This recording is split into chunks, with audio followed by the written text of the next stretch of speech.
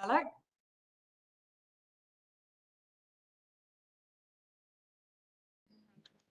Hi, Sujaya. Hi there. How are you? I'm good. What about you? Well, thank you. All well. Yeah, Sujaya, we will be starting the session soon. Okay. Okay. Perfect. Yeah. Okay. I'll update you once it gets started. Great. Thank you very much. Okay. Can I just check if I'll be the only panel member in the session dialing in via video? Sorry, I didn't get you. Can I check if I'll be the only panel member on this session dialing in via video? Just there's a connectivity issue here. Could you please write it in the chat box? Yes, of course. Yeah.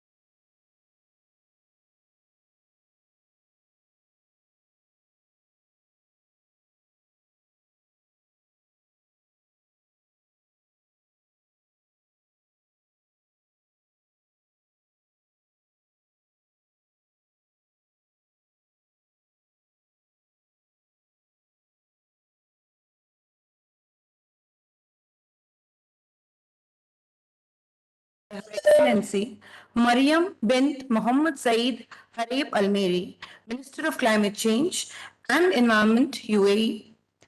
We convey thanks and regards to the officials who helped in getting this message. Please. Excellencies, distinguished guests, a wonderful good afternoon. I'm delighted to address you today from the United Arab Emirates. I extend my sincere appreciation to CII for organizing this very important event dedicated to the crucial topic of making industries more sustainable. I also thank Mr. Banerjee for inviting me to deliver this keynote speech. The UAE and India enjoy long-standing strategic friendly relations. We also share a common goal of accelerating the clean energy transition and decarbonization of industries. In May 2022, we signed a memorandum of understanding that aims to enhance bilateral cooperation on climate action. Both our countries are keen to contribute towards implementing the Paris Agreement that seeks to limit the global temperature rise within 1.5 degrees Celsius above pre-industrial levels. And we are committed to collaborating in the pursuit of our shared decarbonization objectives. In the UAE, we view climate change as the most serious threat to the future of our planet. As the host of COP28 next year, we realize that we must serve as a role model in raising climate ambition. This has motivated us to respond to the call of the Glasgow Climate Pact for countries to strengthen their nationally determined contributions, NDCs, under the Paris Agreement by the end of 2022. So earlier this month, we updated our second NDC and we've increased our emission reduction target from 23.5% to 31% compared to business as usual for the year 2030. But our climate ambition doesn't end there. We are committed to progressively raising our emission reduction targets each year as new solutions and initiatives become available. Our journey in climate action has many other milestones, but the most ambitious of all is the UAE Net Zero by 2050 strategic initiative that places us firmly on a net zero pathway. As part of our initiative, we have embarked on an economy-wide drive to cut down on greenhouse gas emissions. We are expanding the deployment of clean energy solutions, planting millions of trees, developing a strong carbon capture, utilization and storage, CCUS, network, shifting to a green economy and increasing reliance on advanced technologies such as AI. We are working with the private sector entities nationwide to devise plans and implement projects that will help them shape a low-carbon development plan.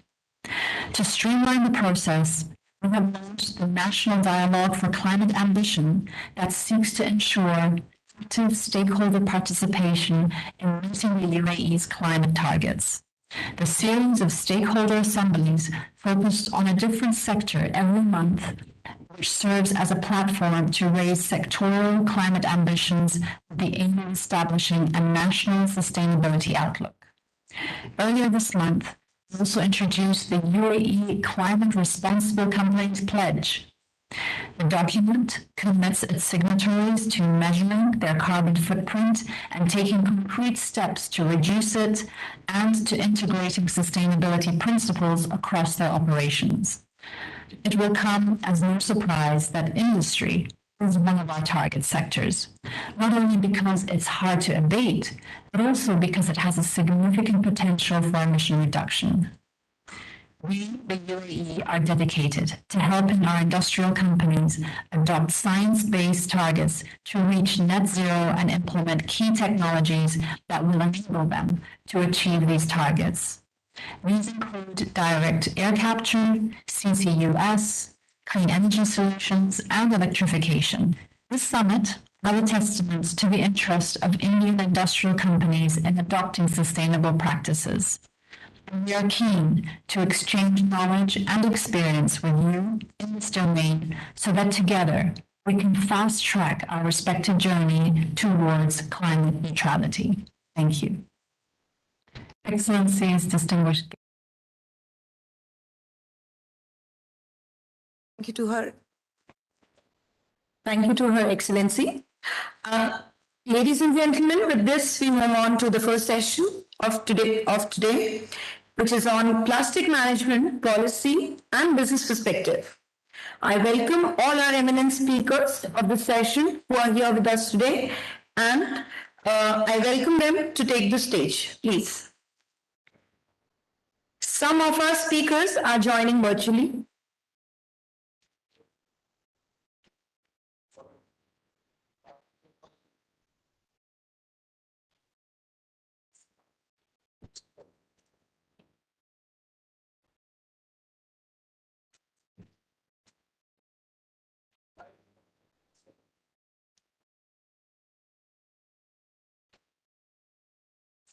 I request our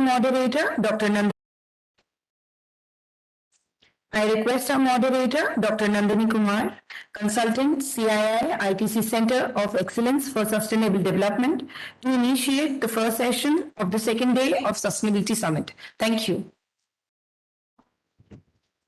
Good morning, everyone. Thank you so much for being here today. I can plunge into a discussion on plastics yet again. I don't think any amount of discussion on this topic ever ends up completing, the range of things that we need to speak about throughout the plastics value chain. But looking at the quantity of waste that there is and the kinds of measures that need to be taken to address plastics, not just the waste, but also at other points of the value chain, I think it becomes necessary to speak about many different angles. So not just the industry angle, but also what kinds of policies help and aid, what kinds of investment would help. How are investors thinking about this? So this session is planned to introduce you to different parts of the plastics management situation and to try and get information about these different angles from speakers. And apart from having here distinguished speakers, these are also people who are deeply involved and very close to the ground in different areas. I'd like to start by introducing them here. Dr. Michael Bucchi. Dr. Michael is a counselor at the European Union delegation to India, based in Delhi. He leads the section responsible for dialogue and cooperation between the EU and India in the areas of environment, mobility, urbanization and smart cities, energy and climate change, small businesses, as well as the EU's foreign policy instrument. Before he joined this delegation, Dr. Bucchi worked in Jakarta, holding a similar responsibility for the EU in Indonesia and the ASEAN. He's worked in the European Commission on topics like forest adaptation, forest fires, climate mitigation, deforestation, biodiversity, and international negotiations, and has also taken part in the UN climate negotiations from 2010 to the 2015 Paris Agreement. He holds a PhD in engineering degree from the French National School for Forest and Water Management. Welcome to this discussion. We also have Dr. Anurag Priyadarshi, who I've had the pleasure of knowing for a while now. He's chair of the advisory committee of the India Plastics Pact and Deputy General Manager, Community Services, Tata Sustainability Group.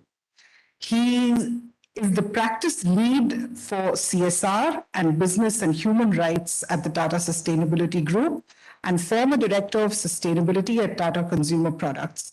He's a member of the Rainforest Alliance Board of Directors. He's been a member since 2018, the UTZ Supervisory Board, and the Board of Ethical Tea Partnership. He's a thought leader and influencer and brings over 20 years of experience in sustainable agriculture and sustainability. Our third speaker today, who is joining us virtually, is Ms. Sujaya Desai. She's in Singapore and is an investment analyst at Stewart Investors. She's a portfolio manager there and joined the team in 2016 as a graduate. She's co-portfolio manager of the Global Emerging Markets with Jack Nelson and holds a MPhil in Development Studies from the University of Cambridge. Welcome, Sujaya, to this discussion. Nice to have you here. I wonder if we could begin with a few reflections on the regulatory aspects by you, Dr. Bukhi, and then perhaps I could go to the more specific questions. In your experience over the last few years, how have you seen the field with relation to plastics management develop in your specific charges? If you could just tell us with respect to that, what you've seen. Thank you, Nandini. Good morning, ladies and gentlemen, and thank you very much for the opportunity to address the summit. I'm very grateful to the organizers. I'm still new to India. I arrived 2 years ago, and at the time I met my counterparts, notably in the Ministry of Environment and Forest. And they told me about this ban on single-use plastic that was to be implemented. And I mean, it's a very laudable starting point. That's how we started. We started from the beach, actually, and we cataloged in Europe the 15, 20 most common plastic items, and we said those should go. It's a start, but it's a very small part of the journey. It's an important start, and I feel like now that the ban has come into force, I think there's still a long way to go for the actual implementation. But what struck me, not only then, but also when we started the negotiations, the consideration of starting negotiation on the global agreement on plastics and on ending plastic pollutions, is that there was a lot of concerns about whether India would be in capacity to live without those plastics, which is very strange because for a very long time, like until 30 or 40 years ago, we lived very well without plastics. But meanwhile, we have equated plastic with modernity, and we have forgotten how we live with plastic, which both speaks to how ubiquitous and how convenient plastic is, and at the same time, how fast we forget about other ways to do things. So when I had this conversation with the colleagues, at the time, India was proposing one resolution, and most of the other parties were on a different track. So we were about trying to reconcile the positions prior to starting the negotiations. And what I told them is, look at the opportunity. First, we don't say that you should ban all plastic. You should do a smart, efficient use of plastic where they cannot be substituted. But we also say that there are many areas in which you can substitute plastic, and then you create new markets, new opportunities. The bio-based materials, the recycling, the upcycling, the manufacturing of products offer a huge potential area of new economic development and innovation. So I think it's time. I mean, it's maybe slightly overdue to think not on whether India will have to import plastics, but whether India can produce the alternative products that will replace plastic where it can be substituted. Another point that struck me is that the very small plastics make it very convenient, but make it also very cheap. And this lack of alternative for people who don't have the necessary means to buy alternative, cleaner, safer, better quality, long-lasting products. I was in Mumbai just this Saturday. There was a beach cleanup organized by Afroz Shah. And many of our member states, and I didn't organize anything. I just ended T-shirts, and I barely touched any waste, I'm ashamed to say. Still, I was there, and it was very striking to see that in 2 hours we collected 48 tons of trash. I say we, I'm saying 2,200 people, mostly youngsters, collected 48 tons of trash. And I'm almost sure that if we return next week, it will be more or less the same. And yet, it's more than just a symbolic gesture, because the people who were there on the beach, they could see, oh yeah, I'm using that crap. I'm using it for 5 seconds, and then it stays for years, if not decades, on the beach or in the water or in the stomach of a fish. So yeah, it's bad. And I mean, I think that was the real outcome, not the 48 tons, but the 2,000 plus youngsters that were exposed to that. At the same time, I couldn't help thinking, but do they have access to something else? So that notion of affordable sustainability, that notion that you can buy in bulk, that you have alternative distribution systems, which were basically the one we used before, but that they can be made more modern. Thanks to digitalization, we can further improve the logistics that come with replacing plastic packaging. So I think it's a huge field of innovation, and to that extent, we have worked too much, I think, both in Europe at first and also in India today. We have worked too much on the compliance side and maybe not enough on developing those alternatives. Yeah, that's an absolutely very useful and accurate sort of rounding up of the situation also in India. And Sujaya, I'll come to you to just understand, maybe if you can comment in general on the way you have seen over the past few years things changing in the investment industry with respect to plastics. Yeah, absolutely. Thank you for having me. And thank you for having me. Thanks also to everyone in the audience for attending. Can you hear me clearly? It's breaking up a little bit. Okay. Has this any better now? I think so. I think so. Perfect. Well, thank you. Thank you again for having me. Perhaps for a bit of broad, I sense there's a bit more disturbance in the network. Okay?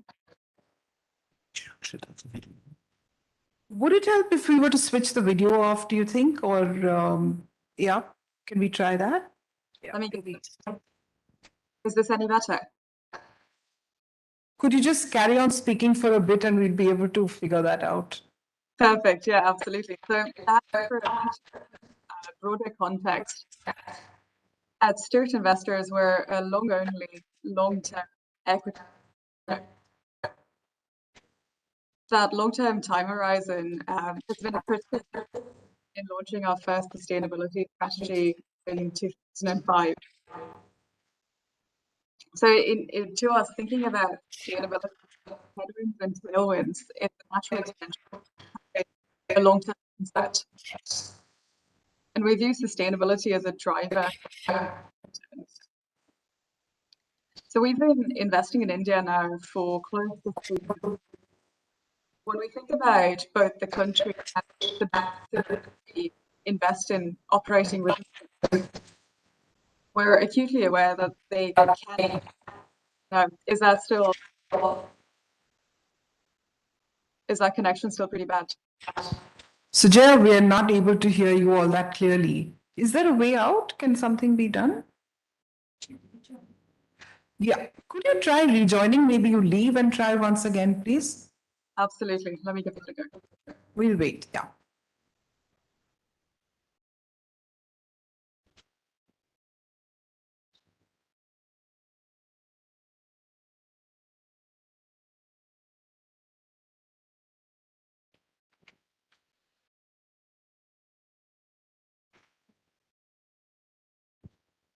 Let's wait for a minute. Maybe she'll be able to.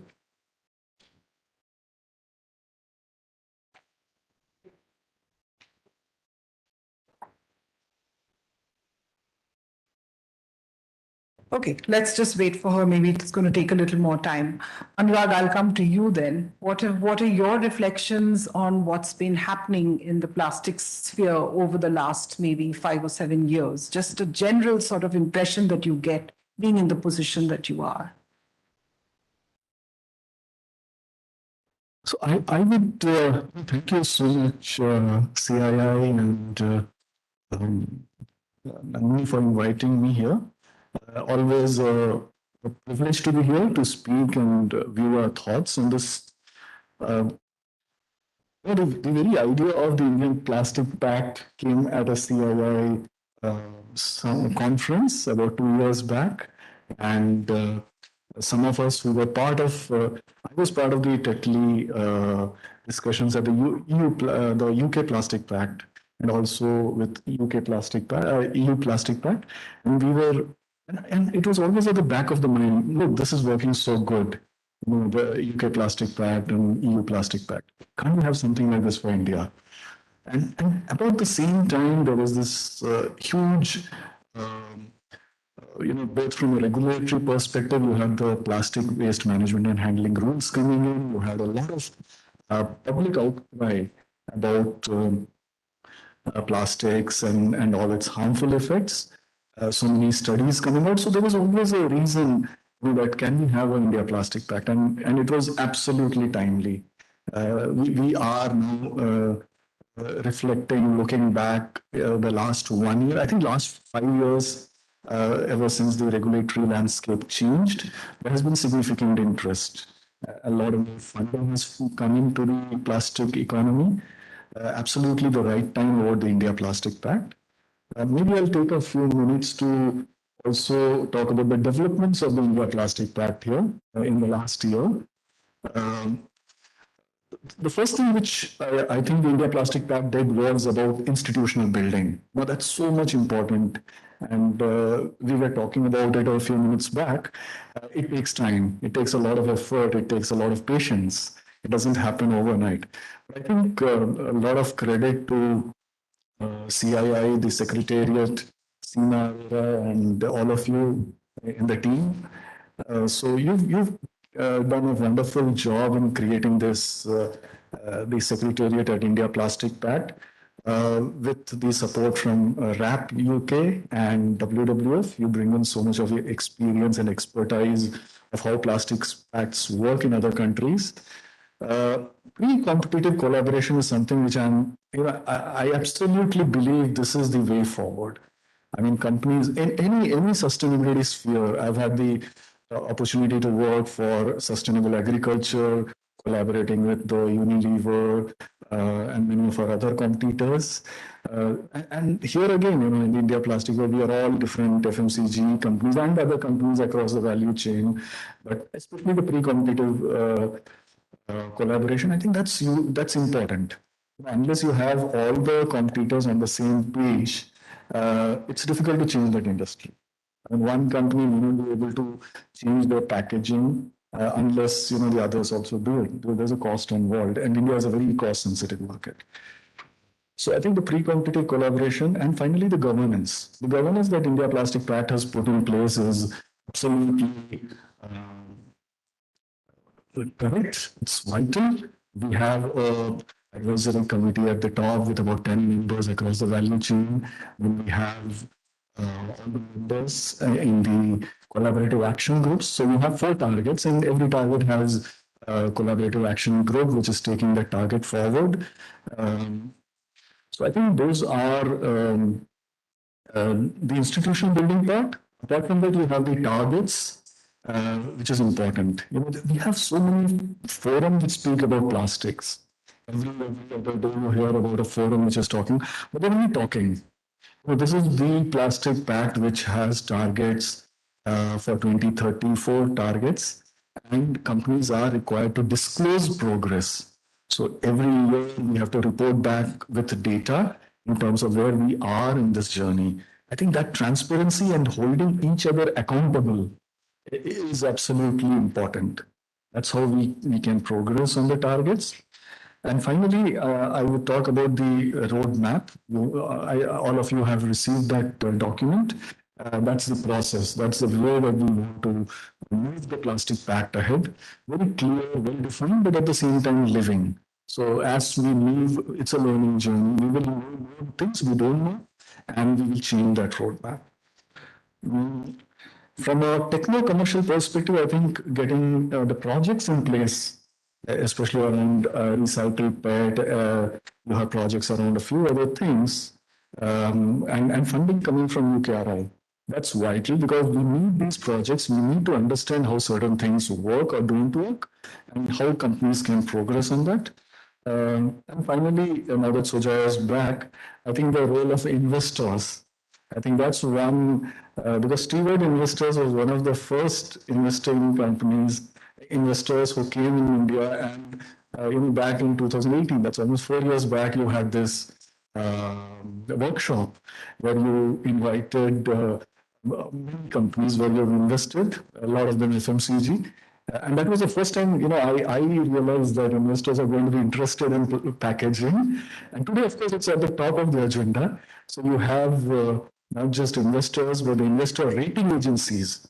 A lot of investors now look at the ratings. So how you fare on the Dow Jones Sustainability Index, on the Sustainalytics, MSCI, so on. There are now quite a few, half a dozen good investor rating agencies. All of them have weightage, have criteria on packaging, sustainable packaging, environment, etc. So I think investors play a very important role, and I would request you to continue to play a proactive role in pushing the industry, because when you talk about it, it really moves the needle. So I think I'll stop there and. Yeah, we can try Sujaya again. Sujaya, would you please just drop what your impression has been over the last maybe 5 or 7 years? Yeah. Absolutely. Thank you for that. I think starting off with a bit of broader context around spirit investment, if it's helpful. So we're I just want to check really quickly, is this connection any better? I don't think we're having any luck with this connection. It just seems to be not audible. Is there any other way of trying to get her in?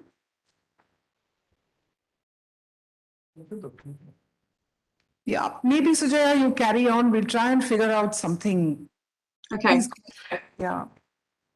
Perfect. So in terms of a bit of broader context, we're a long-only long-term equities manager. And so that long-term time horizon really was the critical factor that led us to launching our first sustainability fund in 2005.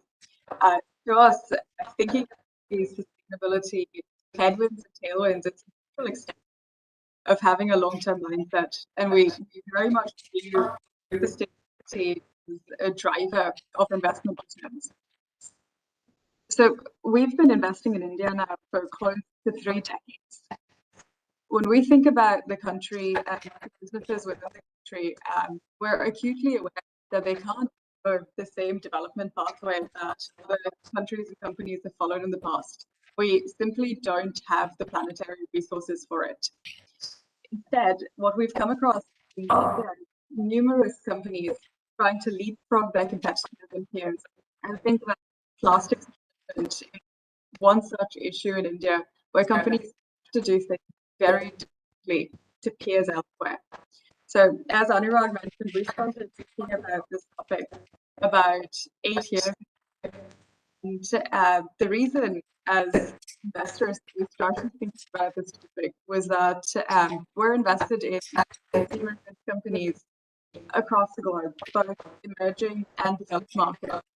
And one of the things we noticed was that consideration around packaging materials was not as deep as we would have liked it to be, because the issue was one that was just continuing over time. And so, again, as investors, we were thinking about recyclability of packaging materials, collection of post-consumer waste, is that solutions to these issues are not just nice to have. They are areas where fundamentally, as we know, a sudden change, either in regulatory change or otherwise, could pose a serious business risk to companies, affect the bottom line directly. These changes, we often think them as long tail or but we've seen as with the ban of plastic that they could come to pass very quickly. We believe that regulations here need to and will continue to move only one, and businesses need to find means to address these changes. For us as investors, plastic management, it's a vast issue. It's one where we believe that collective action is required to address these changes. So, as Anurag mentioned, we organized that roundtable in Mumbai in 2018 to bring together a few companies to talk about this issue. And the reason we did that was that we wanted to see what opportunity there was for different, and the evidence of how useful knowledge sharing collective discussion was partly why we went on the Indian Plastics Pact. And some of the targets and ambitions that Anurag mentioned in the Indian Plastics Pact to reiterate the need for that action. So rather than focusing on off, we know that this issue requires a far more nuanced and long-term approach.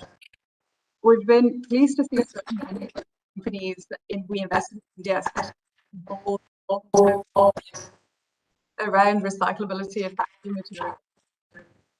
We often joke that as investors, we like what companies do before they say, but this is one area that we've been very only the ambition, but also the transparent plans to reduce reliance on new plastics.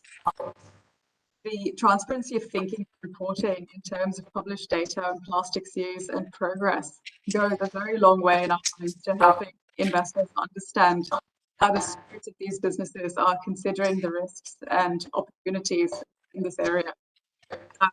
I'll pause there because I think here is still pretty messy, but I'll back to you, Nandini. Thank you. Thanks, Jaya. And both things work, actually. I was just thinking about this. It's the investment that can drive change. It's also regulation that can drive change. And as you mentioned, Michael, a little earlier, in India, we started out with the SUP bans. But of late, the EPR guidelines have also come in setting targets for companies. They seem to be quite ambitious. So that's for India at the national level. But if I zoom out a little bit, and I think it would be helpful if you could tell us a little bit about a very specific area of technology gap in meeting plastics management goals. How do you think the gap between the gap in technology can be met between developed and developing countries in this area? First, I need to put a very honest disclaimer that my background is in forestry and not in technology. But what I can say is that whenever we have VIPs, very high-level people, excellencies talking to each other, they are all about technology transfer and technology upgrade. What strikes me is that they tend to focus on the very cutting-edge technology. You know, if you look at the the president of the Commission, Mrs. von der Leyen, and His Excellency Prime Minister Modi, spontaneously they tend to think about very high-end digitalization, 5G, quantum computing, and those things. Whereas I think that the need is rather to adapt technologies that have maybe become mainstream in Europe, but cannot be transposed just as they are to India. And I think this adaptation of the shared philosophy of circular, resource-efficient plastic economy to the Indian context is has not been fully thought out yet. I think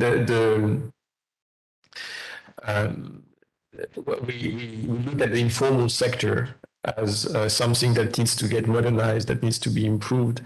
Actually, it's the efficiency of waste collector, waste sorting, the reuse, the frugal innovation, I would call, the smart reuse and the collaborative, we would call product service systems that are just a share economy in many cases. I mean, those aspects I think really need to be looked into and valorized. So it's not necessarily about very high technology. It's about adapting traceability technology. I mean, when we're talking about EPR, we are talking about reverse logistics.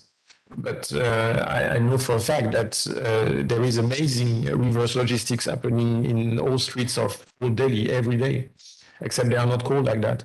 So whether we can build on that organic efficiency for the reuse of various material that can either make a better use or substitute plastics, I think that's where personally I would see the most interest. So it's not only technology in the sense of hard science and computing power. I think it's a mix of technology and sociology and anthropology that make those technology. I mean, the general goal, the general philosophy, and what we try to achieve, they are the same. But exactly how it pans out in an Indian context, in Indian culture, with Indian laws, Indian infrastructures, Indian consumers, with Indian preference, and very fast-growing middle class. I think that's where we should maybe focus our reflections. Yeah, I think it's a very odd sort of combination of the technology that you need for things like recycling to be set up, with EPR targets. And then, as you say, on the absolutely the other end of the informal value chain, how things can be strengthened over there. This is a very difficult gap, divide to straddle, but yet attention needed on both sides of it. With respect, very especially to the UN treaty, and maybe I'm wrong in assuming that you're the person who can answer this question. With respect to that, very specifically, I wondered if you have any reflection on how the fact that waste from many developed countries still gets transported to less developing countries can be dealt. Are you aware of how this is being factored in, if it is at all? Well, as far as I'm aware, it's illegal. So it might happen, of course. It does happen, but it is illegal, and it needs to be treated as such. When we were, I mean, I'm not involved in the Basel Convention, so I don't have a clear idea of the latest development there about hazardous waste and so on and so on. But the general philosophy is that waste is too valuable to be exported. So, often in waste, I mean, at least in the ASEAN region where I was based before, it was not always clear when waste was exported who was to pay, the one who was getting rid of his waste or the one who was getting something. And even when the ship was full, they were still arguing on in which direction the money should flow. So we are not there anymore in Europe. We do have many value chains that are extracting material resource. Not, I mean, of course, there has always been, to various extent, a waste to energy, but it's in Europe, it's a thing of the past. Now, more and more, looking at the material value of products. But the reason why we are able to do that and making the link to technology a little more is because we have a very extensive registry of chemical substances and additives. So it makes it much easier to categorize different types of plastic. And this traceability of plastics and chemical pollutant, I think, is a precondition. If you don't have this idea of what type of component, material component could end up in value chain and contaminate the value chain, it's very hard to have an efficient plastic economy. So while we were negotiating the mandate for a negotiating committee towards a global agreement on ending plastic pollution, the position of the EU was really to look upstream, to look at the design phase much prior to the disposal or even the use phase, to really try and think ahead of how we design products in a way that they are lasting, but also when they have to be disposed, they can be disposed in a way where they can be useful can be made useful quickly again. And that's one link. I mean, if we would have a plastic sorting system that would be such that it will make it much easier for the informal sector to get standardized outputs that are much easily returned to the industrial system, I think that would be a major step forward. Picking up on what you said about the design aspect of it, Anurag, I'm wondering if, because the India Plastics Pact, we're aware, is very much about dealing with the with parts of the value chain that are upstream of consumer use, also, moving the focus a little bit over there. What do you see maybe as perhaps a couple of the biggest challenges in achieving success in this part of the value chain, the upstream part of it, with respect to companies who have signed on to the pact and who have their targets to achieve? What do you feel their largest challenges might be? So, Nandini, I think, in my opinion, technology and behavioral changes are two sides of the same plastic coin, and I think from a technological perspective, it's techno-commercial rather. We are talking about the use of recycled PET for food contact articles. We are talking about moving into recyclable packaging. Currently there is all the member companies who've signed up to it. There is a shortage of the availability of that specific material that we want to use. And therefore, we have to now go slow on the target to be there by 2030 because everybody wants it and the capacity in the country is limited. So there's going to be a bit of a disruption because we've all signed up to it. We want almost the similar material for our packaging. So there will be this doesn't change until your competitor also changes.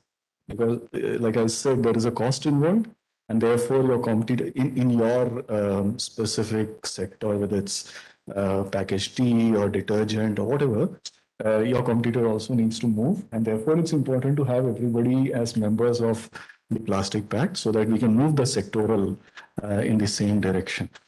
Of course, technologically there are, and we discussed that yesterday about recycled PET, about chemical recycling, and so on. So a significant amount of technological changes will be required as we progress on this journey.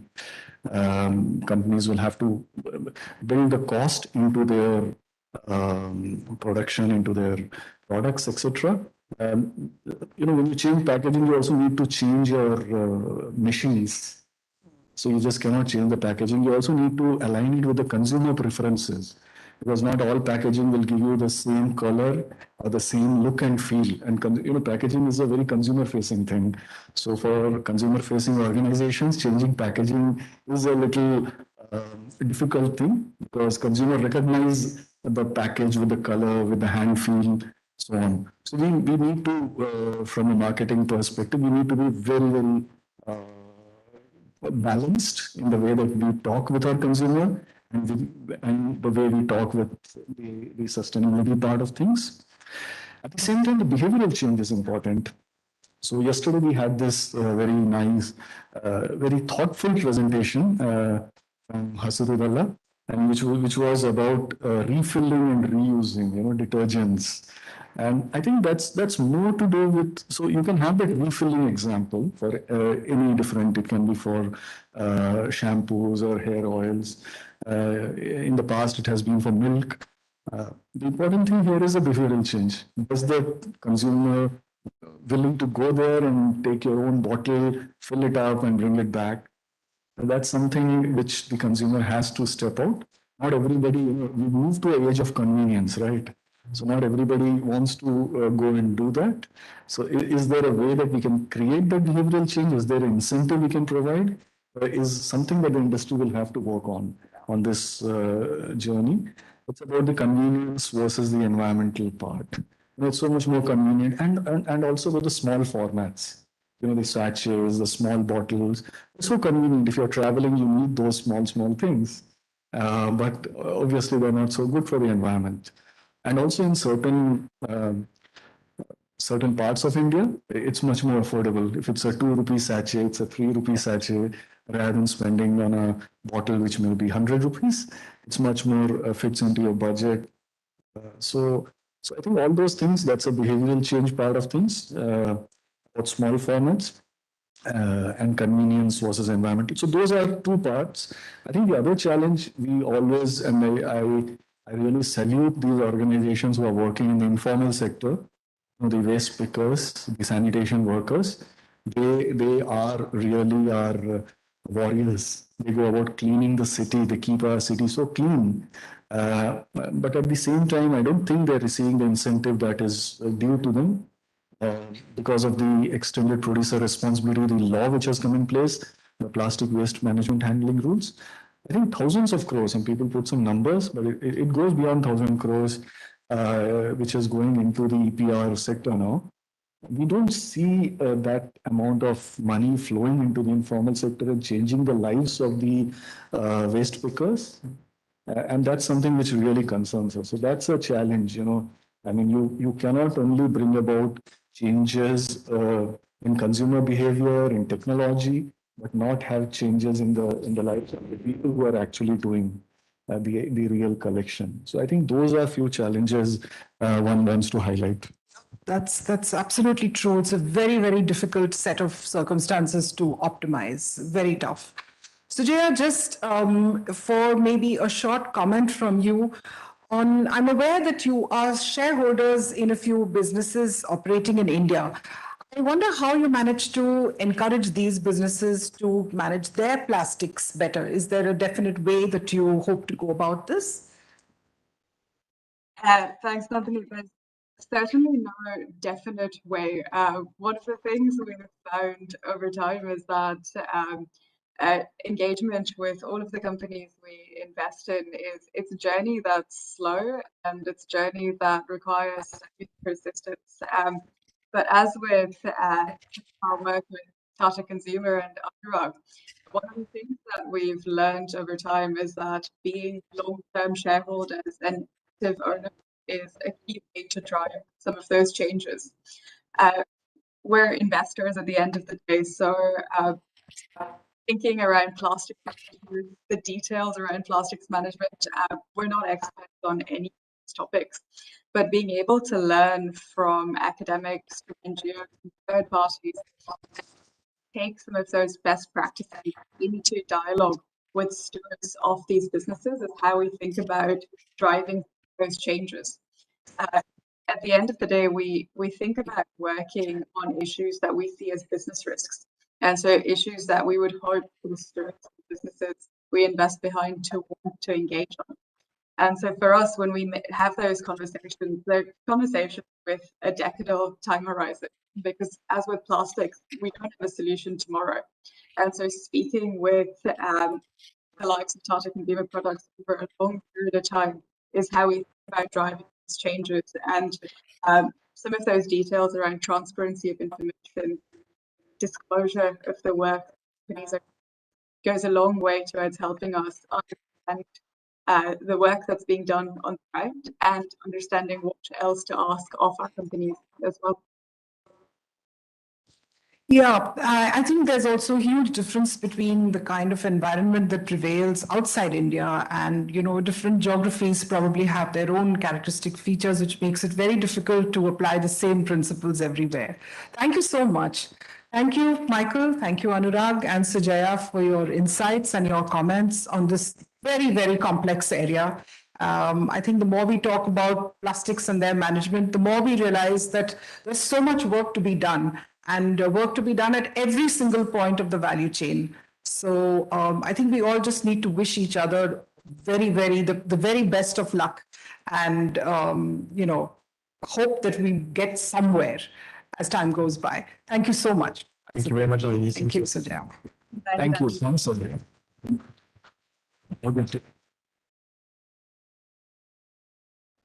Ladies and gentlemen, with this we conclude the session. I thank our distinguished dignitaries for an enriching discussion. Let's go back.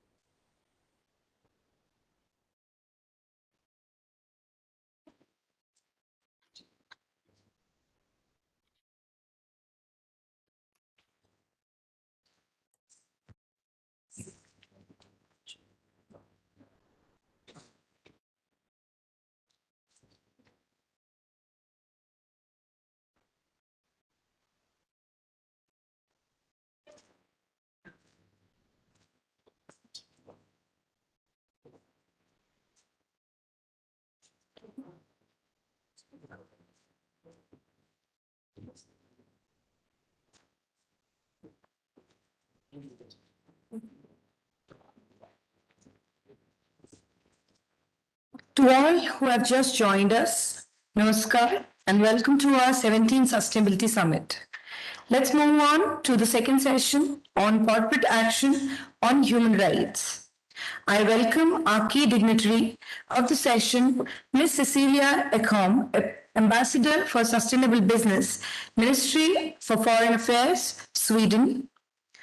I welcome our distinguished speakers of the session who are here with us today, and please request them to take the stage.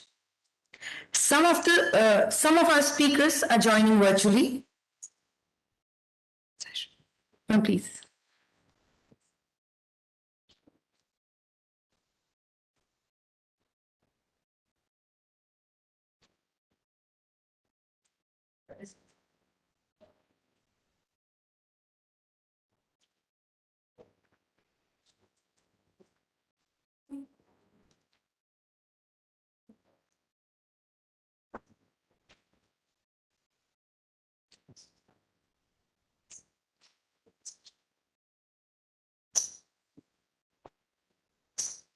I request our moderator, Ms. Rumjum Chatterjee, co-founder and managing trustee, the InfraVision Foundation and chairperson, Feedback Foundation Charitable Trust, to initiate the session. Thank you.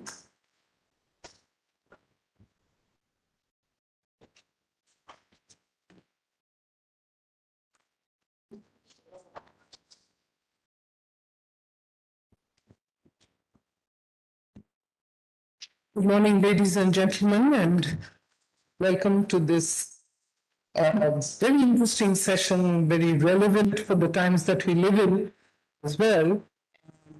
And the session that will discuss corporates and corporate action and human rights. We are very privileged to have with us Excellency Ms. Cecilia Ekholm, Ambassador for Sustainable Business, Ministry for Foreign Affairs, Sweden. We are also joined by three very eminent panelists, Mr. P.S. Narayan, Global Head Sustainability and Social Initiatives of Wipro Limited. And virtually, we are also joined Professor Surya Deva, Professor and Director, Center for Environmental Law, Macquarie University, and Ms. Michael Clements, International Program Director, Business and Human Rights Resource Center. Welcome to all our panelists and our chief guest here today. Just as a backdrop and before we begin the discussions, I'd just like to lay bare the fact that the business and human rights policy landscape in India, as we all know and recognize, has been evolving.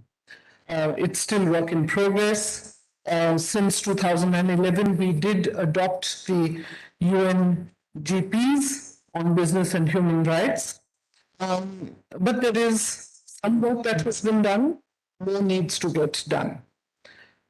There are, if we look at the business side of things, there are some corporates and a handful of them who have adopted those changes, are thinking along the lines of the framework that has been outlined, and are making progress in that direction. We have a few disclosure frameworks that we understand and adopt, but in the whole total firmament of Indian industry, I must confess that this is a very small share. The last 7 to 8 years, some amount of concerted effort has certainly happened with a few companies. Also, some bits of regulation have ensured that we are moving in that direction. Today, about the top 1,000 companies who are listed on the stock exchange have to mandatorily provide to the ESG disclosures. That is beginning to happen. Corporate social responsibility guidelines are in place now, and as the years go by, they have been in place for the last 7, 8 years, and they're getting strengthened as we go forward. We've seen increasing compliance, and I speak more of the disclosures on ESG as well as CSR, corporate social responsibility. The increasing spends are going up as we see. But whether this is having great impact on the environment and the reasons for which spends are happening on CSR, we are still to see the results on the ground. We perhaps know in some pockets because corporates who are already kind of understand this and have adopted this, are doing their own assessments and impact studies. But overall, it would be right to say that we have some way to go. But we also have to understand and realize that this is the scenario as it is today because there are huge challenges that we all face. India, as you know, is a very large, very populous nation with a lot of heterogeneity. So out of the 28 states, 8 union territories, the level of development in each of them varies. So also in industry, when we look at what Indian industry comprises, more than 73% of our industry comprises small and medium enterprises. Their capacity to adopt the change, to understand the change, adopt it and comply is probably the first steps have been taken, but we have a huge way to go. I know Mr. Narayan is here and he will talk to us about how businesses such as his, they are able to align the business with social purpose, but very few companies and enterprises in the SME sector would have the capacity to do that. So we would certainly, when we hear him speak, we would like to understand how and what needs to be done. There is also a very large informal sector, as you all know, which therefore brings to the front low-skilled, low-paying jobs. We also have huge disparity between gender wage gaps. We have prevalence of child labor still there, perhaps in a few states, but nonetheless still there. The challenges of the influence of technology and the way that it is progressing is still to be understood and realized. And there is a long way that we have in terms of educating all the stakeholders in understanding how technology will play out in the future of jobs, on data privacy, and on inequality, which is really a growing concern for all of us. And at the same time, because of the heterogeneity, because of the inequalities that we see, I think there is in India a strong need for us to place great emphasis on the most vulnerable groups, on the most socially marginalized groups. And that itself is another, shall I say, path that we have to.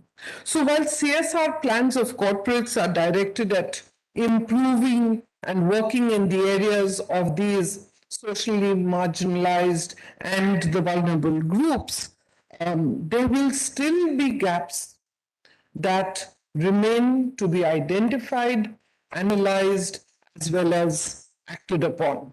So we have a long way to go. Let me come now to the National Action Plan on Human Rights. And I think this is the right time to talk about it. India adopted those guidelines in 2011. Work has started on that. But a zero draft of the National Action Plan was released by Indian government only in 2019. And currently, lot is underway in terms of consultations and understanding stakeholder groups have what comments. So as of now, we would say that it is a statement of commitment towards the human rights issues enshrined in that, and an indicator of the future course of action that we want to do. And there is a lot of work that is still to be done. So in that context, I think we're very fortunate that we have amongst us, and will be discussing in this session today, all the panelists who have, and we will certainly use this opportunity to learn from them. All of them have walked the talk. They have gathered experiences of different countries and the journeys and the challenges that each have faced, developed frameworks and tools to guide the process successfully, and also shepherded the process within the organizations and invested in an effort to make this happen. I am sure that today's discussions and deliberations will help us to see how we may steer our country's National Action Plan to the next stages in a very meaningful way. So with that background, let me now invite our keynote speaker, Excellency, Ms. Cecilia Ekholm, Ambassador for Sustainable Business, Ministry for Foreign Affairs in Sweden, to deliver the keynote address. And we are looking forward to hearing from you what the Swedish government has been able to do to address the human rights at the national level and what its roadmap lies ahead.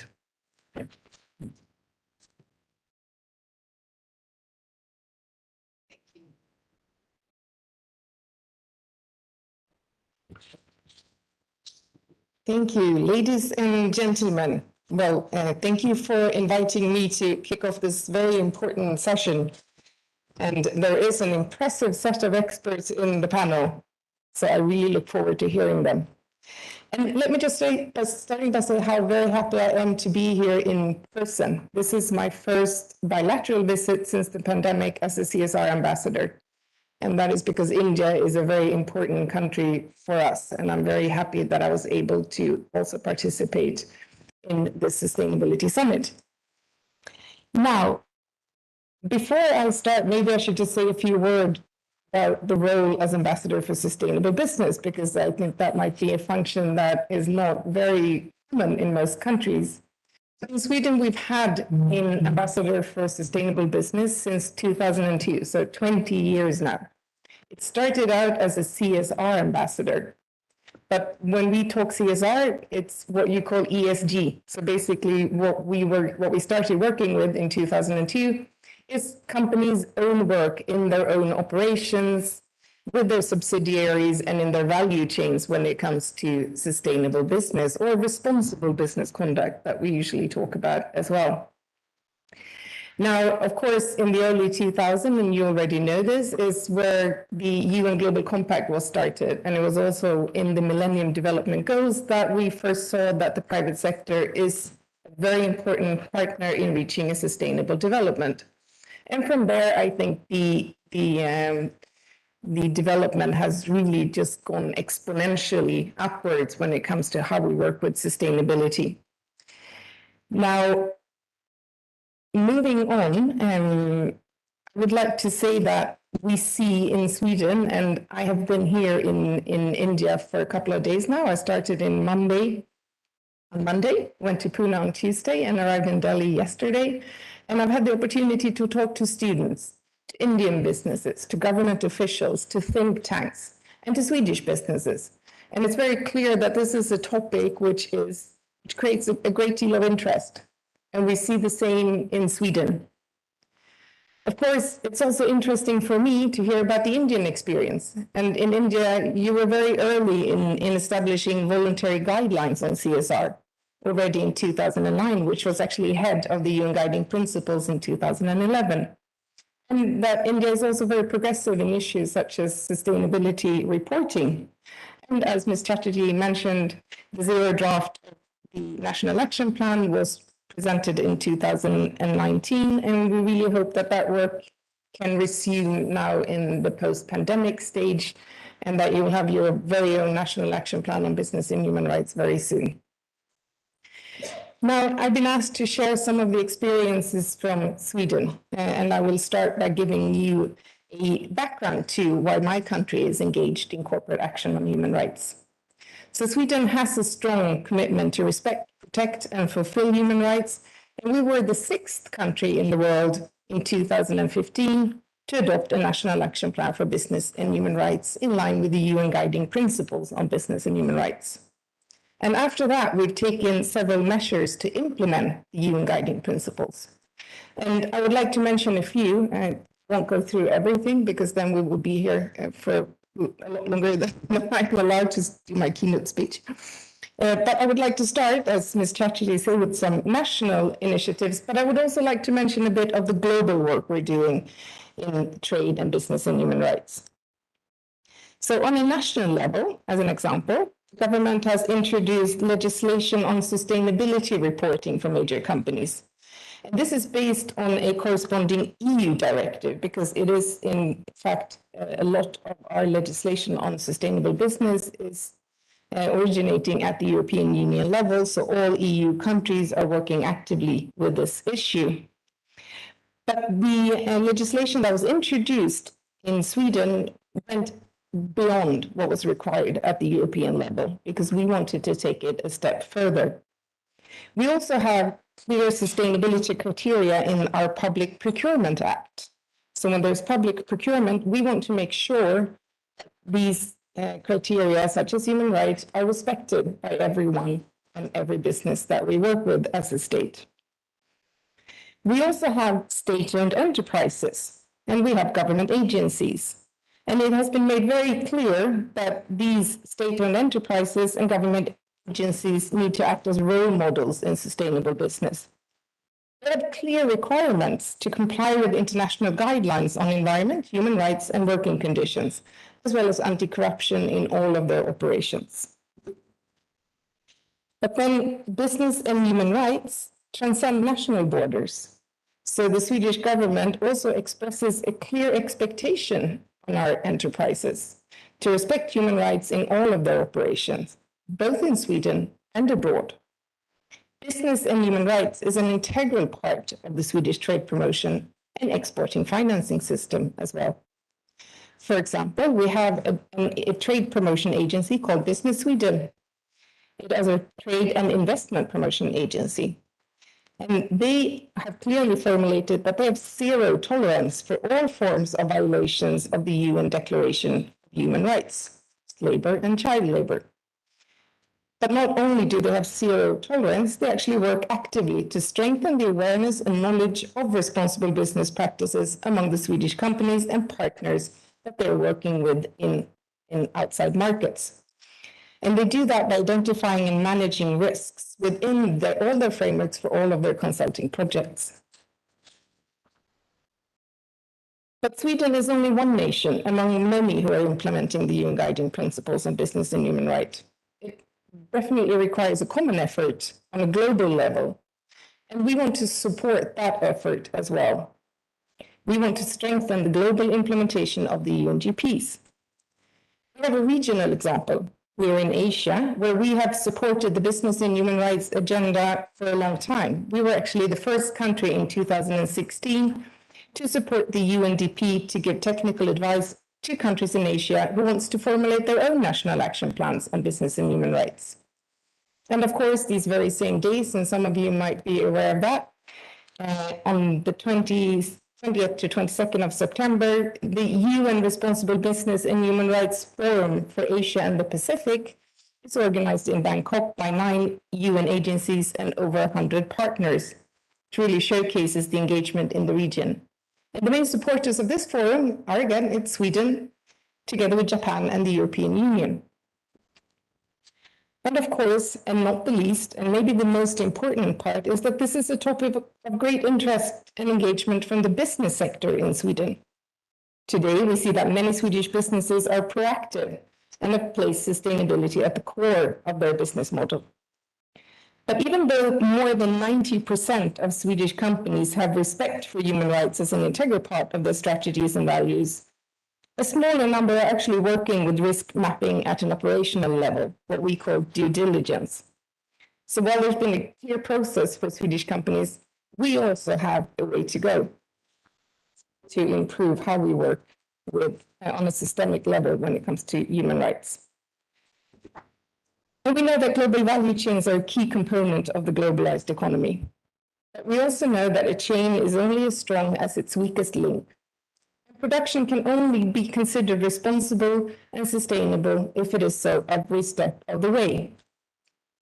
So now let me move a bit and look at towards the future, because I would like to give you a few examples of where we saw some crucial issues that needs to be addressed on a global level in the next coming year or decades. Firstly, the increased complexity of supply chains makes the task of monitoring and verifying human rights violations and abuses very challenging. And the pandemic has, of course, made that even harder. Secondly, we see a shrinking democratic space, not least for civil society and human rights defenders, which will affect both access to information, but also the possibility to hold stakeholder dialogues. Thirdly, we do see an increasingly complex geopolitical landscape, which underlines the need to develop guidance on leverage and coordinated action. And fourthly, we've come to realize that voluntary measures will not suffice. Taking the next step requires raising the bar for business further. And this is why the Swedish government strongly welcomed the proposal for an EU legislation on mandatory human rights and environmental due diligence duty. It's an issue that we hope to push further during the Swedish presidency of the European Union next year. And civil society in Sweden were, of course, very supportive of a mandatory legislation, but so is Swedish business. Both individual companies, as well as industrial organizations, for example, the equivalent of the Confederation of Indian Industries, the Swedish Confederation of Swedish Companies, have both support for mandatory legislation in EU level. Lastly, the challenge of climate change. And we see that humanity needs to meet the challenge of climate change with a fundamental economic transition to a green and sustainable future. And here, Sweden and India have a strong record on bilateral cooperation pushing the climate agenda. So together, let's make sure that that green transition is also a just transition. I'm looking forward to continued dialogue and cooperation with India on these crucial issues, and we really need to make global trade a race to the top. Thank you.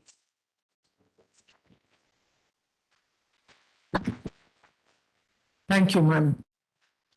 I think we have lots of lessons to learn from Sweden's journey in this, and I hope that in the course of discussions, you will be able to give us more examples of where we can work. Thank you.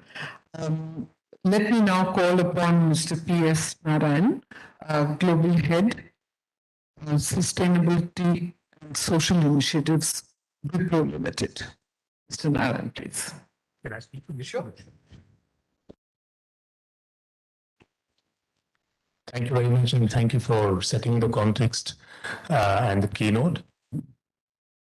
I think you've touched upon three very important elements of the journey, business and human rights in India for the last few years.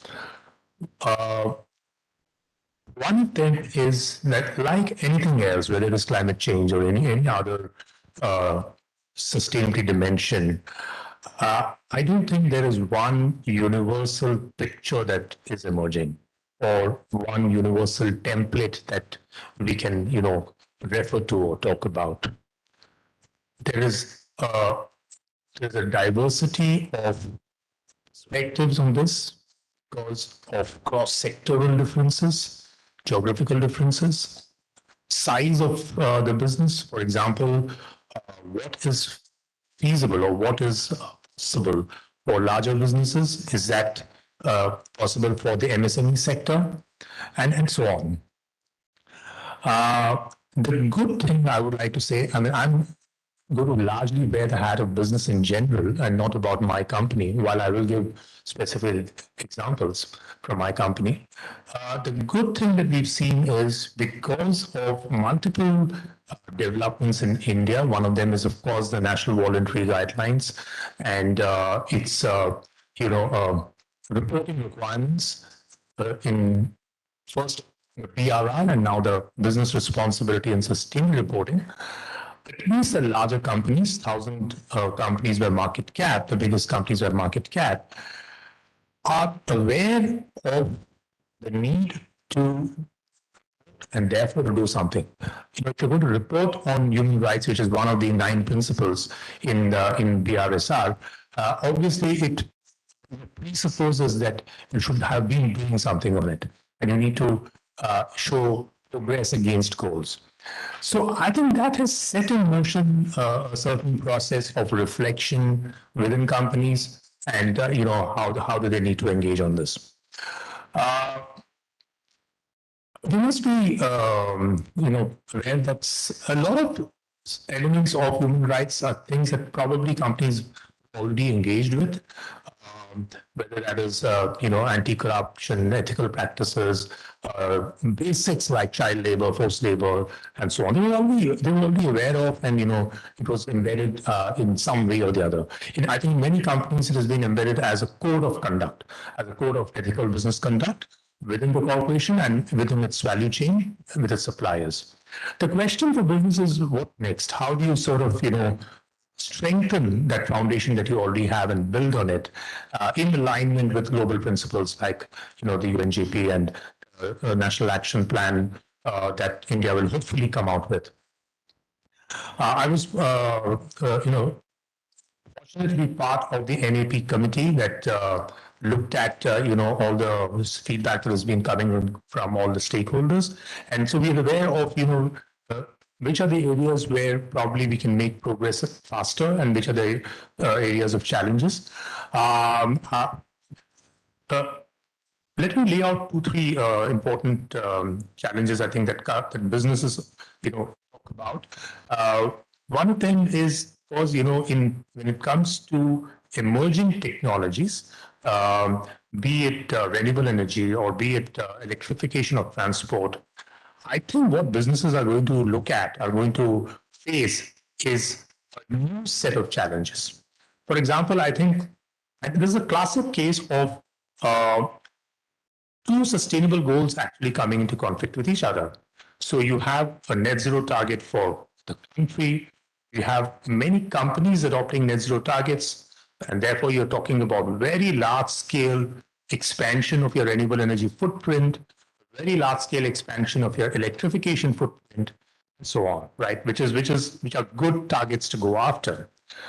But then along with that also comes fundamental human rights issues of land acquisition, and you now have a new set of challenges of mining of rare earth minerals like tellurium, neodymium, and so on and so forth for your electric vehicles ecosystem, where the supply chain is spread geographically across the world, and therefore you have issues of labor rights and human rights associated with the mining of those rare earths and minerals, and therefore it comes directly in conflict with your goals of reducing your carbon footprint and climate change mitigation and so on.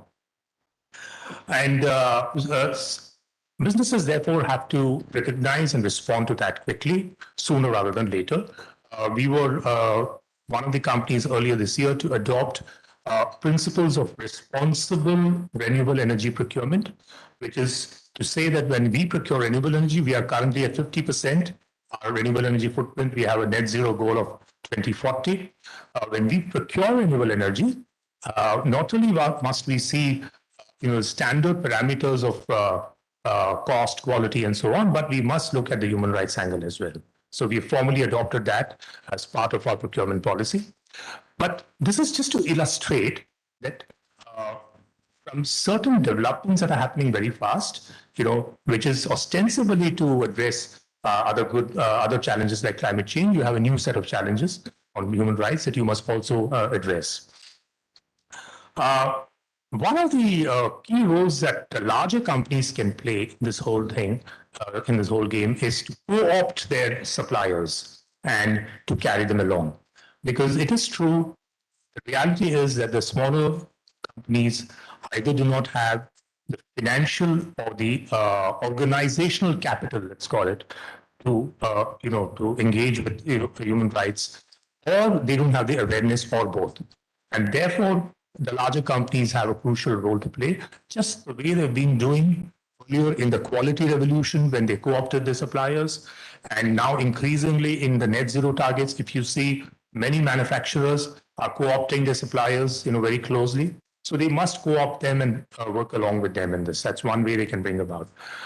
A lot starts with recognizing that this is something that you must formalize within the company. So while companies may have been working with it, I think it's a good step for companies to formalize it in terms of a policy, in terms of a formal due diligence, because formalizing it then, sort of acts as a catalyst for you to pay close attention to it, and it enforces accountability. My company is from the services sector, in the tech services sector. The characteristics of our supply chain is very, very different, from that of a manufacturer and so on. So the issues are very different. Nevertheless, we decided to formalize and incorporate a human rights policy back in 2016. So it's been about 6 years now. We thought that it was an important step to articulate it and put it in the public domain, because then you use it as a anchoring template for you to then continuously improve and address the issues that are very salient to your industry. And we did an initial due diligence. In fact, we worked closely with CII on that. And as we speak, we are now refreshing that, and we are doing our next level of due diligence of human rights. So here, I think the point here is, while the landscape of human rights might sometimes seem a little daunting to companies, might even seem alien, it's important to take the first steps forward by formalizing it. Right? And lastly, this feedback has come from many business peers of ours, is probably the language in which it is communicated. If it is something that is relatable to business, then the acceptance can be maybe be faster. There are a lot of things that companies are already doing it, but they may not be very familiar with or comfortable with the language of rights. They may be much more familiar with the language of empowerment, or even employee welfare or employee dignity. So maybe just tweaks in the way you present it to business can also play an amplifying role in widening the adoption across businesses. So these are some of the key elements of the business and human rights landscape that I thought I'd present. Thank you.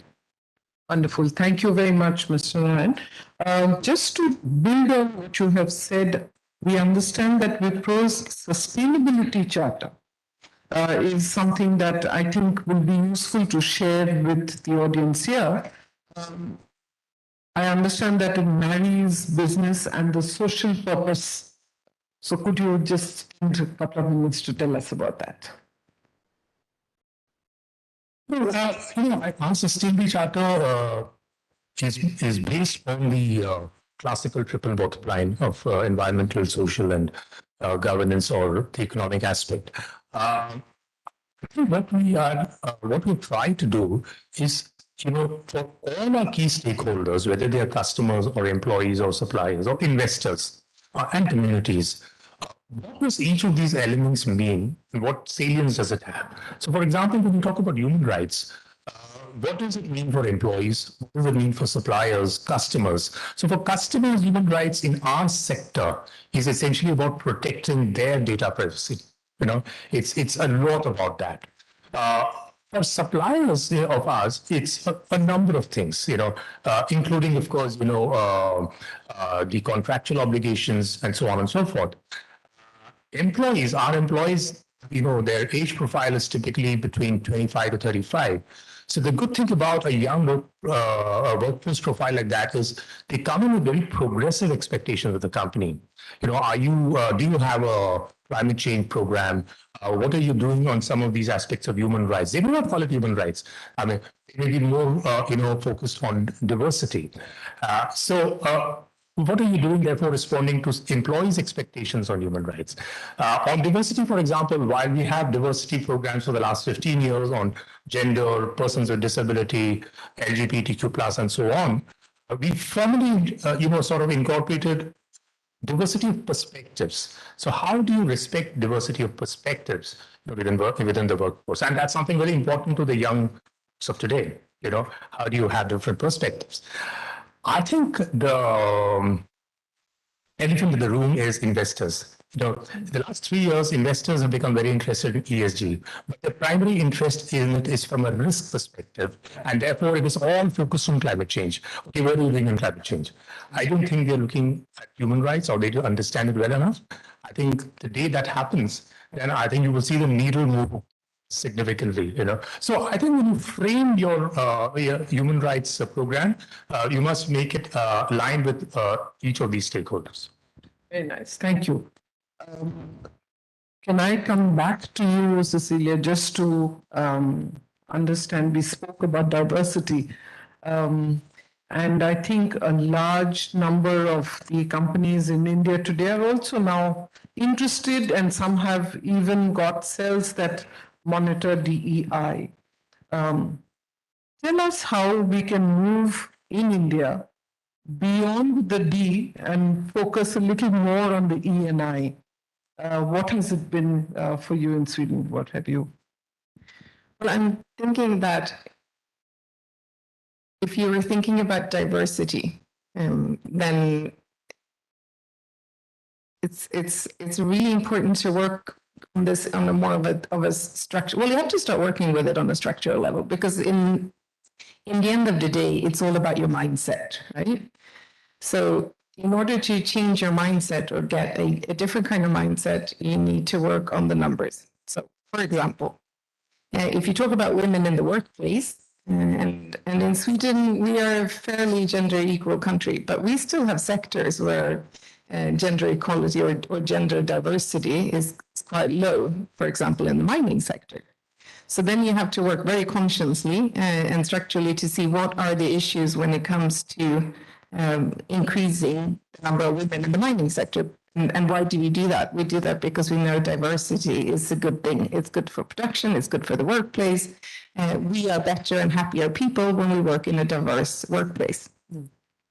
So you have to start looking at why do we have so few? Well, it boils down, of course, first to perceptions. You think that it's dirty work, it's down in a mine. And today it's actually high tech work to work in a mine, and anyone can do it. You're not lifting heavy stuff. It's all your brain and not your body. So the first thing is to change that perception. And the second thing is education. We still have less women than men who apply for civil engineering programs. So you need to encourage girls who are interested in and who are good at mathematics and other of the issues that you need, or the subjects that you're looking at in civil engineering, to go down that path. And then when you increase the number, that's when something happens, because that's when you start changing your perception. And I was saying that's when you start, you stop looking at each other as women and men, and you look at each other as colleagues. So, I'm Cecilia. I am an individual. It's not that I'm a woman, but I am who I am. And once you reach that, then you're in a good place. Right. I think we're still struggling with moving from discussing how many women are there in the workforce to actually looking at workplace which is inclusive and equal in every aspect. Yes, we're still learning from how to make that happen. Thank you for that. And let me now bring in Professor Surya Deva, Professor and Director, Center for Environmental Law, Macquarie University in Australia. But he's joining us from Bangkok. And welcome to this discussion, Professor. We're very keenly awaiting your address. Thank you very much, Mr. Jadji. I hope you can hear me. Yes, please. Thank you very much. So thank you very much for the kind invitation. And as Ambassador Ekholm mentioned, the Responsible Business and Human Rights Forum is taking place in Bangkok. So I've been participating in that forum, and it's my pleasure to join this session from there. In my brief remarks, I will build on what the previous two panelists mentioned, and I will talk about three aspects.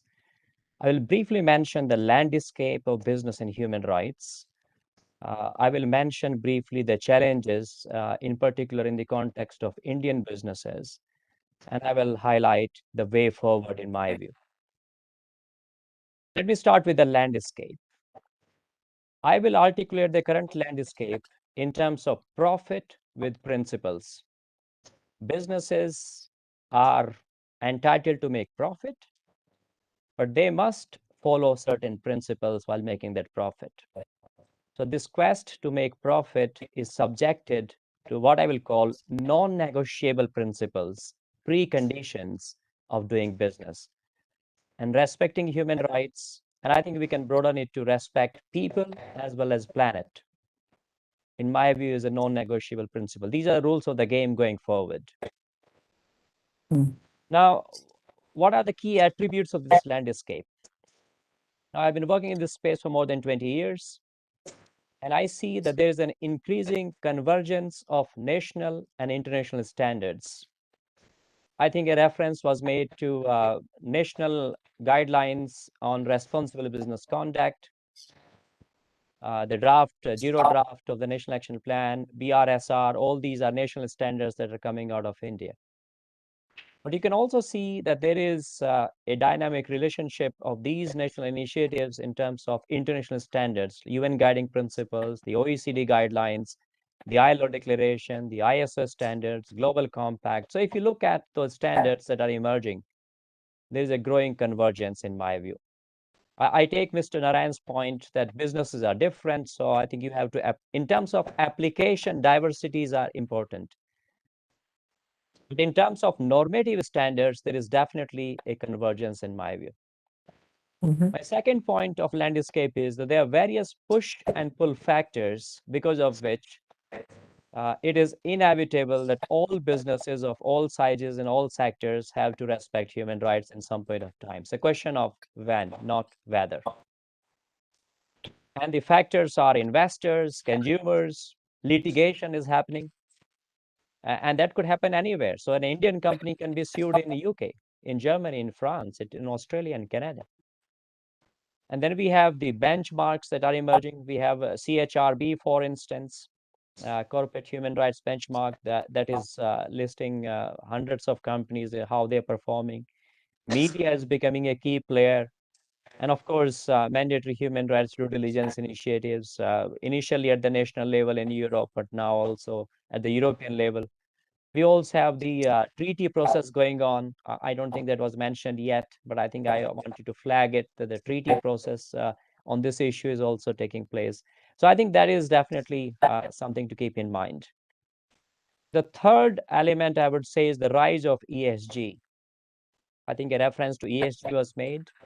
So I think that is definitely very clear that ESG is going to become a buzzword more and more critical going forward.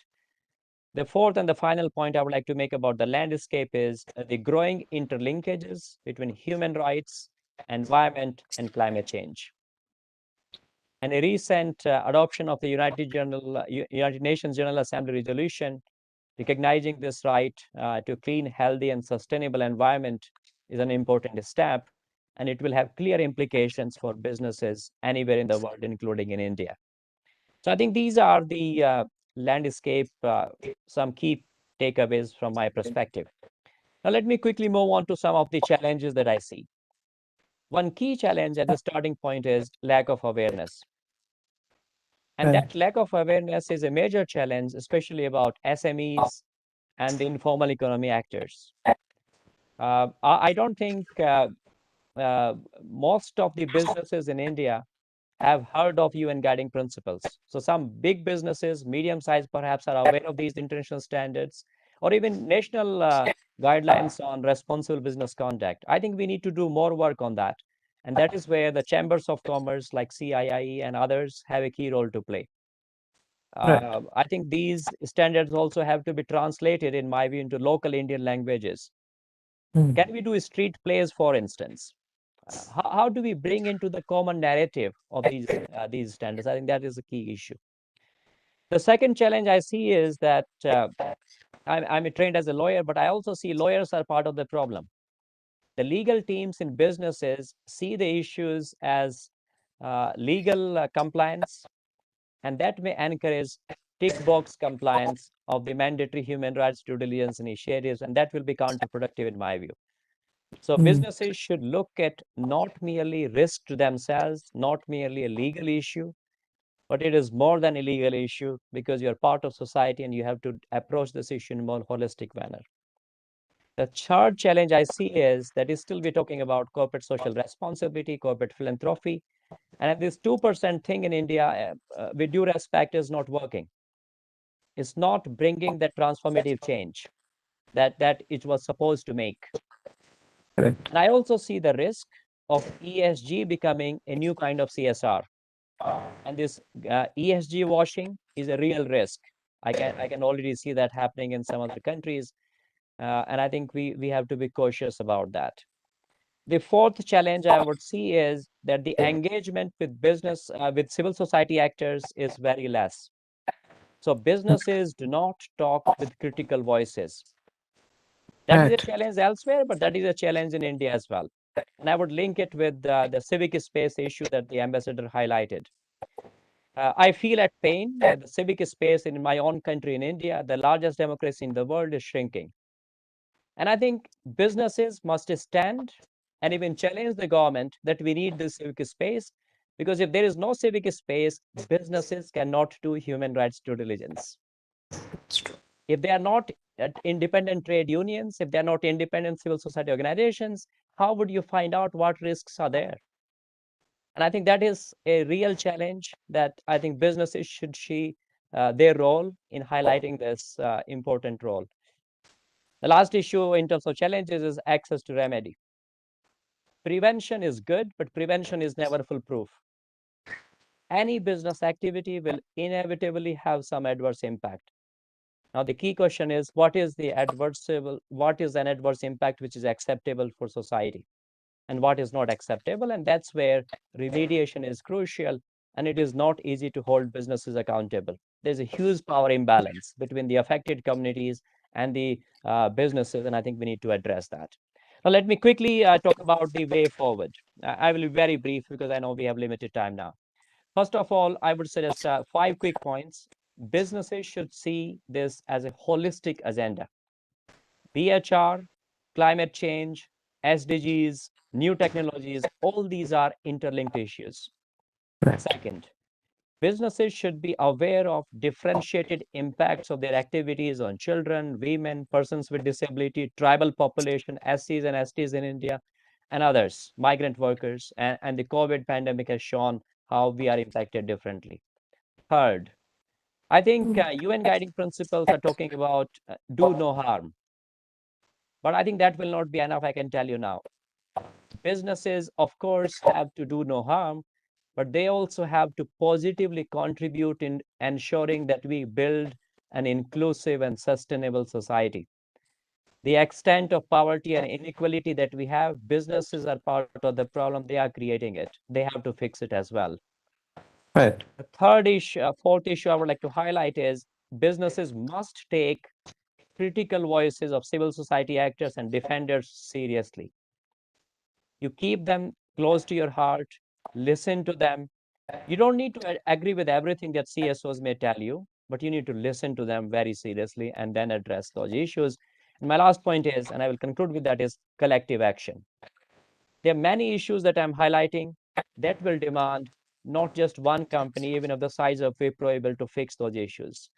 We need big businesses, we need the small businesses, we need all of us, trade unions, civil society groups, government actors, chambers of commerce coming together.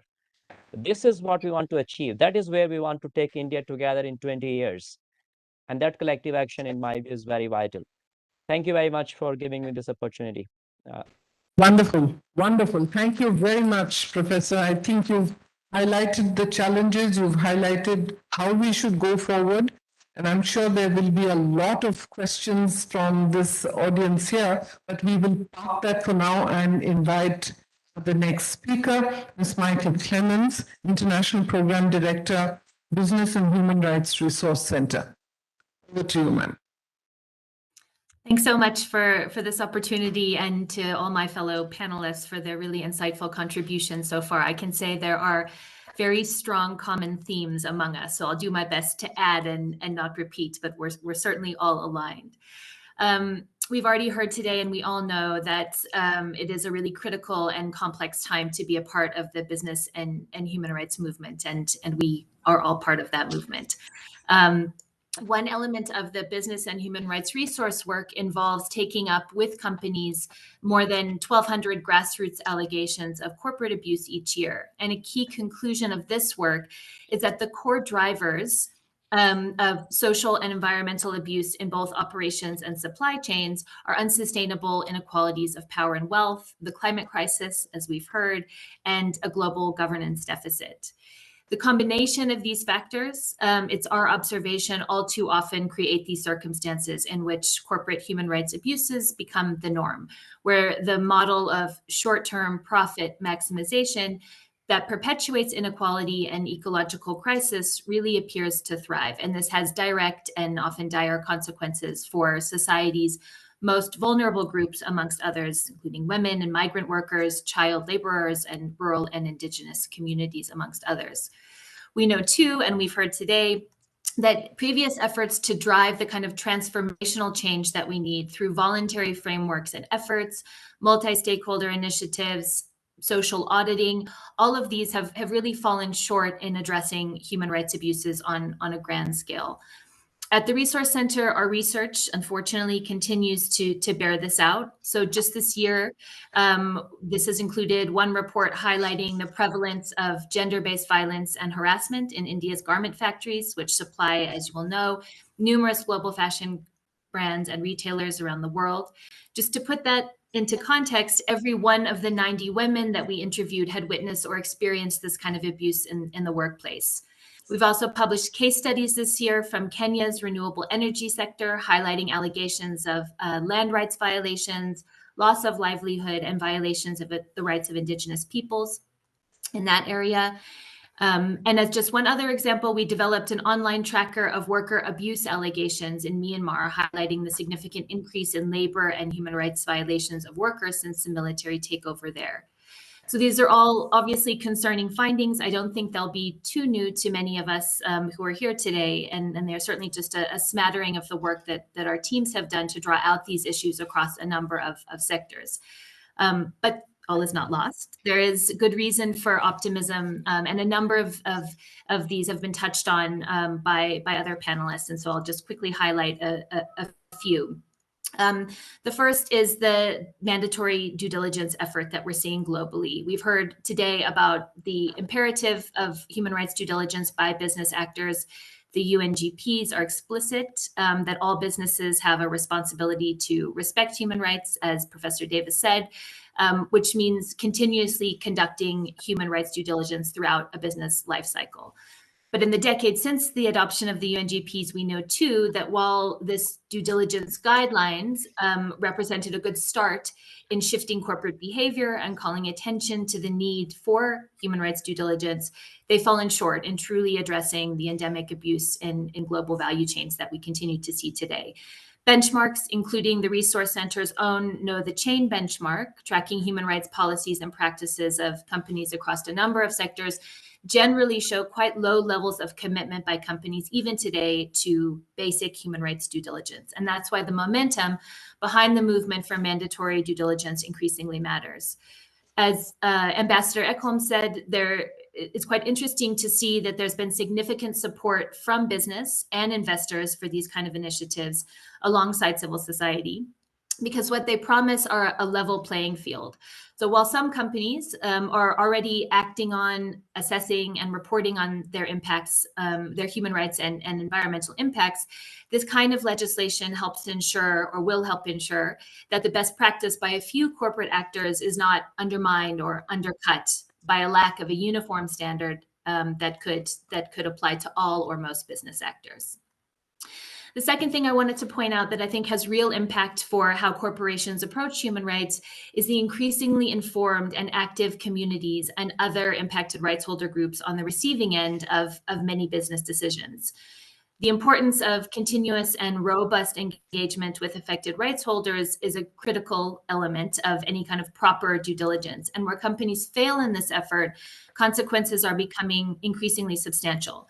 The opposite is also true, and there's real benefit to substantively engaging with affected rights holders. The most obvious example I think that we'll be familiar with is the extractive sector. And I would say that here, engagement with communities and respect for their rights and efforts to ensure that they benefit from resource extraction on their land is more important than it's ever been. So we know that the right of Indigenous peoples to free, prior, and informed consent means that engagement, it cannot be a tick box exercise, but is rather fundamental to obtaining a license to operate. But here too, the resource centers work on transition minerals and tracking the human rights records of companies that produce the minerals that will power the green energy transition, as we've touched on already today, reveals widespread allegations of land, water, and Indigenous rights abuses across the globe. What we're seeing in turn is a rising level of community protest that have halted just this year giant copper projects in Chile and Peru, a lithium project in Serbia, and a range of projects in North America. So it's no exaggeration to say that this trend places the global transition to green energy at real risk. Communities are increasingly organizing and demonstrating that natural resources extraction at any cost is no longer an option. But here too, we've seen interesting examples of companies trying new approaches to this old problem. And we certainly hope to see more. In practice, what that looks like is very careful engagement. It means seeking consent and making the effort to create robust compacts between communities and companies to help ensure, as Professor Deva also said, that the real benefits are shared with impacted communities. For example, through co-equity models and co-management agreements. So hopefully there's more of that to come. And the last opportunity that I'll flag in this too has been raised by a number of my fellow panelists is the rise of ESG investment, and therefore I think increased consideration of environmental, social, and governance issues in boardrooms across the globe. By 2020, ESG investment had reached about $36 trillion in 5 major markets, equivalent to more than a third of all professionally managed assets. And the outlook here is for more growth, as more people and institutions opt for the so-called responsible investment of their savings and assets. There's a number of criticisms of ESG. I won't go into that now. Many of them are valid, but it is the case that this is a growing area, as other panelists have said. And the opportunity that the ESG agenda represents is to help build a shared prosperity and shared security where companies and investors no longer entirely externalize their environmental and social costs, but rather make efforts to integrate these into new business models. We have a long way to go here, but the private sector appears increasingly alive to this opportunity, driven by both the stick of disinvestment from the world's largest funds and the carrot of superior valuation by maximizing the pool of capital that will invest in their activities.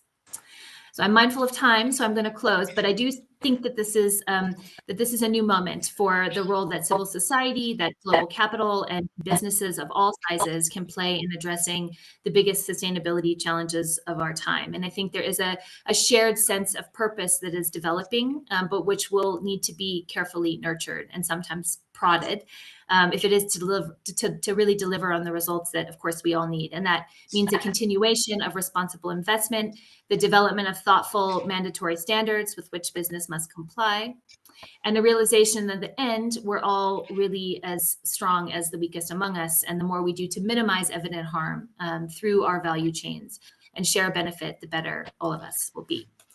Let me close there. I know we are running short on time, but thank you again for the opportunity. Thank you. Thank you very much, Ms. Clements.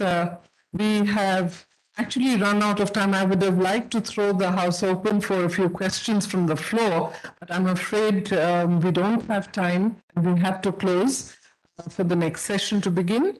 But I'd like to first thank my panelists. They've been wonderful in highlighting the issues involved, in learning from them and the journeys, and relating to us what they have actually experienced. And I think as far as India is concerned, we have to learn a lot from that. I think the main point that has come through this discussion is the fact that we must all engage with a common shared purpose and get all stakeholders on board, engage with them, and make sure that we all understand what needs to be done. It's not enough to just have legislation. It must be understood so that all the players can therefore contribute meaningfully. So I'm looking forward to the next few months and years where through CII and our member companies, all corporates, and understand what and how we can move forward in this very, very important journey. So with that, thank you once again, and we will just, I will close this session for the next one. Thank you very much. Ladies and gentlemen, with this we conclude the session. I thank our distinguished speakers for an elevated discussion. I request all the speakers for the photograph, please.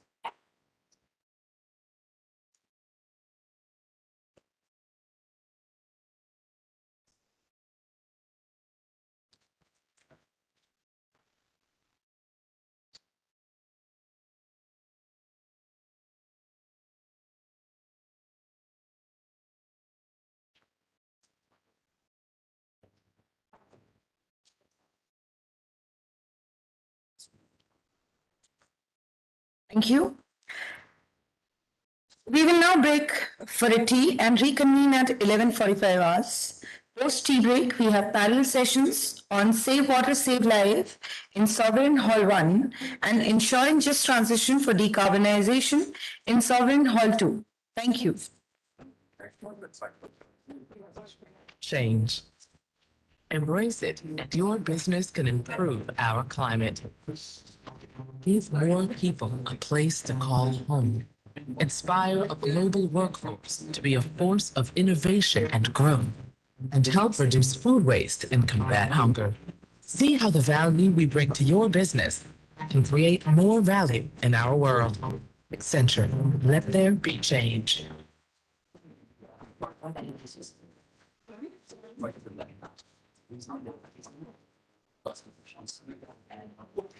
Ganesh?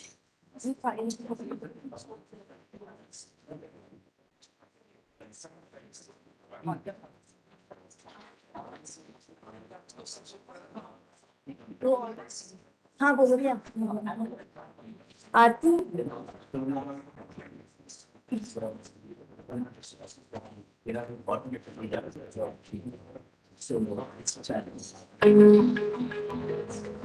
The biggest challenges the farmers are facing today is the impact of climate variability in their farms. That is leading to more of the pest and disease outbreaks. If we are addressing these challenges seriously, there is definitely going to be a problem of food security in future, and there will not be enough food for the survival of the people in the world. EcoSat, it's an international agriculture research organization trying to help the smallholder farmers. These are also some of the most marginalized people in India. Most of the farming groups are challenged for access to better technology. when we got together with Microsoft in 2016, together we actually came up with a nice digital intervention, which was sending a simple text message to the farmer, advising them that based on the number crunching that we did on the cloud, we were able to advise them on what would be the ideal time for the farmers to go for sowing. Based on the successful experience of sowing app in 2016, the teams got together and they actually took the sowing app and converted that into something much bigger. We are sending advisories to close to 10,000 farmers. English వాళ్ళు మా ఊరికి వచ్చారు. దానివల్ల మాకు వారం message English వాళ్ళ నుంచి వాతావరణ సూచన గురించి మెసేజెస్ వస్తున్నాయి. ఇంగ్లీష్ నుంచి మాకు మెసేజ్లు వస్తుంటాయి. దాన్ని బట్టి మా పంటలో మార్పులు చేర్పులు చేసుకుంటూ ఉంటాం. I'm really excited about this new technology, particularly farm-based. It's going to be really useful for us because that will give us insights into the various microclimatic data, whether it is the weather variables or the soil status of that farm. AI seems to be a game changer. We are now recipient of the AI for Earth grant. Probably 10 years back, for you to crunch these huge volumes of data, you needed to invest a lot of capital expenditure and buying a lot of servers and equipment.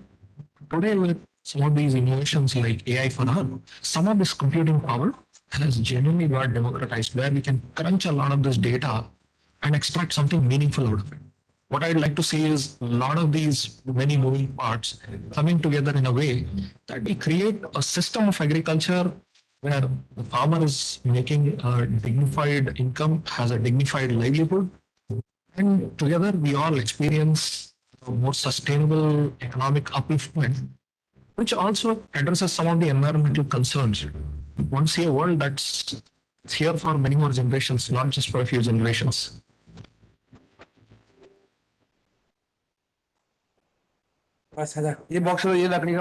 Choices. We all make them. The choice now is to be a sustainable business. No, this is the generational challenge of our time. Together, we can reimagine a world where profit comes not just in spite of our sustainable practices, but because of them. A world where we put the eco in economics. When you can reclaim material headed for a landfill and create designer sneakers, that's supply chain economics. When you can get circular and provide reusable packaging on shampoo at a low price, that's consumer economics. When you create inclusive and sustainable workplaces by offering employees flexibility, support, and community wherever they are, that's human economics.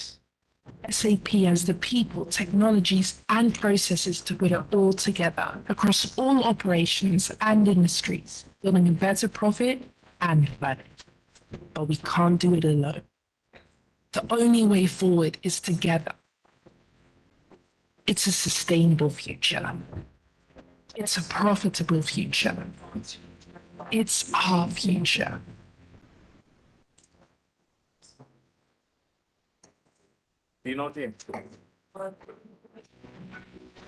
The many types of plastic are an essential part of modern life.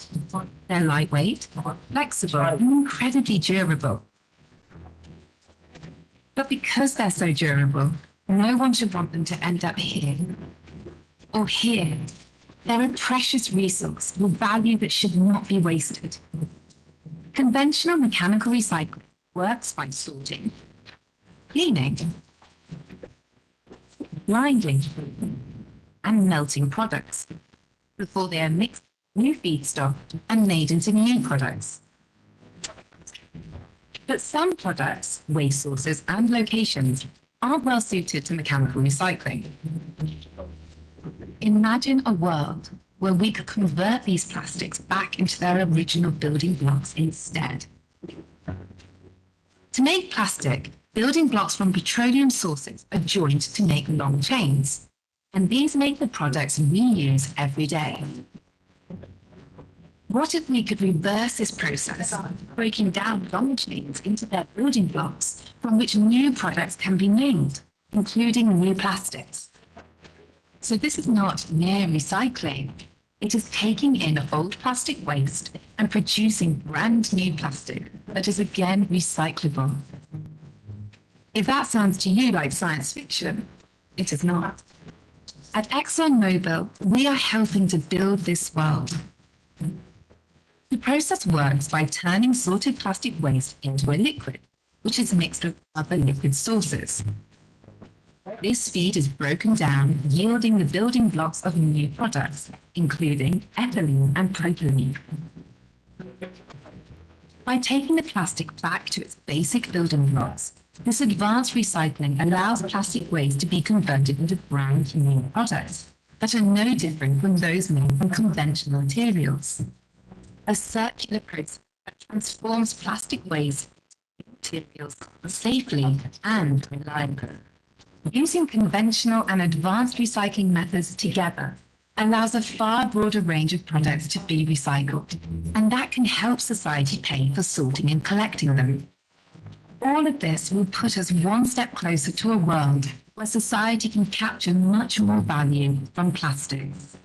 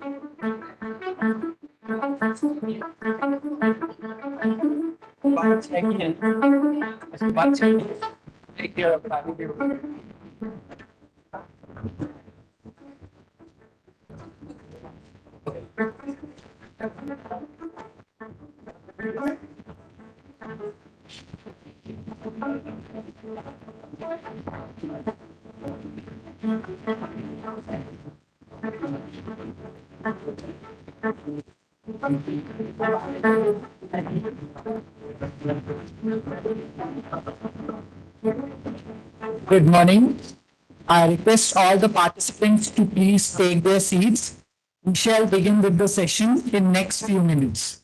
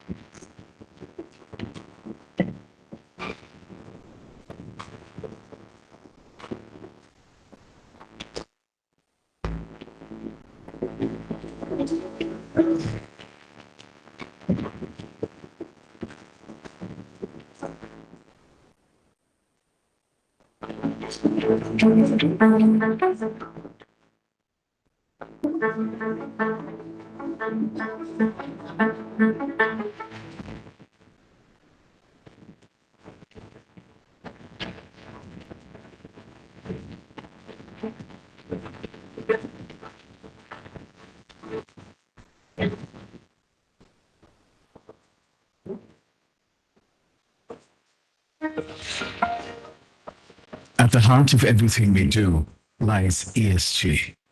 It is the mantra building a sustainable future.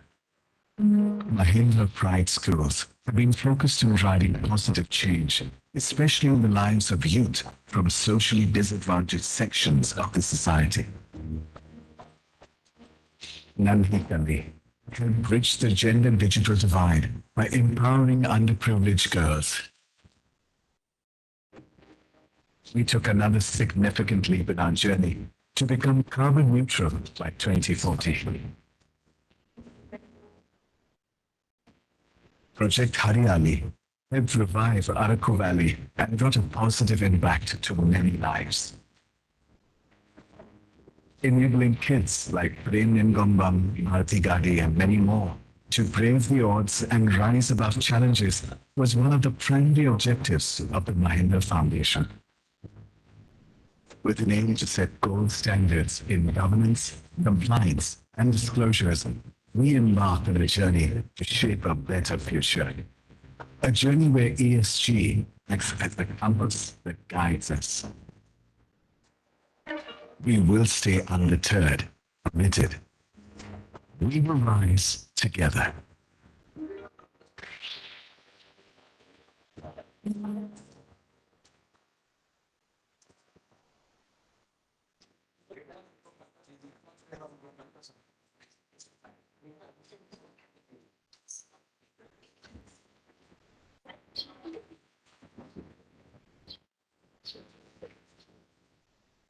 I want a world to grow up in. We have to stop climate change now. Cut down the CO2. I mean, everybody knows that, right? There's wind, solar energy. That's great, but it's not enough.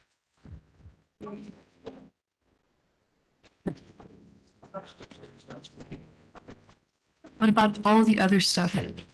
What we eat, what we drink, how we wash, and how we drive, everything. Life. I request all the participants to please take their seats. We are going to initiate with the next session. Come out to speed up the change we need.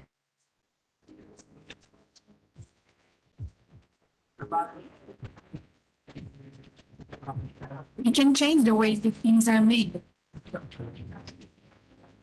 We can change the way we consume stuff. What we buy. It is now. There are so many things we can do to make the change we need happen. I'm ready. Are you?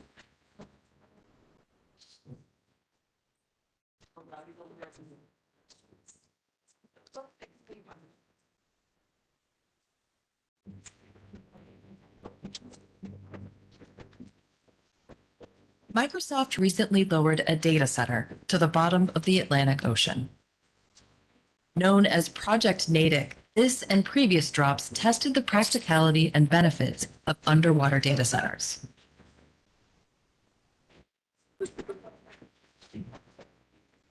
The Natick vessel is over 40 feet long, loaded with 12 racks, and contains 864 servers. Natick's equipment failure rate. Namaskar and very good morning, ladies and gentlemen. Hope you all had enjoyed your tea break.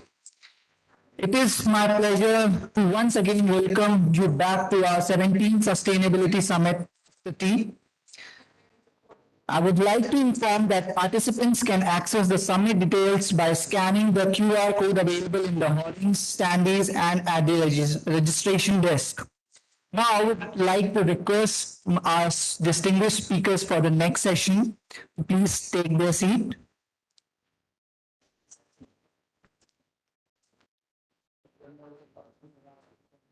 It is indeed an honor and privilege to welcome all of you to the session on Save Water, Save Lives. I welcome all distinguished speakers of the session who are here with us today.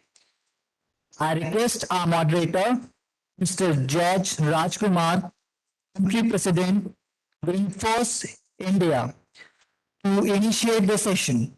Thank you. Is it audible? Yes. Good morning, all. Good morning. Can we have some response? Good morning. Good morning. Going to be good afternoon. Okay. Thanks. Thank you, Seema and CII. For giving this opportunity. I have pleasure to moderate this session. Okay, save water and save life. How important and powerful statement is it? Okay, it's this itself statement itself shows that how water is important to the life of the human being. Yes, water is a finite element. Okay, it is really required for human well-being. So so that this session is really important for us to discuss. We have an eminent panelist here. We are all in next 45 minutes. We are going to discuss about what are the things happening in India, how we are securing the water security in India, then what industries are playing their role, and maybe a couple of people will talk about some of the business models, what they are planning to do here in India. Before getting into the details, then I will introduce the panelist, Mr. Ajit. He is a candidate for Water Resource Group World Bank. Thank you, Ajit, for being part of this session. And Mr. Madhavan, Chief Executive Water Aid. Thank you, Madhavan. And Chandrakant Kambani is Vice President and Head of Programs of Ambuja Cements. And Mr. Ganges Reddy, Mr. Kangadaran, to Ganges Reddy. So how significant it is related to our the grand body of the country. He's heading CEO of Blue Drop Enduro Private Limited. These are the panelists of the session. The program, the flow of the program is that we set the context. Then I will hand over the floor to panelists. They will be sharing their views and thoughts for 5 to 6 minutes each. Then there are a set of questions which will be asked to them. And we will come back to the audience. If you have any questions, please you can throw it to us. Then that is the end of the event. We will conclude. Okay, just to set the context, as I said, water is the finite element, and it is really fundamental human well-being. Okay, it's the only substance which can't be replaced. So far, we have not found any replacement for the water. Water can pose a serious challenges to sustainable developments, but at the same time, if it is managed well and efficiently and equitably, then water can play an enabling role in strengthening the economic and the social reforms of the country. Also, as per the recent report of SDG 6, okay, the world is off the track of its real goal, what is already been set for providing the water and sanitation to the entire world by 2030, completely off the track. So also the report says we need to do it 4 times faster than what we have done, because we have not done for the last 4-5 years. Then we need to catch up. So we need to do it more faster than what initiatives we need to take. The water challenge, or the challenge of water security, is growing globally. So we have left with only less than 1% of fresh, safe water for human consumption. Also, every year, 200,000 of people are dying in India. That's what NITI Aayog report says, because of inadequate access to the safe drinking water. Also, at the same time, if we say the climate challenges are really imposing pressure on how we need to reform the water sources. We say the climate challenge is a shark and water is the teeth. It's a universal global statement, but still how important the water it is.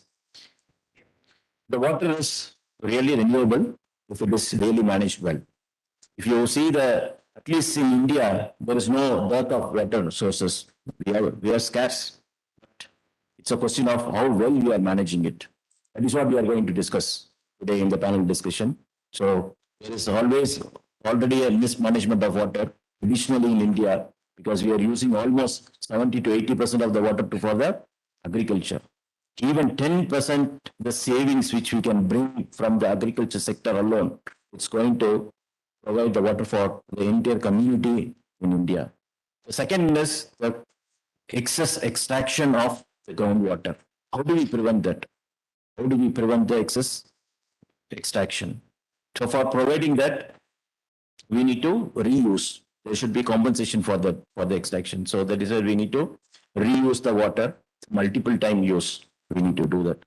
And also, there are a lot of losses in the distributions. Across India, the water is being transported across the pipelines, and due to excess pressure, there is lots of amount of leak. It measures around 40% of the water is being wasted. It's a MRW, non-resource water. So this 40% is being leaked because of the pipeline leakages. Then at the same time, when climate challenges impact? Well, there's an imbalance of the rainfall and whatever we are emitting, the carbon dioxide, it is impacting the monsoon seasons, and we are not getting the unplanned rain as we planned for. So these are the points we are going to discuss. This discussion within the 45 minutes, we are not going to conclude anything. It's only a start. As we are the responsible citizens of the country, we wanted to leave out the better living world to the next generations. So this is a time for us to act now. This is a time for us to create a sense of urgency.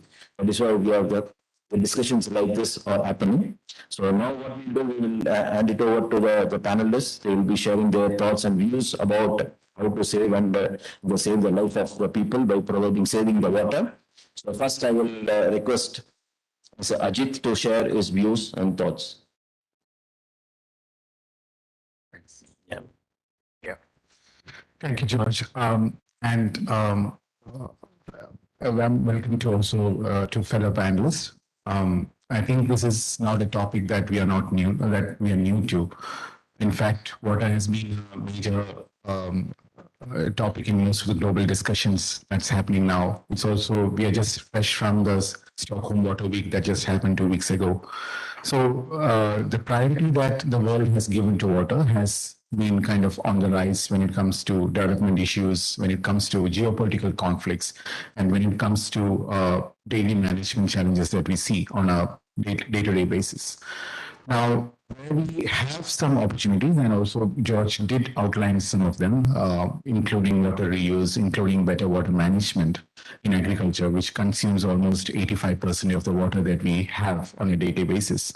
There are opportunities out there. There is also a need for innovation in certain areas. So I think the agriculture sector, the industrial sector, there are lots of other development sectors or subsectors that are looking at technology innovations right now that can help the sector achieve better efficiencies. Now, with agriculture, I think one of the main paradigms that we've been kind of grappling with is to look at efficiency.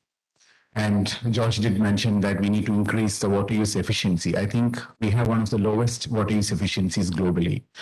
We haven't crossed 40% on an average, and there are states that have crossed that. There are also states that are very kind of like not at the lowest or the bottom. We have states like Uttar Pradesh, which is huge, which is the top ranking producer in agriculture, but still have less than 1.5% of the total area under irrigation, the net irrigated area, which is covered by micro irrigation. So there's a huge potential out there if you're looking at big states like Uttar Pradesh that can make a change in terms of adopting new technologies and achieving that efficiency. Now, where we see this opportunity is in two dimensions. One, that we need to see it from the urban water continuum, urban-rural continuum. And secondly, in the rural space where we can increase the water use efficiencies. So from our perspective, from the World Bank's perspective, and also the Water Resource Group's perspective, which we manage, this is about creating partnerships at the local level, at the district level, at the state level, and helping the government catalyze the work that they're already doing. So we have set up multi-stakeholder platforms in the states which are headed by the chief secretaries with all the line departments, which actually help break silos and help the government implement schemes at scale and at a faster rate. I think this is one of the limiting factors when it comes to implementation of programs at the district level or the state level, where we still have monies coming into different silos and actions happening in different silos. So the multi-stakeholder platform is a prime example, which has worked in Karnataka for the past 10 years. It has been quite successful.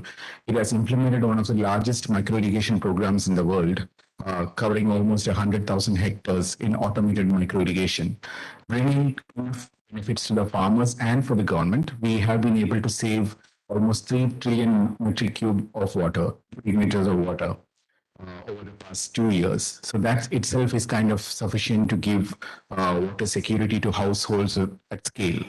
In UP again, we are trying to look at a new model which looks at setting up a special purpose vehicle that would increase the water use efficiency at the farm level, with the government investment, with the private sector investments, and focusing on mechanization. So I think to work with the government, with the private sector, with the civil society is the mantra. And this is not a new one. It's something, it's a no-brainer. The fact is that when you get to get these partnerships work on the ground, that's where the rubber hits the road. And I think that's where we would also need to think about what innovations can help operationalize partnerships at the district level and at the state level, which is where the action happens. And once you're able to mobilize and generate these partnerships and work with the government, where there is already a trust deficit, I think that these kind of measures in terms of working on a daily basis with the government, with the farmers, creating impacts at scale, if we are able to generate a model at replicable scale, that's where the success lies. And I think in case of wastewater reuse, in case of agri-water use efficiency, this is something that we see. In Maharashtra, we have initiated wastewater reuse with the city administrations and working with the farmers, where the farmers are directly paying the city administrations for the water they use. So I think it's a revenue model that is being created. And the cities also need to be incentivized because they are making an investment in terms of infrastructure, which needs to be paid back. And at the end of the day, it's all business, or it all depends on the economics. If a better economic model is out there, then that wins. So in the case of wastewater reuse, we need to invent around financial models, technological innovations that would make it cheaper and also more acceptable for farmers. And primarily, this would be the last point. I think we also need to focus on. We've been kind of implementing irrigation large-scale programs around for, I think, more than a couple of decades now. But what we haven't done is to also promote irrigation extension, because the farmers still do not know kind of what's the amount of water that needs to be put into the crop. And still there is overuse, or otherwise the system itself is creating enough inefficiencies in the system that would disincentivize farmers to save and use water effectively. So I think that irrigation extension, whether it comes from the private sector or from the public sector, is key for behavioral change that needs to happen at the local level. Thank you. Thank you, Ajit. You have touched upon a very important point of irrigation extension. We will come back to you with the question also. Thanks for the topics of water use efficiencies, also how ownership and multi-stakeholder involvement is required for benefiting. Thank you. Thanks, Ajit. And now we will move to Mr. Madhavan. Then maybe you can share your thoughts. Thank you. So I'm going to try and build on what George and Ajit have already talked about. I think the problem of our excessive dependence on groundwater and the fact that we're running out of groundwater, I think has been very well made already. I'm going to try and put a spotlight on three other issues that I feel we should be taking serious cognizance of. The first is the obvious one of climate change and the fact that our infrastructure is not climate resilient at this point of time.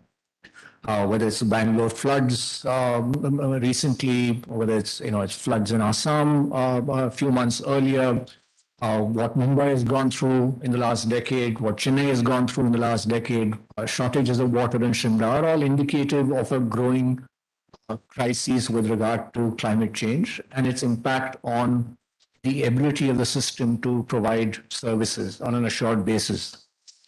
Now, some of this has to do with urban planning and design. Some of it has to do simply with imagination. The fact is that our cities are designed to repel water. The cities are not designed to absorb the water that falls in them. And so when you have adverse climate events where you're getting excess amount of rainfall that was unanticipated in a very short span of time, the infrastructure was never designed to manage those large quantities of water.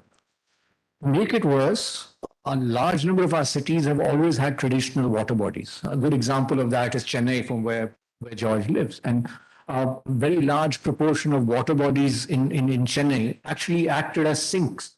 So when there was excess rainfall, when there was flooding, these water bodies played the role of actually flood control.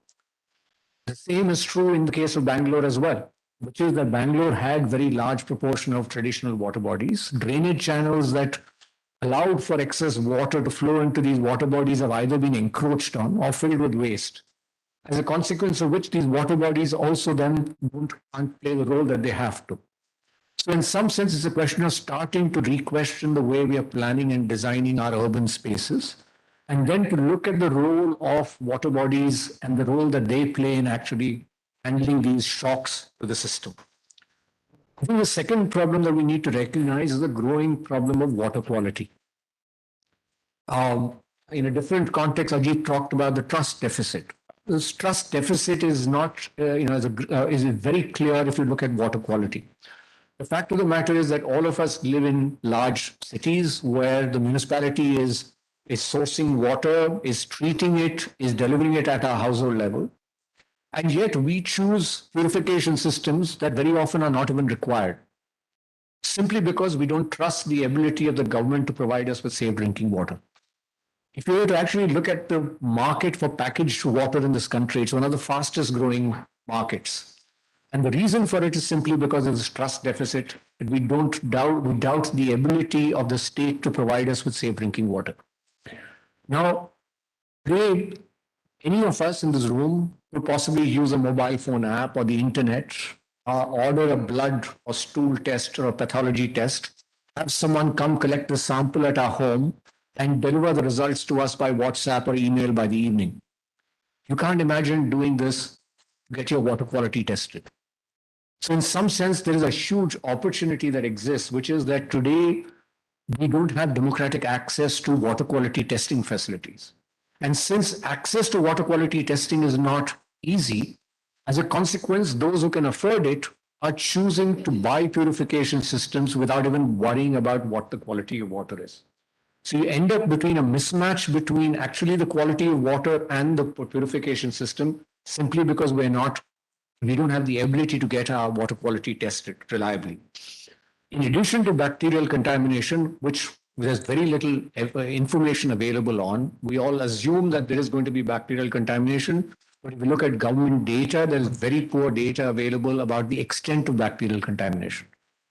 More is known about chemical contamination. We're still dealing with challenges of arsenic, fluoride, salinity, increasing nitrates now, particularly around in Uttar Pradesh, parts of the Malwa region in Madhya Pradesh, where over a period of time, fertilizer, pesticide use has led to all of this now leaching and finding its way into water bodies. So we're seeing a high nitrate load. We also now started to talk openly about uranium in Punjab, which has been sort of something that's not been talked about for over 3 decades, but now there's more evidence available in the public domain about this growing problem. So water quality is likely to remain a major crisis for us moving forward. The third is fundamentally about pricing of water.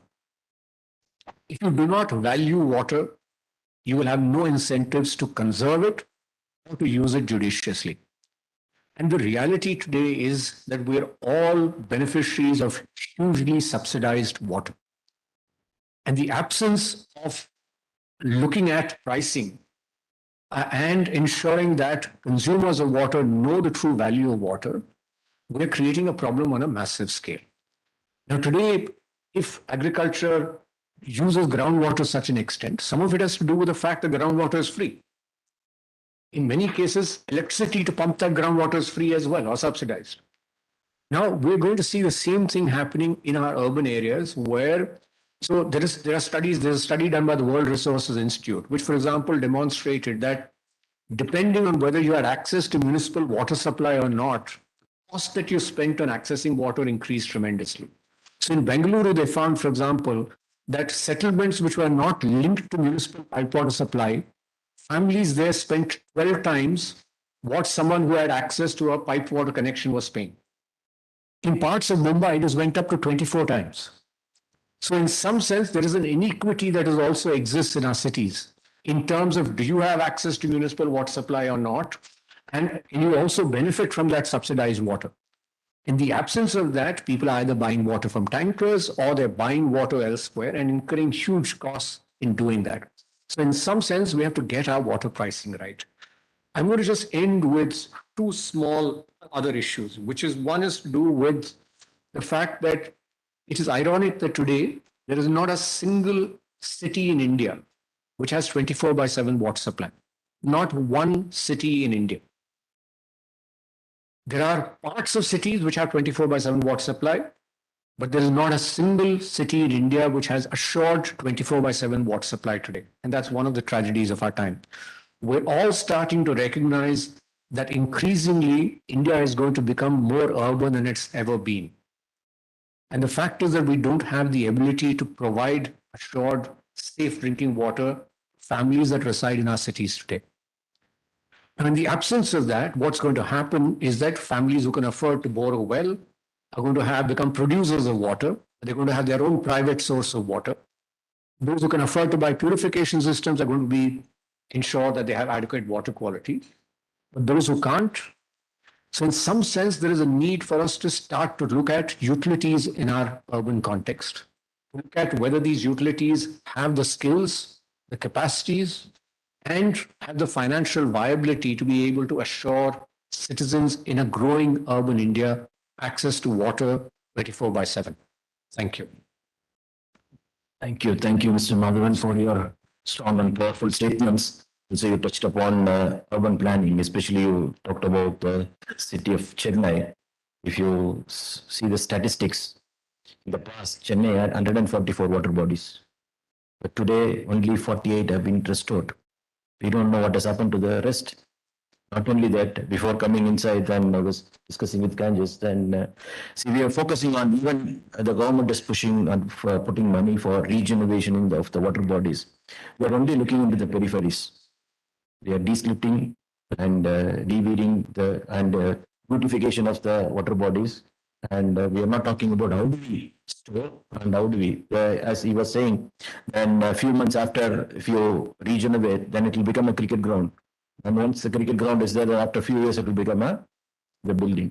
So that is what is happening, because we are stopping the passage of the water into that water body, and also even the sewage line.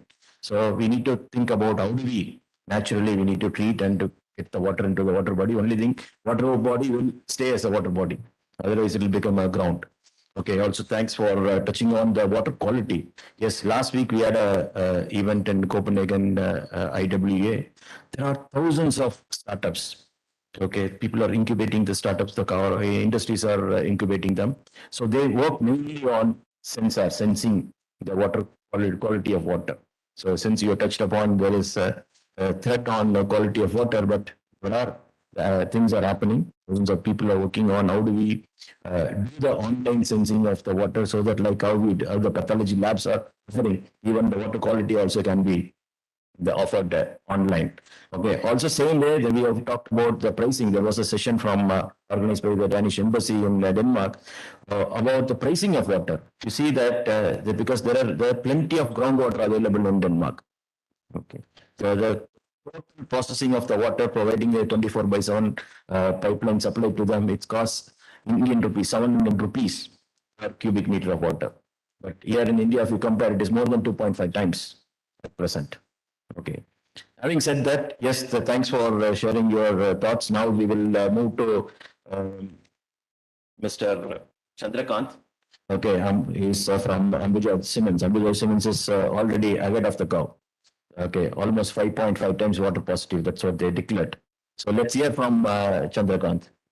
Thank you. Thank you. Thank you, Mr. George and Mr. Ajit, and Mr. Madhavan has beautifully laid out the possibility how we can reverse the situation, what are the opportunity ahead in different aspect of the water. I would like to add a few of my observation or learnings over a period of last almost 2 decades now. I think we keep hearing about reuse, recycle, 3R of water and 3R of waste. I would like to say I think it's high time to add one more R, and that is respect. I think there is a I need to put respect to this finite resource, which was at one point of time. I think if you go to the history and especially in the rural area, the kind of respect water was receiving, I think it is situation has changed over a period of time. If we start giving that respect to this waters and build around that, is it would be very, very important going forward for reversing the situation or securing our water future for our country. One of the important aspect how this respect can be made possible, I would And one point around it is water literacy. I think we talk about literacy of everything, but I think there is hardly anything on water literacy or even in our education system or for that matter in other way around. I think there is a high need to build water literacy kind of theme all across stakeholder to do this kind of literacy in terms of efficient use of water as well as giving that kind of attention to the water. In addition to that, I think Ajit touched upon and Mr. Madhavan mentioned about the water use and groundwater, especially and groundwater quality. I think this is something which need greater attention. I think agriculture being largest consumer of water, and if we can bring efficiency, and there are I think proven model in the country which need to be scaled in terms of how we can better use water in the agriculture and increase the efficiency of water use so that we can have we can even produce more from the same resources available resources so that and have a better balance of water and there are many levels of water use efficiency when it comes to agriculture whether it is introduction of technology like macro irrigation or educating farmer to use water efficiently or when to irrigate and all that. So I think there are a couple of things which will which if we can do at a scale would be very useful in terms of contributing positively into this scenario. And the last part I think is more important is if whatever we do, wherever we do, I think it's all about collective action of the community where we are working. And if we do that through a collaborative approach, I think we will be able to do the greater job in terms of reversing situation. And so collaboration, and when I say collaboration, I think partnership among different stakeholder and putting community at center and considering issues like climate change into the program strategy or a development strategy of a particular area when it comes to water. I think that would give the required impetus, required action for changing the scenario wherever we will be planning or will be working. As different area has different issues and community has that experience of how situation turns over a period of time. Will be very important to understand as a outsider. Outsider can act as a catalyzer, but they have to build around the experience of the community, experience of the key stakeholder into the community. So thank you, and I was here. Thank you. Thank you, Mr. Chandrakant, for reinstating the respect to the infinite element. Thank you. We're running out of time. Can you please share your thoughts quickly then before we go for the questions? Thank you.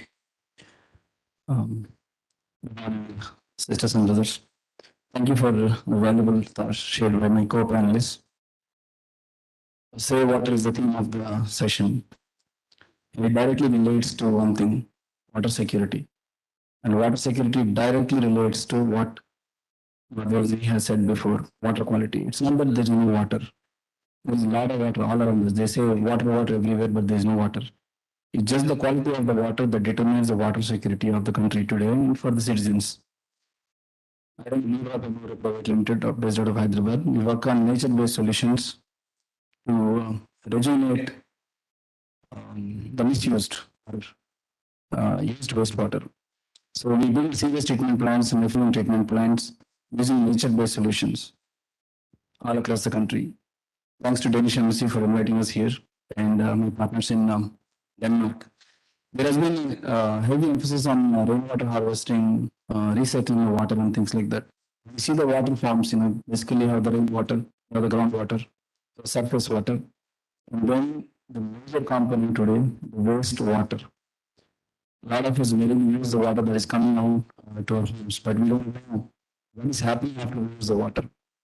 Majority of the times, this water flows down into campuses, into the sewage treatment plants, doesn't get treated well, further flows into lavas, then ends up in water bodies, spoiling the entire cities and even urban, semi-rural, peri-urban areas. Wherever we go, it's a common denominator.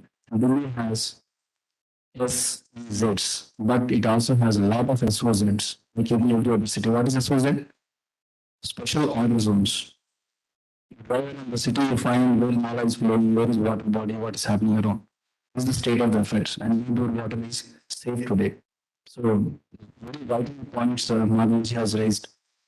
The need for all of us to join hands is to look at a holistic approach to how do we tie all these things down and at what level we all can participate in the work, whether as a citizen or a policymaker or a solution provider activists.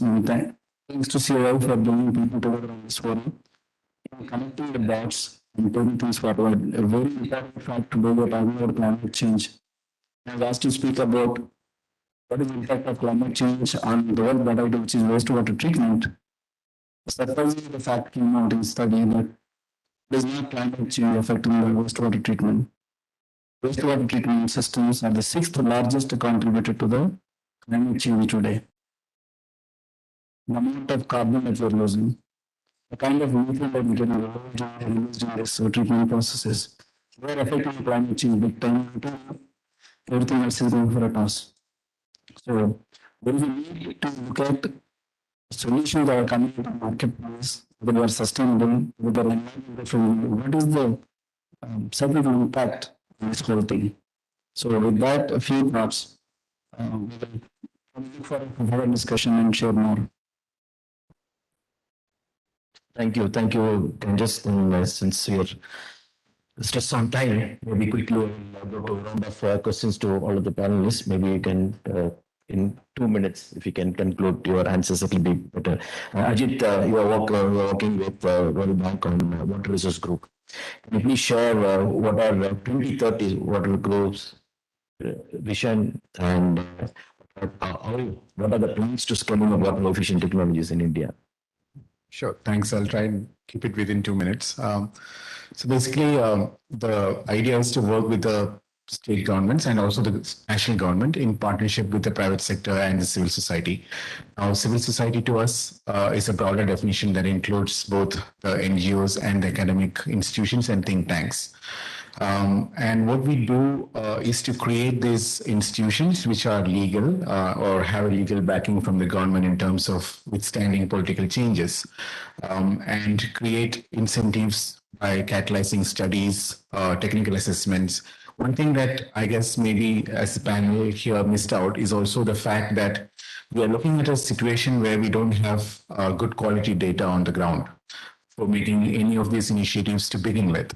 So what we are trying to do is to create all those things that we talked about here: groundwater quality, water security, water issues, access, and most of these things. And the trust deficit that we talked about is stemming out of that.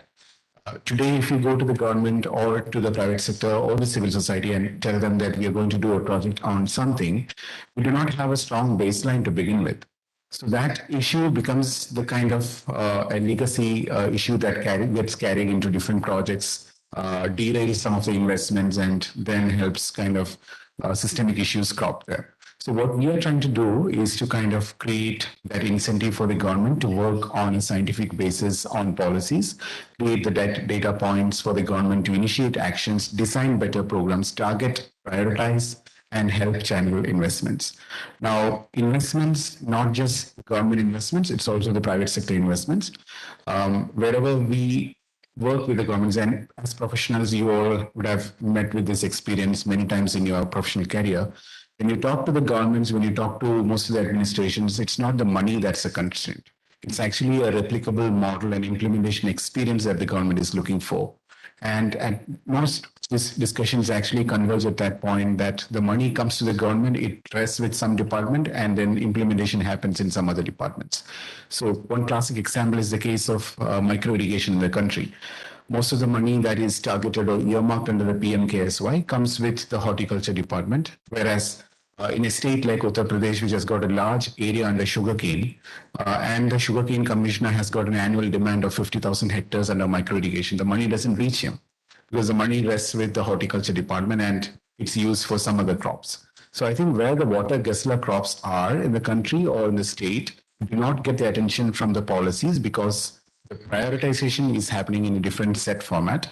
And that is what we would want to address. And that would happen if the government, this doesn't mean that it's something that we have invented out here. We are trying to create a system that would enable different parties to talk to each other more frequently and also more responsibly so that there is better transparency and accountability in the way that we work on the ground.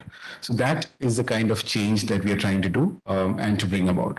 Thank you, Mr. Ajit. Yeah, I will go to Mr. Madhavan. You are thickly working with the Jal Jeevan Mission. So what are policy changes identified by water aid which we can implement in India to address the quality and equity of water? So I think it's important for everyone in this room to be clear about the fact that Jal Jeevan Mission seeks to ensure that every rural household has access to water delivered through a functional household tap connection in their household. It is unparalleled. Both the investment and the ambition are unparalleled. George, you talked about SDGs and the fact that we are lagging behind. If India were to ensure that every household has access to safe, assured drinking water by 2024, which is the ambition, we're likely to shift the global indicators with regard to SDG 6 simply because of the size of our population. I think there are two things that we have to be very clear about. For this to succeed, one, we need to be sure that the source of water is sustainable. Laying the pipes is easy. Ensuring that you have safe water flowing consistently through the pipes is a different challenge. And so in some sense, ensuring source sustainability is our first challenge. The second is ensure that we have decentralized operation and maintenance systems where communities have a sense of ownership and are able to operate and maintain these systems. It is not going to be possible for this to be centrally managed like it has been in the past. The success of Jal Jeevan Mission will depend on being able to allow women, communities to take ownership over this program and to manage them in a sustainable way. Thank you. Thank you. Thanks. Go to Mr. Chandrakant. As I said, Ambuja Cement is already on ahead of the curve.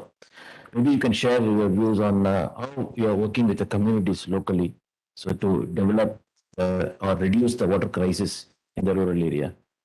Thank you. So at Ambuja Cement, I think CSRM Ambuja Cement Foundation is taking care of all this program, and especially the water program is evolved over a period of last 30 years. So foundation started working in 1993, and the very first program which was started in Gujarat was water. So I think our program evolved over a period of time in terms of understanding the community, understanding the local context. We started with, let's say, water harvesting.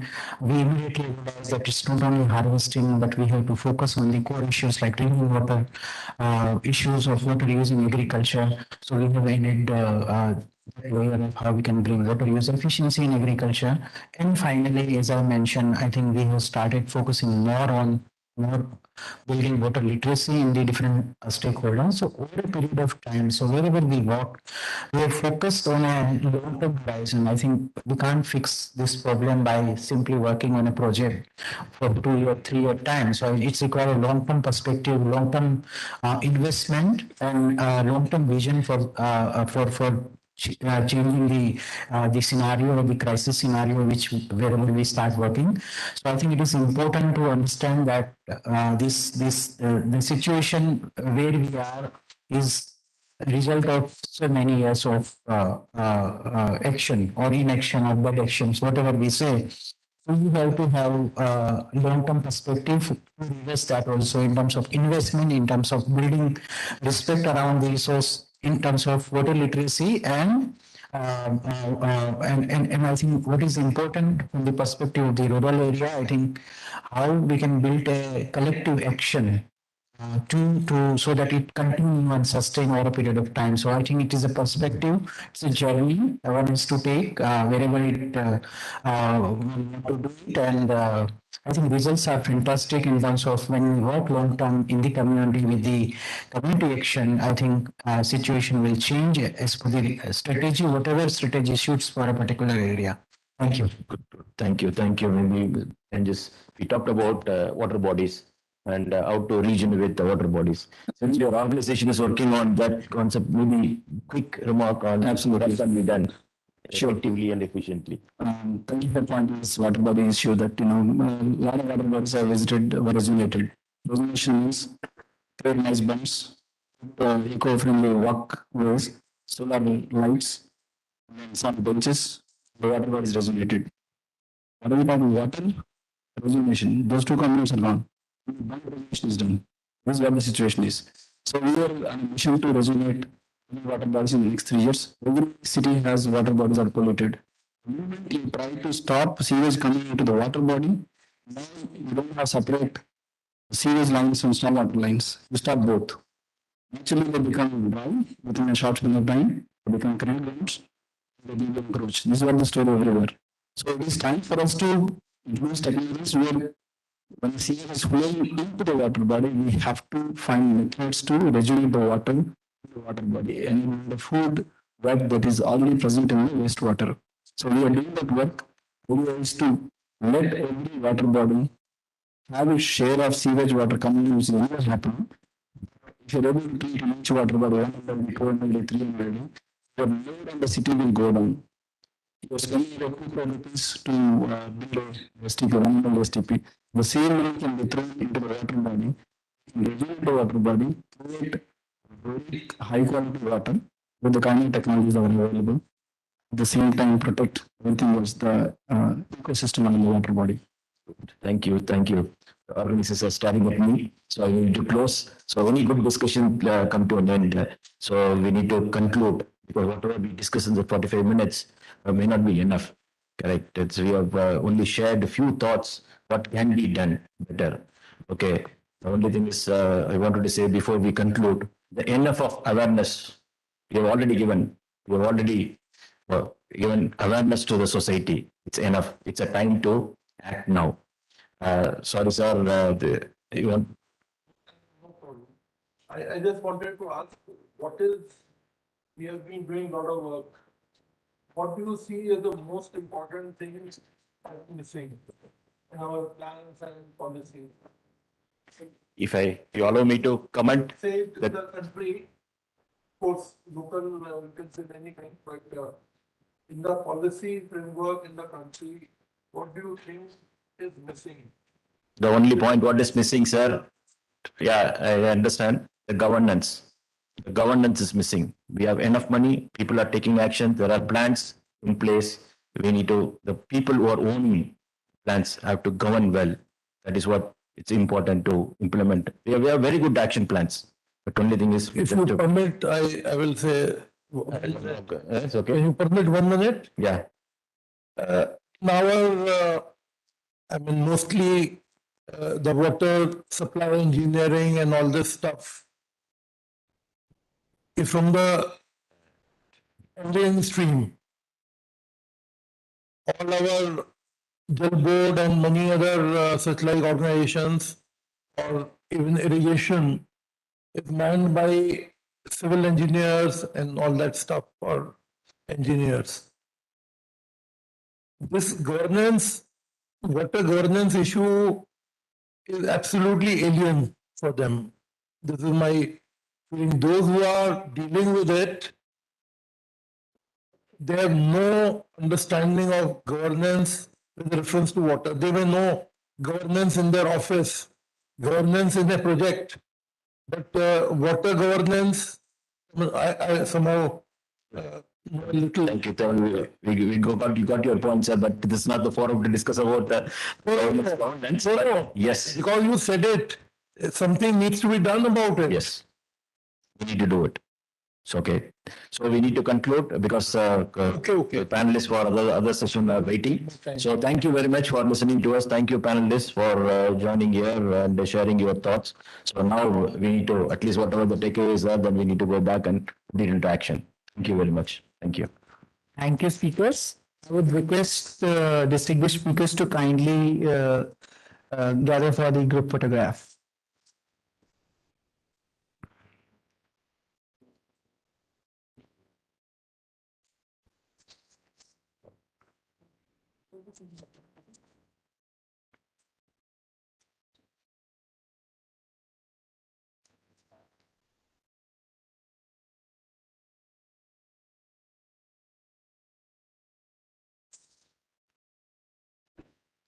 Ladies and gentlemen, with this we conclude the session.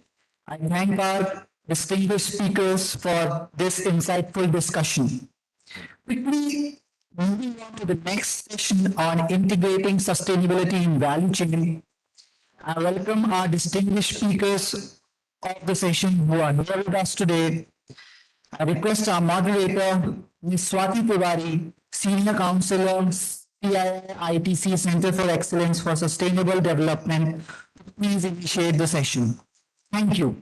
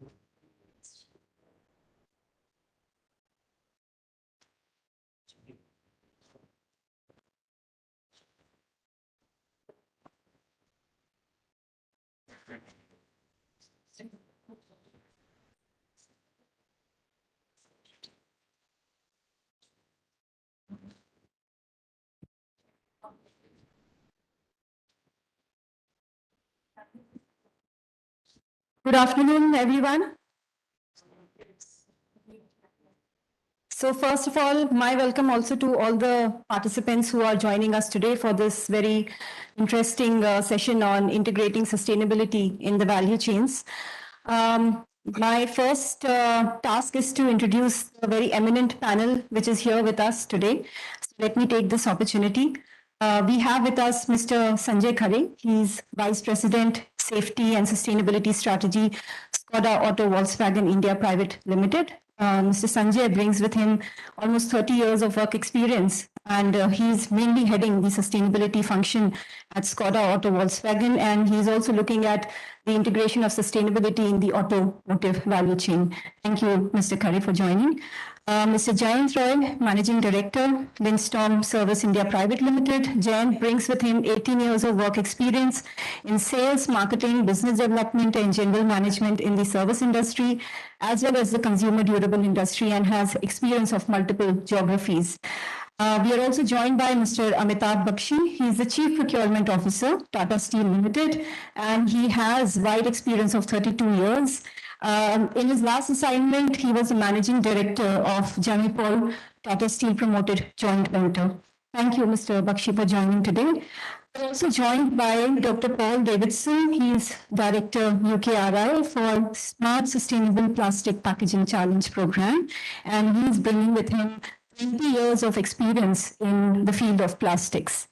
And Mr. Sandeep Singh, Managing Director from Accenture Sustainability Services. Thank you, Sandeep, for joining. Sandeep is bringing with him almost 16 years of work experience in assisting clients across the areas of ESG strategy, transition to net zero, and sustainable value chain. So a very eminent panel that we have here today with us. And so let me just begin by saying that the topic that we have for today, which is integration of sustainability in value chains, is definitely important. The entire momentum and traction that has been built around this topic has been there for many years now, but it has picked up the conversation and the agenda is being pushed since COVID-19. And the reason is that there are a lot of vulnerabilities that were exposed during the pandemic. One, of course, is the vulnerability around the high dependence on the limited geographies. We witnessed that. And the biggest vulnerability that was exposed at India level was of the social fabric. And we came to know that how sensitive the social side is in the sensitive social fabric that we operate by the way of the mass migration that took place in India. And if we know that this mass migration included workforce that belonged to the informal workforce in India, mainly belonging to the supply chains of the companies. So those observations that we saw maybe 2 years back have woken us up, and that is why this whole momentum on the discussion on sustainability integration in supply chain has become very important. But other than this, there are a couple of other drivers also which are picking up the conversation. One, of course, is that there is a growing realization now that the sourcing geographies need to be diversified by the companies. And I think this realization, of course, came into picture after the pandemic. The other driver which is pushing this discussion is the increasing consumer voices, of course, the increasing conscious consumerism, as we call it, where the consumer is looking at the product and not just the product itself, but what the product is made of, something that is being looked by the consumer. Another area that is pushing this discussion is investors. So we had the investor session yesterday, we had the ESG session yesterday, and the same point was reiterated and emphasized that investors have started to look at not just the sustainability within the operations of the companies, but also in their value chains, mainly the supply chains. And last but not the least is the tightening of regulations across the globe. And when I say across the globe, it includes India as well, because we are well aware of how BRSR is evolving in India and how it is pushing companies not just to disclose their sustainability performance, but also to start taking action across the supply chains, because there are parameters around which the companies have to report. Having said that, our conversation today is definitely going to revolve around sustainability in value chains, but more what we want to hear from the panel is the experiences that they are bringing from their respective, companies, because work in value chain is not easy. Easy said than done, because it's a complex network that we are looking at. We are not looking at one company, we are looking at several companies in the room. And how do companies bring or break this kind of network to bring vendors, suppliers, retailers, logistics together to integrate sustainability? Also at CII, we have initiated a work family on supply chain sustainability, and we call it as EcoEdge. This is something that we are launching for the Indian industry. The whole idea behind this is that we want to formalize a way of working with the Indian industry by looking at the areas of gaps within sustainability with their vendors of the company. So the whole objective is to build capacity of vendors around 4 pillars of sustainability, which is decarbonization, human rights, health and safety, and circular economy. And by the way of understanding those gaps, also build capacity of the vendors around this. So that is our initiative. More details of this can be found on our website. I'll not get into the details at this stage. You can access the brochure, which is available in the registration area. So let me move to my panel now. And I would like to open the discussion with Mr. Sanjay Khare. So it will be good to understand from you, considering that you're coming from the automobile sector. What is the perspective that you would like to bring on board from the automotive sector on integration of sustainability? And also, if you can take maybe a couple of minutes to help us understand the challenges that you face as an organization in the integration of sustainability. Thank you, Swati. I think you've seen the context very, very beautifully. You covered most of the points. Absolutely, with the COVID, we realized how important the value chain is. Even today, industry, is Volkswagen, each one of us is really under the pressure of semiconductor supply chain globally. We will not be getting any other cars in the markets for shelf because of simple reasons. They are waiting this back again of 7 to 8 months. Second thing, what you rightly said, during the COVID time, we had a major migration challenge. We could not get people to come back and work in work plants and premises. And that's what happens with the major challenge that happens with any type of crisis which comes at. I think the whole debate of this climate change was, I think, it took up next dimension in 2015 after the Paris Climate Agreement, means the scientists declared that the world is going to get almost 40 degree higher by the end of the century, and that will be really a catastrophe.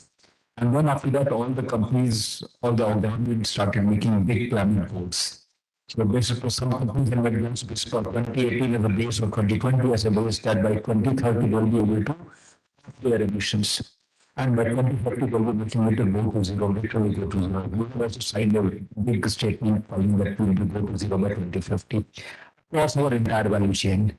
We also signed to the science-based target initiatives. And as well as SBTi, we were aiming for 2 degree centigrade months by 2050, but now we have changed to 1.5 degree centigrade.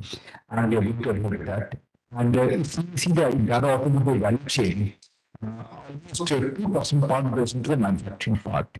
But almost 50% will be work with our suppliers. Then the downstream value chain as well as the use is almost 75%, and then just 5-6% goes into recycle of the vehicles. So we are working the entire life cycle phase, and this same initiative, eco initiative, I'm joining along with Swati and CII team, and we are happy that we are working along with our suppliers as well as upstream as well as downstream dealers also on this topic. So now let's say that what are the efforts that somebody should work on these topics. So obviously, climate change is one, SDG 13 is one agenda which impacts each and every other SDG, whether it's water or health or education, everything will be one for a toss if the climate change temperature rises happens too much beyond to the desired levels. So in fact, there's only 7 to 8 years left to design that agenda to save the humanity or save our own future generations. In this next 7 to 8 years, what we can do at our own industry and at our value chains and design our products or innovations that will define the future for the world. So there are I would say 4 specific pillars to work upon. In India, globally, the regulations are much more tighter. European Green Deal is driving the things in a much bigger way in Europe. And India also, we've got the BRSR norms. Fortunately or unfortunately, they are only for about 1,000 listed companies, and others are still open to public or not be done. Just like for our industry, there's a capital norm. Very quickly, there was a push from BS4 to BS6. So regulations and reporting, these are 2 things which are a mandatory thing which we cannot get away with. In fact, we are doing the voluntary reporting this year, though we are not a listed company, but we are doing voluntary reporting this year. Second area to really push the agenda is about doing the decision big matter of efficiencies. If we do a sustainable process in our companies, in our organizations, whether at our or at our value chain, economy and ecology are 2 sides of the same coin. For example, on the rooftop 5 years back, we could get a lot of salaries in the organization. We could do that mindset change and we shifted to renewable energy. We found that entire all of our rooftops, huge rooftops were lying vacant. It's a 5-acre plant. We said that why not give these places to somebody for investing the money over here, and we could find an investor and a company who could come and put the money in the rooftops and give the money, give the power to us, which was 60% cheaper. Instead of 80 to 20 paisa, I'm getting energy for 3 to 60 paisa unit. So it was all about building efficiency. We became a zero liquid discharge company. All our water is totally recycled and reused instead of plant for gardening purposes. We saved upon water costs. And after that, we started investing that some more money into CSR with water. We are now a water positive company. It's a big, huge automobile industry, which is the water positive company. We are also a certified water positive and certified zero waste organization. Zero waste means maybe 5-6 years back, it was almost 1,000 tons that we were giving out as a landfill, which has come down to less than 60-70 tons right now. We are 99.3% zero waste certified organization, which is called platinum category. So And again, I'm very sure that we will find some innovation to become absolute 100% also. So these things have helped us to build efficiencies, and this is what the storyline which I'm going to my suppliers and my dealers, that you are going to save up on money, you are going to manage your working capital in a much better way, you are going to be much more efficient. And obviously, regulations should follow. Not very allowed to talk about is the building the resilience part. Now, very recently, just a couple of weeks back, I was in Europe. This war which is happening in between Russia and Ukraine, it's a war not just of anything else, but war of business. What the storyline going around is that on one hand, Russia is spending 100 billion euros in this war. And on the other side, they have jacked up the prices of their gas and energy, and they have made 150 billion euros already.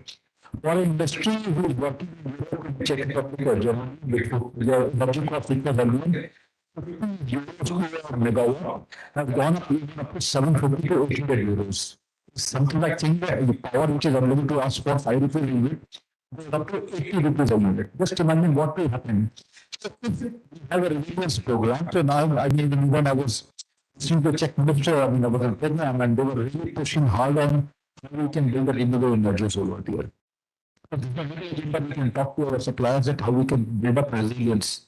And last but not the least is that these products are not going to stay for a long time. Everybody has to invest money into innovations.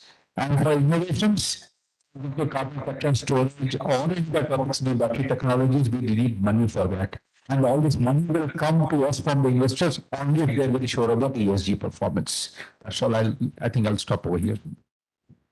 Thank you, Mr. Khare. I think that's a very interesting perspective from an automotive sector. I now move to Mr. Amitabh Bakshi. And sir, what I would like to understand from you is, considering that you are representing the procurement function here, and which plays a very major role in the whole point of integration of sustainability in the value chain, what is the perspective that you would like to bring in from the green procurement, and also including not just the green, because green is mainly talked from the environment point of view, but also the social lens.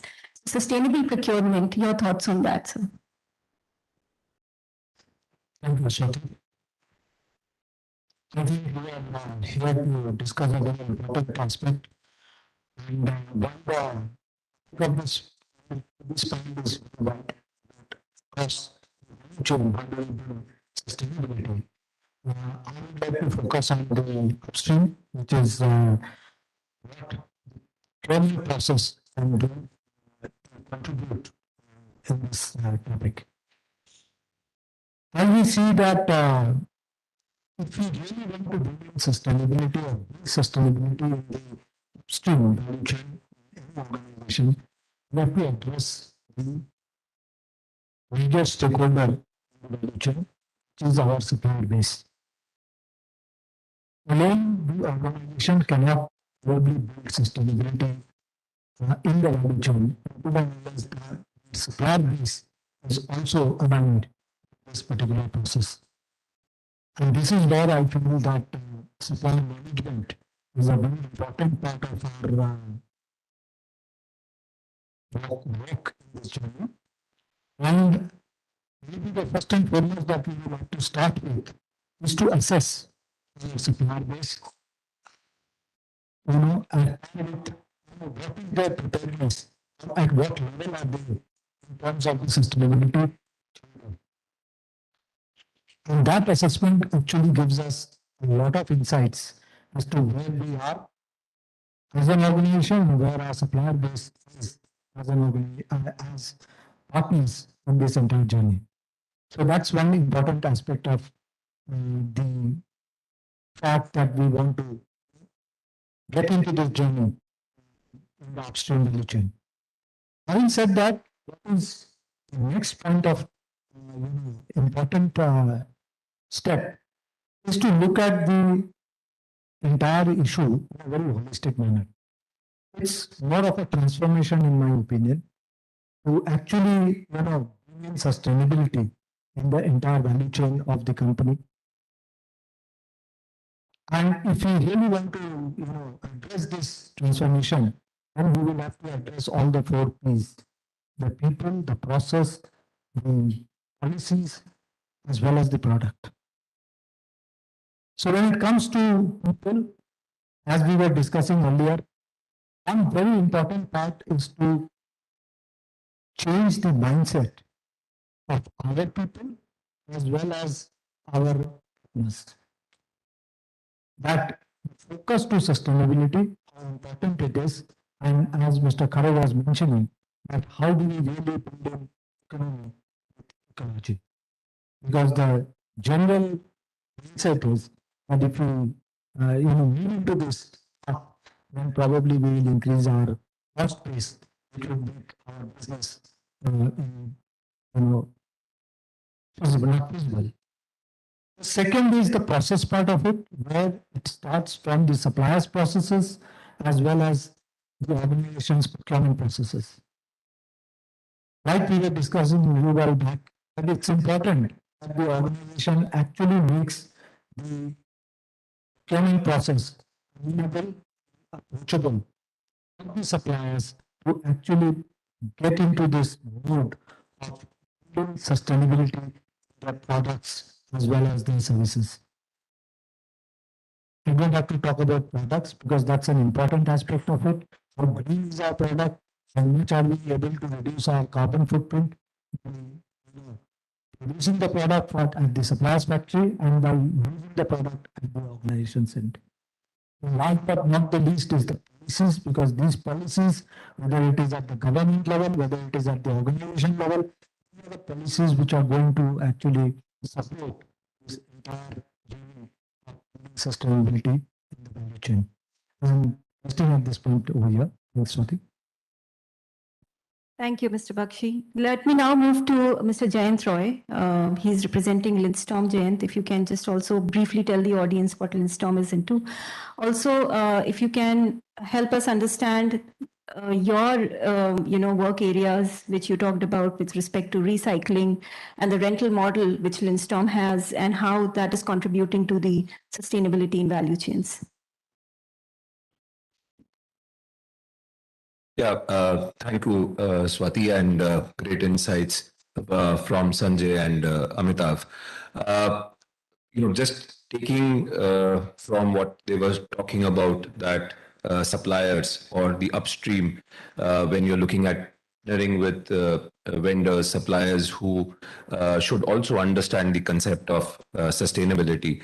I think, I probably would be representing more from the partner side, where we are the service providers to various industry segments.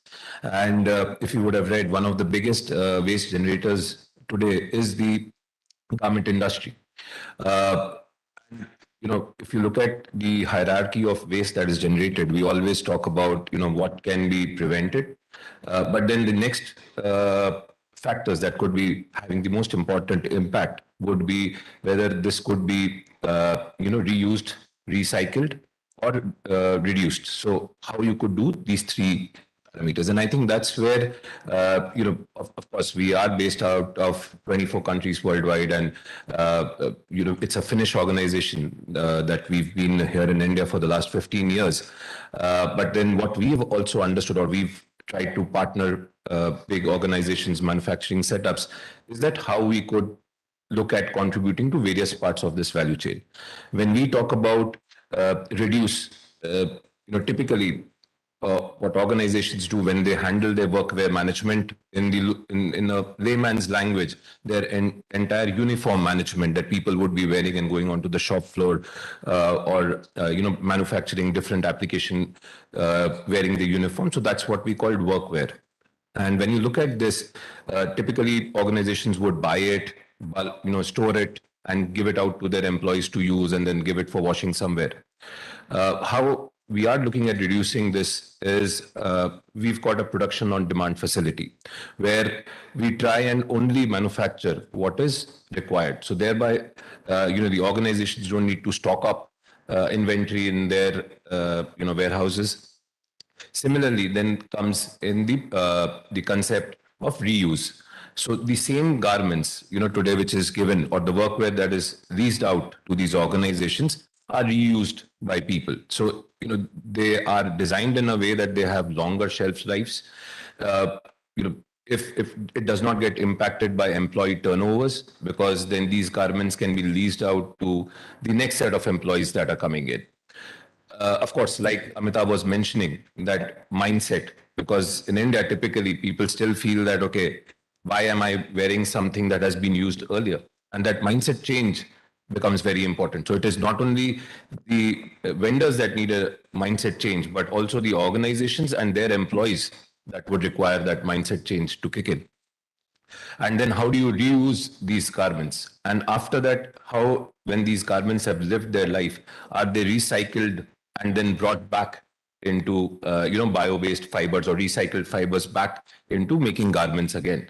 So this is when we talk about the entire value chain. We are talking about making the 100% recycling of this waste, textile waste, which is one of the biggest wastes that we are producing across the universe, as well as how we are making our operations carbon neutral, for which we are also suppliers to, or the service providers to organizations, and we too have our own supplier base. So, the dichotomy is there both ways, that how do we not only help upstream, but also ensure that it comes in from the downstream. Thank you, Jayant.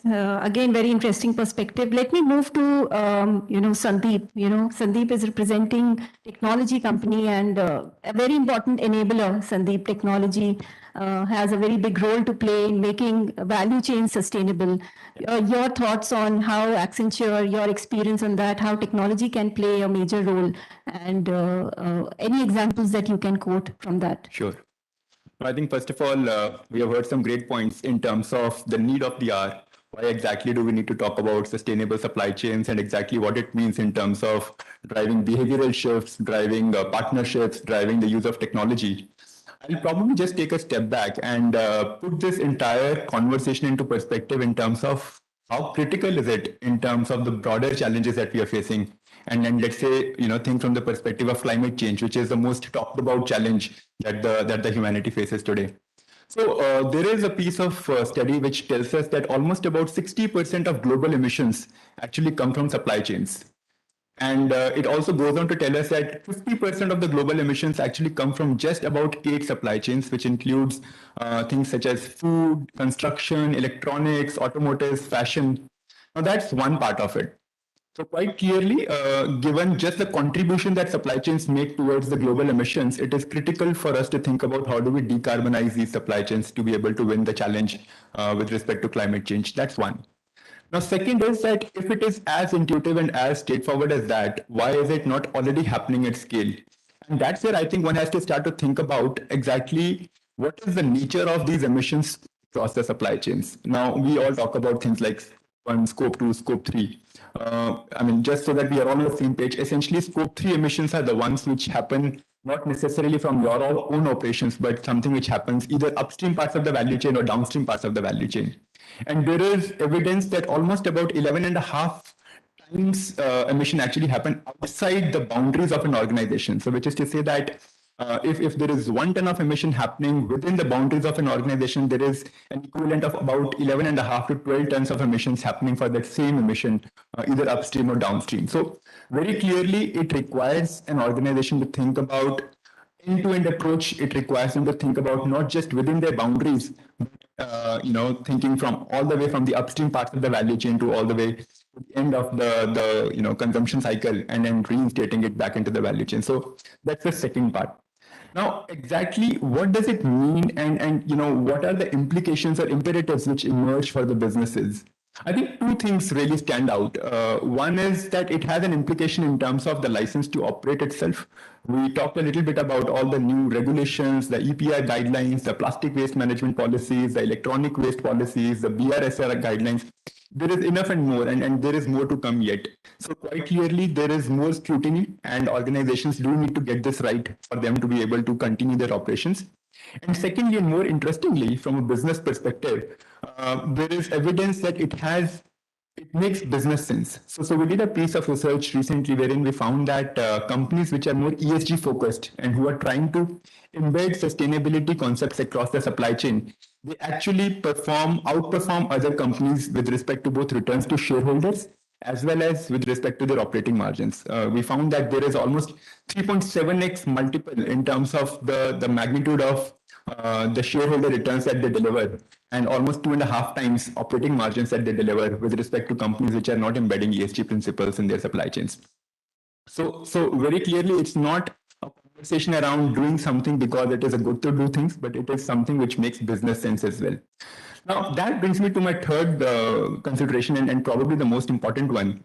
Exactly how do companies go about thinking of really embracing sustainable supply chains? And that is where we as Accenture define a sustainable value chain or a sustainable supply chain across 3 dimensions. We talk about circularity, which is more about resource efficiency. How do you make sure the best use of resources? There is second life options available. There is recycling. There is refurbishment. So all of that kind of conversation, which is more about resource efficiency. There is a conversation around trust, which is a second component of a sustainable supply chain. Really thinking about adherence to human rights considerations, making sure that there is fair wages across the value chain, there is transparency, and there is traceability.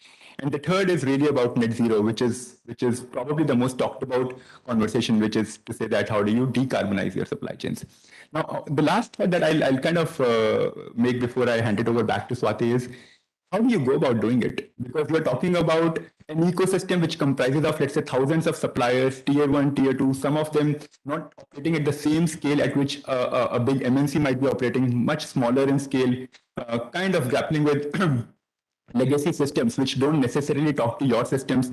We're talking about flow of materials, which probably is much more difficult to trace given the network of value chains which we are dealing with. We're talking about data systems which one has to deal with. If one has to get this right, that is where I believe, one, it cannot be done in isolation. There is a definite need for partnerships. You need to work with your suppliers, with your consumers, customers, and other stakeholders to get this right. And second, technology. This is probably something which requires a lot of learning, upskilling as well as some kind of investments to begin with. When we think about technology, it is also important to note that we are not just saying that technology is a magic bandwagon which will solve everything. Technology enabled innovation, because the kind of value that we are talking about is such scattered across the value chains that you have to think about innovative business models which can actually help you unearth and realize this value. So those are the 2 big things which I believe are important for us to be able to really transform to sustainable value chains. Thank you, Sandeep. Let me move to Paul now. Paul, you bring in a lot of experience in plastics, and plastics plays a major role when we look at the supply chain, not just the upstream, but even the downstream side, from the packaging to logistics to various other things. What are your thoughts specifically from plastics point of view? Any experiences that you want to build here, that, what are the companies doing from the material aspect of plastics to reduce, recycle, replace it? Sure. And thank you very much, and for the invitation to come and talk to you this afternoon. So I have a few reflections on this. And as part of the Smart Sustainable Plastics Packaging Challenge Fund, we're really focused on consumer packaging and how we can use that in a more sustainable way. But we quickly realized that the consumer, whilst the consumer is only one of the critical pieces to bring about the system change that we're talking about here. And that retail supply chain is vital if we're going to go and make this change. And the retail supply chain, I can only really talk about the UK context here, but I suspect it's pretty similar in India as well. But that retail supply chain is highly adapted, and it's been optimized to use plastics over the last 40 and 50 years. And any highly adapted, highly specialized system, whilst very efficient, tends to be very inflexible and finds making change really difficult. And so that's one of the things we bumped up to quite quickly, that the barriers through that inflexibility are pronounced. The other thing that we've been trying to do is work with those supply chains, particularly to introduce or reintroduce even reuse and refill systems into the supply chain. And again, what we found is that, because everyone talks about we have to have a compelling proposition for the consumer to switch, and that's absolutely true. But what we also need are compelling propositions for each actor in the supply chain. to make the switch. Because if it doesn't work for either the brand owners or the retailers, you're going to struggle. And then I was to build on that point to say is particularly in consolidated markets such as retail, and the UK retail is very consolidated. We have probably 5 retailers have 80% market share. So in that sector, we have to understand where the power balance and the center of gravity within that supply chain. And so very often for most of those supply chains, the retailer tends to be the center of power. So they can be really, really effective at driving change, or if they can't see the benefit for them, then they can also hinder it. So I'd say more generally, there's a real need to understand where's the center of balance in that supply chain and understand the motivations and the drivers of that piece of the supply chain. The final point on my opening remarks here was that we're trying to run trials to demonstrate how these reuse and refill models can work. And in the past, we've seen lots of these types of trials run, but they've been run at relatively small scale because they're expensive to do. And small scale tends to just mean to test consumer acceptance. What it doesn't show or test is how can those changes work right through the supply chain. So there is a need to invest and innovate on these changes, particularly if we're trying to bring that whole system change, on how those will be embedded through the supply chain. So how can the brand owners still retain that touch point and brand loyalty? How can the logistics companies continue to work and embed these new systems into their current systems and work as efficiently? And how can they be actually implemented on the shop floor by retailers? Because for sure, there will be a lot of operating changes that need to happen to operate refill systems, for example, alongside the incumbent systems. Thank you. Thank you, Paul. Before I go to my next round of questions, I just want to check if audience have any questions at the moment, and we can take it right now. Anybody has any question from the panel? Okay. Okay, so we have a couple of hands up. So what I'll do is I'll move to my next set of questions a little later. Let me give a chance to the audience so that there can be a Q&A round right now itself. So why don't we go to the gentleman here at the center table. Please identify yourself and also please mention who your question is for, which panel member. Can we have the mic, please?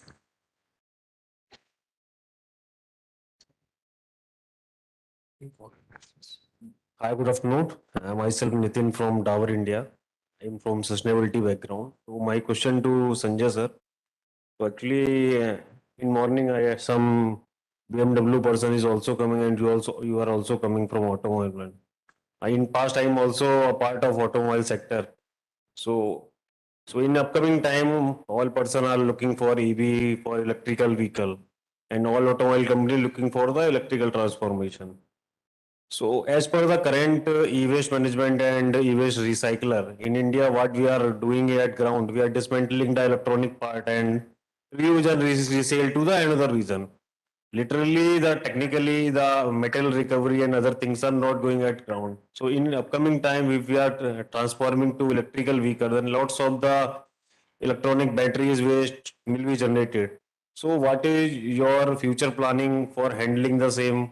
What are you doing for capacity, increasing the capacity building of e-waste management, e-waste recycler?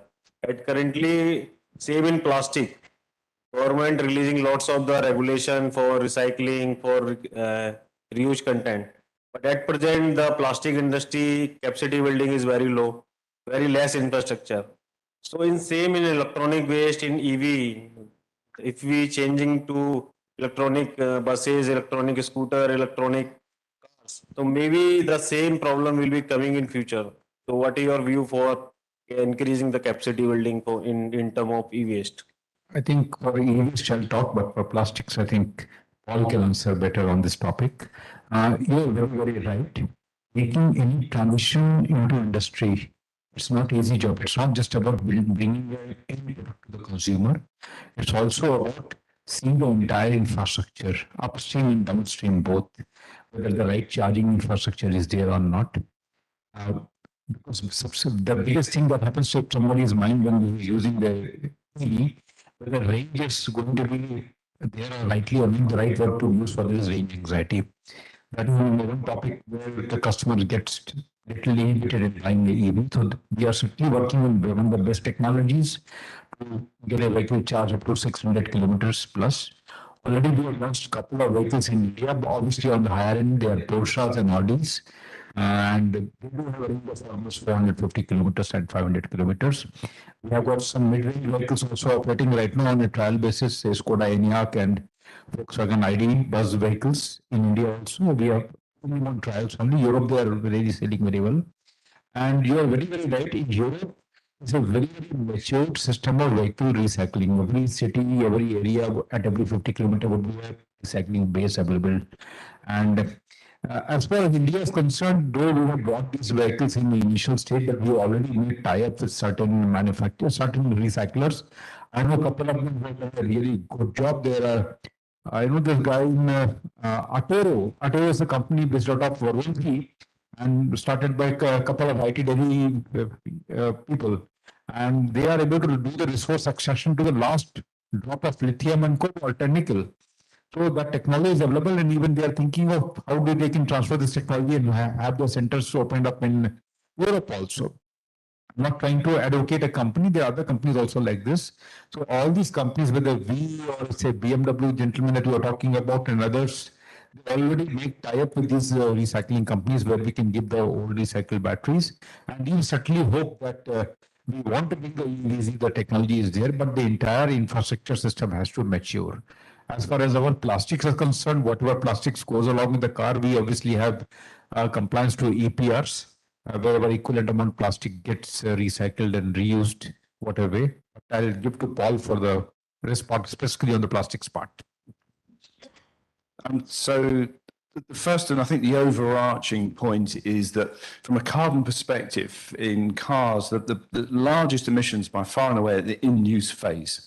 So anything that you can do to cut that should make the change. And so plastics being lightweight materials tend to reduce emissions of cars, and it's a definite step forward. So I would say the recycling of these materials should not hinder the transition to lighter weight solutions for cars, particularly as we're moving into the electric vehicle realm.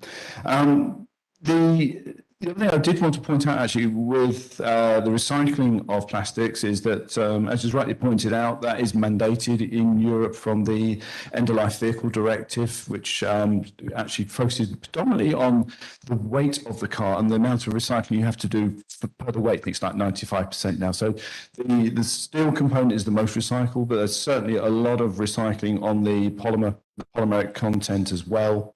That can be enhanced by material rationalization, and most of the car manufacturers have been and their supply chain has been very active in reducing the palette of polymers and compounds that are used in the car production to facilitate recycling, and so that's a very positive step forward.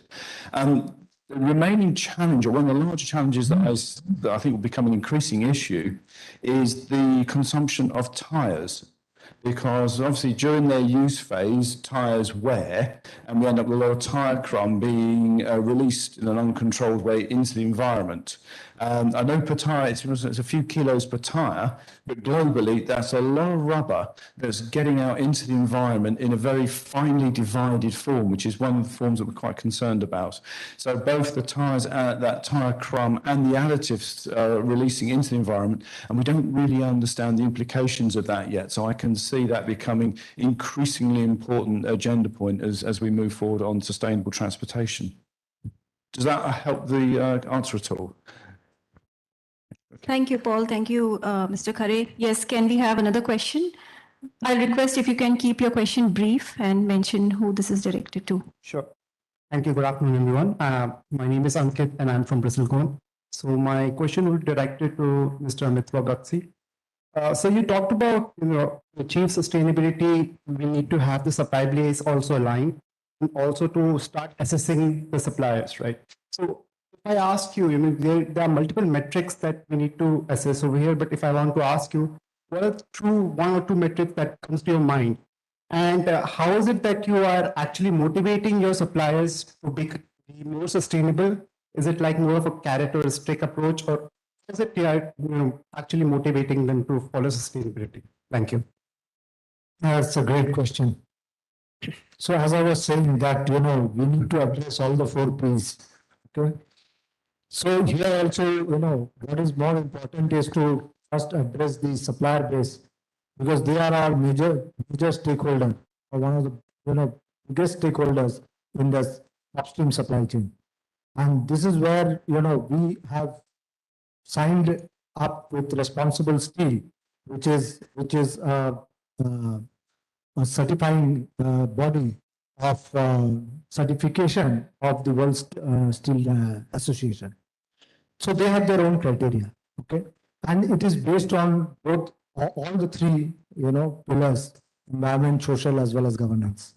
So criteria and the matrix of supplier assessment addresses all the 3 metrics, okay, and based on the assessment, we find out that what are the gaps and what is the level of maturity they are in at this point of time, and then our supplier management team, picks up certain projects with them to actually work on the bridging the gaps that we find. Your second question about how we motivate them, and that's also a great question, and that's where I was saying that we need to have processes designed to actually motivate your suppliers to bring in sustainability in their business models, both from their product perspective or their service perspective. And these processes will have to be designed in the organization to actually promote that. And that's where the green procurement comes in. That's where the green procurement policies come in the organization to actually bring sustainability in the entire, upstream supply chain. Thank you. Thank you. I'll come back to the audience, but I will just take this question to the other panel members also, and let me just turn it around a little bit. When we are looking at value chain, the supplier base, a very big question that comes into picture is suppliers asking, what's in it for me? Right? And suppliers are dealing with their own challenges, business challenges. So what are your, maybe just 1 or 2 points very briefly, if I can just run it with the panel, starting maybe with Paul and then coming to Jayant in the sequence.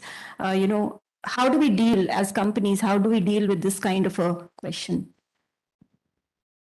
Okay, can I answer that by giving an example? So let's come back to that power balance we were talking about earlier on. So Tesco are the largest retailer in the UK. Their market share on their own is 33%.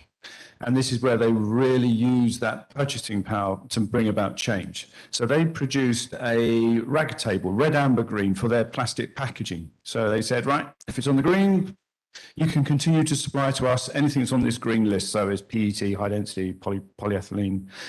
If it's on the amber list, get ready, we're going to phase you out. On the red list, you better stop supplying that. And on that red list, we're on a lot of materials that were already or continually being supplied, PVC and multi-layer films. And for a lot of time, people say, oh, we've got to have those. We need them for the barrier property. We need. And then suddenly when Tesco said, we're not having them anymore, thank you, then guess what? The innovation went like that. Market changed. And now, so if I look at multi-layer films in the UK, no one's specifying those anymore. And that was simply because of Tesco using its purchasing power and driving change through its supply chain through a very simple and very easy to understand initiative. And that table was remarkably effective at delivering change.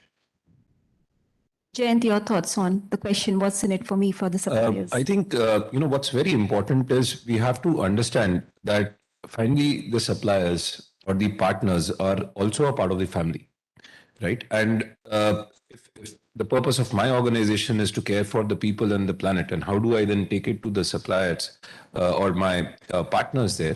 It cannot be that, Paul was mentioning, it's quite simple to put the green and the red zone, but how do you, help them come into or be in the green zone? And I think that's where the partnerships, the co-creation comes in. I think the hand-holding comes in. Like Sandeep was talking about that, if I can invest in technology, because I am probably a large manufacturing company, but my suppliers are small MSMEs. How do I then encourage them? Then I probably have to start sharing out my resources that are available and start co-creating. So I think that becomes, if we do not work together and we start treating people that, okay, either you match my standards or you're out, I don't think that way it would work. So it cannot be a carrot and stick approach like we had earlier. Thank you. Mr. Khare, any thoughts on this? Yeah, so very nice thoughts that they are our family, extended family, and we have to do handholding with them. We have to give them knowledge, impart knowledge where they don't have. And we have to also do the mindset change with them. However, at Volkswagen as a group for the last 10 years, we have got a S rating system in place. That's called sustainability rating, and each and every vendor, if he is registered with us, he has to do an annual assessment and give us the ratings. And if he only meets the basic minimum criteria of sustainability, then only can work. And sustainability is about environment, the social, human rights, all the diversity and safety factors are considered into that. This is one of the specific factors. And now, obviously, next thing we are working along with the CII on this sustainable value chain initiative to motivate them on these topics. And obviously, it's going to be telling them what's in it for you. Like I just told you earlier, that it's about building the efficiencies or building the resilience part, which can help them for a better future. Thank you. Thank you, Sandeep. Your thoughts? So I think we have heard a couple of perspectives on the upstream parts of the value chain. Let me build upon that and give you an example of the downstream part. So let's take a very simple example, that of PET bottles, the most often talked about example, and we have EPR guidelines and those kind of things which necessitate and require the organizations to bring back the PET bottles which have been used. Now, just think about exactly what's the whole dynamics looking like. There is a consumer who has used the bottle. This bottle, the PET bottle, used bottle, retails at a particular price point, and when it gets recycled, there is a different price point at which it retails. Now, that delta is what the value is which the whole value chain has to realize. And if you do the math and if you use some numbers, I'll just come to the final number. It tells you that there is only about 2 cents which is available per used PET bottle, which can be realized across the value chain. Now, that's too small, but it is still a value to be realized because the scale that we are talking about, the volumes that we are talking about is enormous. And even that 2 cents per bottle can actually magnify into much bigger value which can be distributed across the value chain. How do you realize it? The challenge there is that one has to really incentivize different parts of the value chain, different parts of the supply chain to be able to gather a share of that 2 cents per bottle. Only then it will make sense, and only then it will actually happen in reality. Easier said than done, because it doesn't necessarily happen. How do you incentivize the consumers to bring back those PET bottles? They hardly have any incentive in that.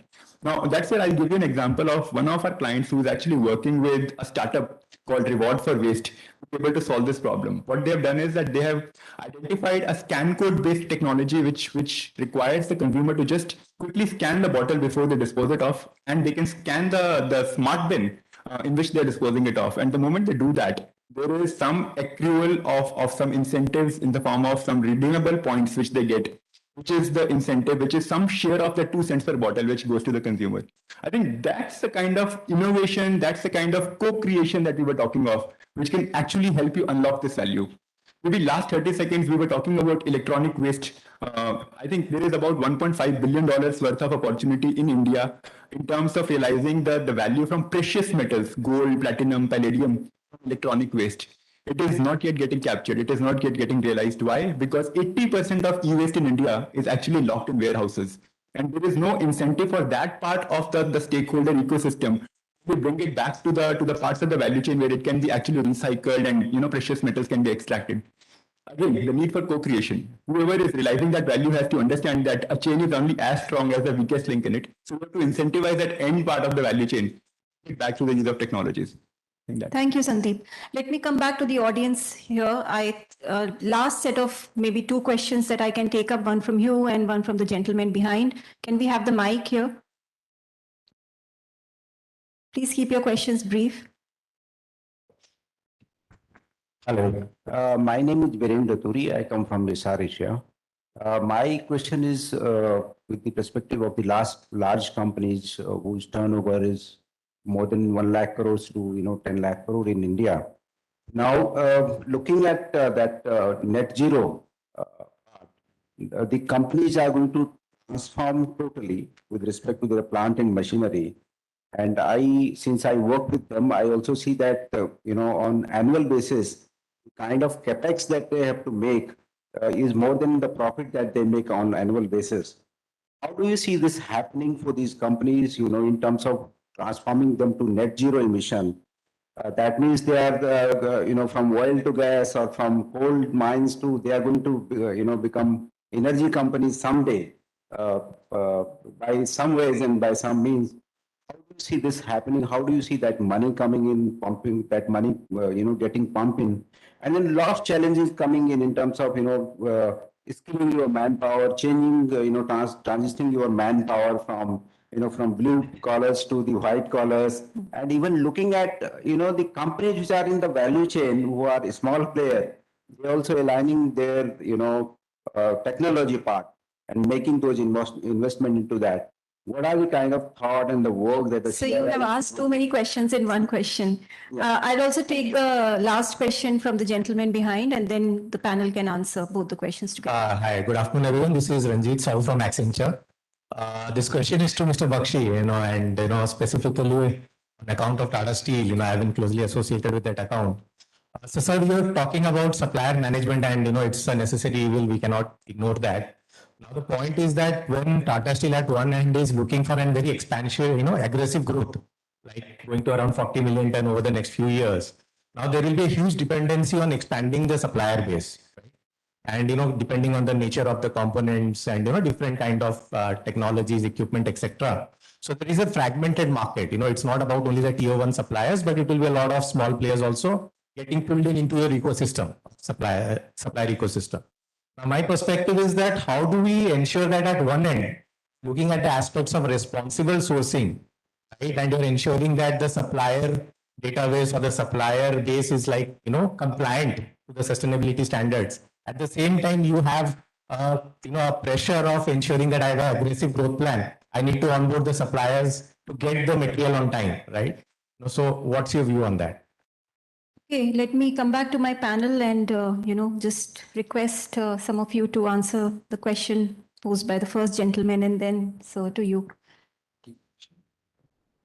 I'll not. This is the question on climate financing part. That's a big question, and I think more of a geopolitical question. I'll come to the second question first. That you said that how will we build the capacities, or how will we change the transition? The entire transition of new technologies will happen. So I'm very, very confident of the last 35 years of my career in this auto industry in India. I've seen many transitions happening. 1990s was a phase of quality. A lot of quality systems started coming in, and I think everybody got really very much engaged with those topics. And a lot of systems started coming into earlier largely manual process. It changed, number one. In the year 2000s, it was a time of robotization and automation. And a lot of mechanization, a lot of productivity improvement happens. TPM was a thing that was again gotten by CII also in a big way, TPM process. We saw that automation also happening. Earlier, it was thought that how will people work with robots? And a lot of automation happened, and I think to this date, we are quite self-sufficient. In fact, during the last COVID times, we were installing new plants for our India 2.0, the 4 new cars. And we could do completely with help of our Indian suppliers because the foreign suppliers could not come and they could install and commission, do all the machinery parts. So that capability came. And the third phase is about what happens in 2010s. It was all about digitalization. How automation happened, how the new ERP systems came, everything started coming in. So I'm very, very confident about the Indians and capabilities. If they desire, it will happen. We already have things like Sundar Pichai and all the big wigs who are running the big corporations of the world. Why can't Indians do it over here? I'm very confident about their capabilities. Thank you.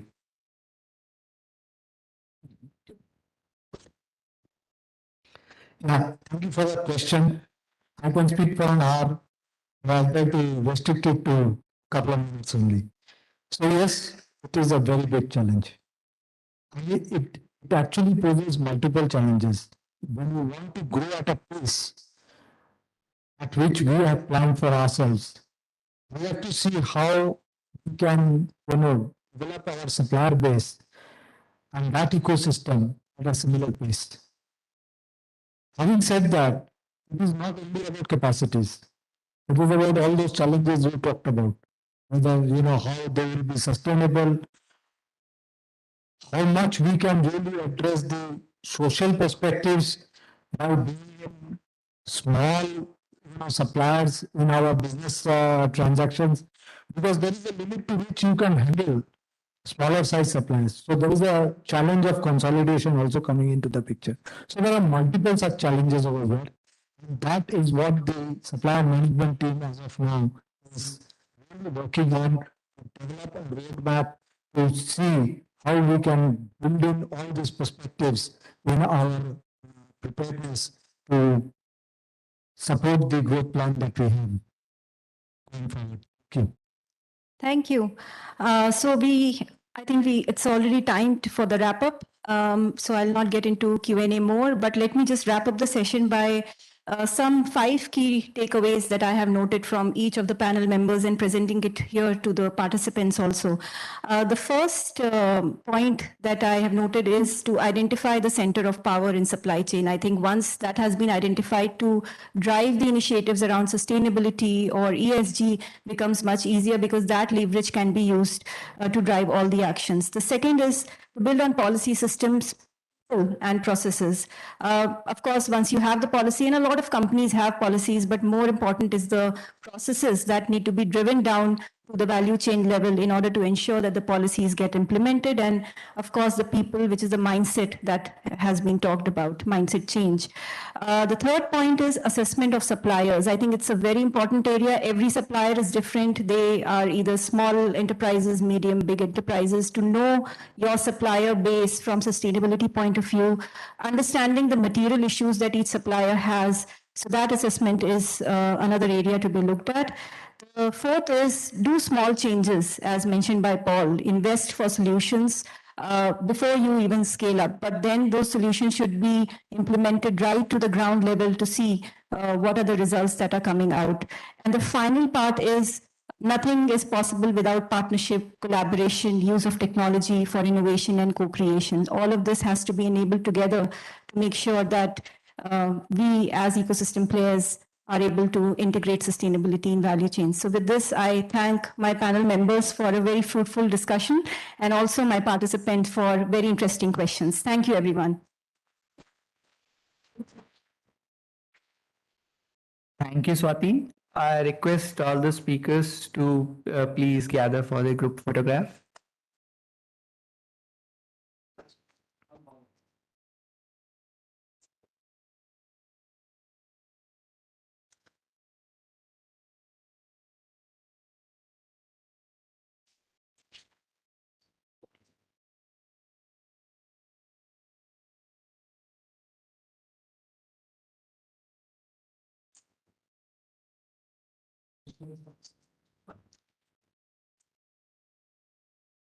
With this, we conclude this session. I thank our distinguished dignitaries for an alleviating discussion. We'll now break for lunch and reconvene at 2:30.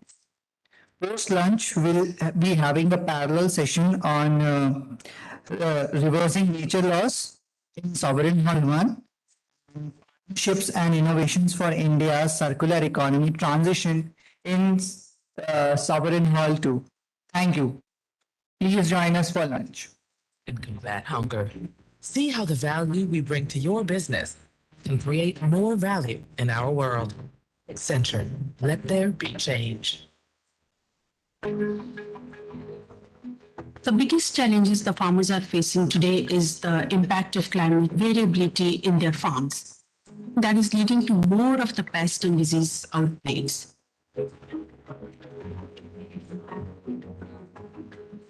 If we are not addressing these challenges seriously, there is definitely going to be a problem of food security in the future, and there will not be enough food for the survival of the people in the world. ICRSAT, it's an international agriculture research organization trying to help the smallholder farmers. These are also some of the most marginalized people in India. Most of the farming groups are challenged for access to better technology. When we got together with Microsoft in 2016, together we actually came up with a nice digital intervention, which was sending a simple text message to the farmer advising them, and based on the number crunching that we did on the cloud, we were able to advise them on what would be the ideal time for the farmers to go for sowing. Based on the successful experience of sowing app in 2016, the teams got together and they actually took the sowing app and converted into something much bigger. We are sending advisories to close to 10,000 farmers. English వాళ్ళు మా ఊరికి వచ్చారు. దానివల్ల మాకు వారం message English వాళ్ళ నుంచి వాతావరణ సూచనల గురించి మెసేజెస్ వస్తున్నాయి. ఇంగ్లీష్ నుంచి మాకు మెసేజ్లు వస్తుంటాయి. దాన్ని బట్టి మా పంటలో మార్పులు చేర్పులు చేసుకుంటూ ఉంటాం. I'm really excited about this new technology, particularly farm-based. It's going to be really useful for us because that will give us insights into the various microclimatic data, whether it is the weather variables or the soil status of that farm. AI seems to be a game changer. We are now recipient of the AI for Earth grant. Probably 10 years back, for you to crunch these huge volumes of data, you needed to invest a lot of capital expenditure and buying a lot of servers and equipment.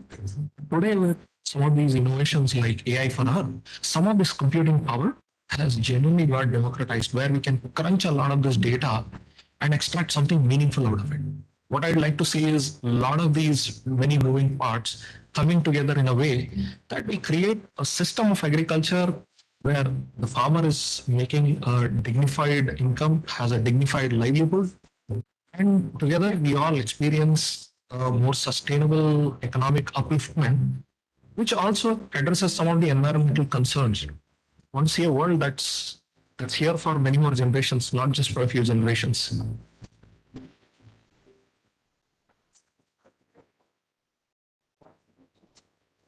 Choices. We all make them. The choice now is to be a sustainable business or no business. This is the generational challenge of our time. Together, we can reimagine a world where profit comes not just in spite of our sustainable practices, but because of them. A world where we put the eco in economics. When you can reclaim material headed for a landfill and create designer sneakers, that's supply chain. When you can get circular and provide reusable packaging on shampoo at a low price, that's consumer economics. When you create inclusive and sustainable workplaces by offering employees flexibility, support, and community wherever they are, that's human economics. SAP has the people, technologies, and processes to put it all together across all operations and industries, building a better profit and planet. But we can't do it alone. The only way forward is together. It's a sustainable future. It's a profitable future. It's our future.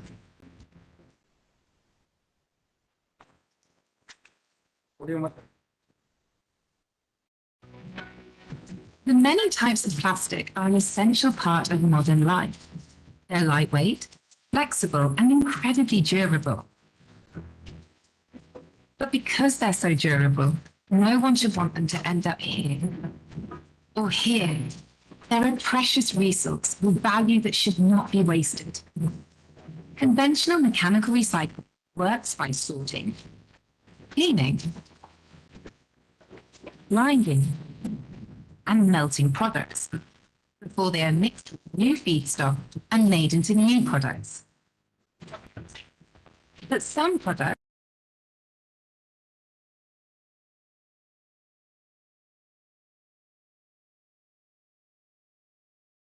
these plastics back into their original building blocks instead. To make plastic, building blocks from petroleum sources are joined to make long chains, and these make the products we use every day. What if we could reverse this process, breaking down long chains into their building blocks from which new products can be made, including new plastics? So this is not mere recycling. It is taking in old plastic waste and producing brand new plastic that is again recyclable. If that sounds to you like science fiction, it is not. At ExxonMobil, we are helping to build this world. The process works by turning sorted plastic waste into a liquid, which is mixed with other liquid sources. This feed is broken down, yielding the building blocks of new products, including ethylene and propylene.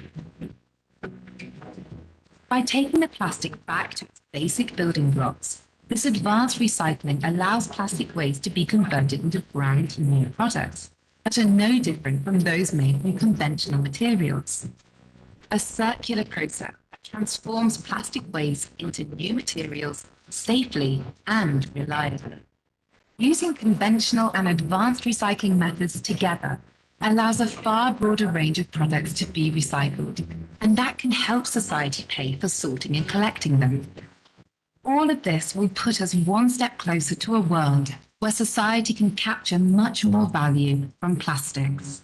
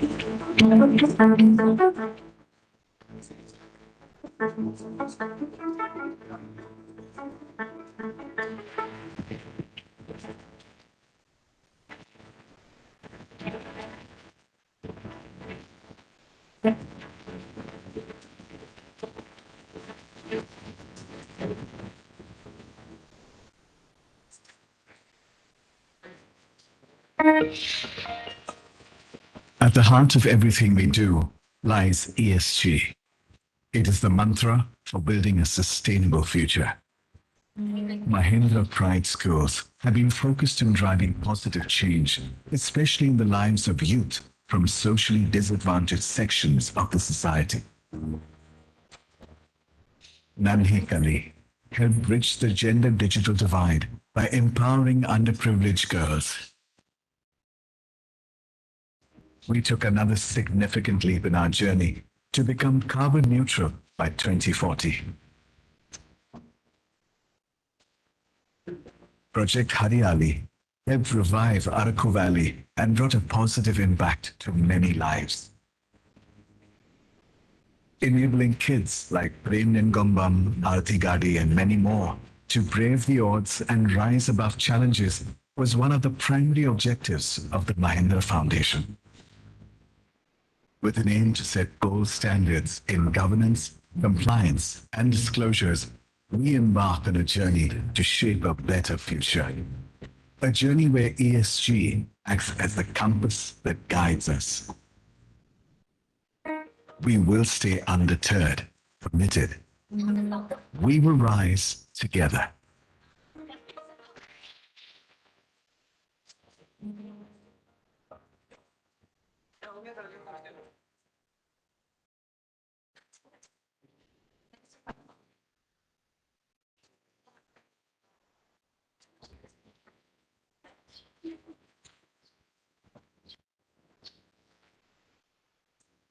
I want a world to grow up in.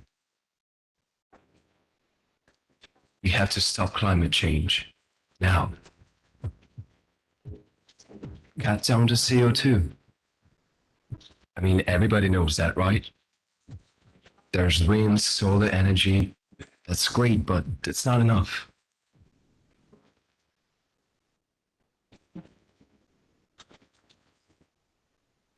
What about all the other stuff? What we eat, what we drink, how we wash and how we drive, everything. Life.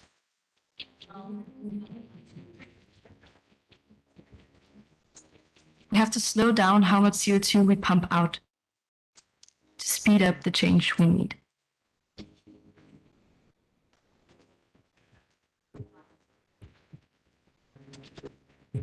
We can change the way that things are made. We can change the way we consume stuff. What we buy. And it's now. There are so many things we can do to make the change we need happen. I'm ready. Are you?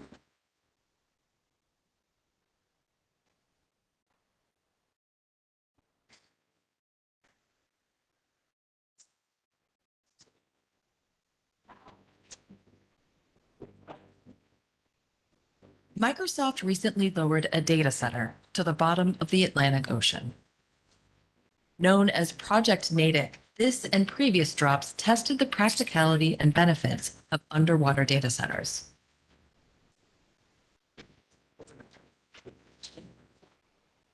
The Natick vessel is over 40 feet long, loaded with 12 racks, and contains 864 servers. Natick's equipment failure rate is 1/8 the rate of data centers on land, where corrosion, temperature fluctuations, and human contact contribute to error. The Natick capsule is filled with nitrogen, which causes less damage to the servers over time than oxygen.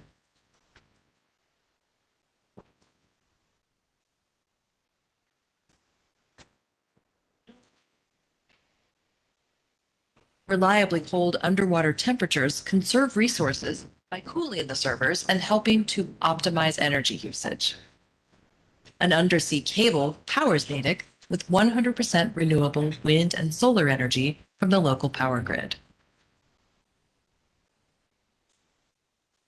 Project Natick began as an effort to sustainably provide cloud services to coastal populations, and now gives us a glimpse of what is possible for data centers in the future.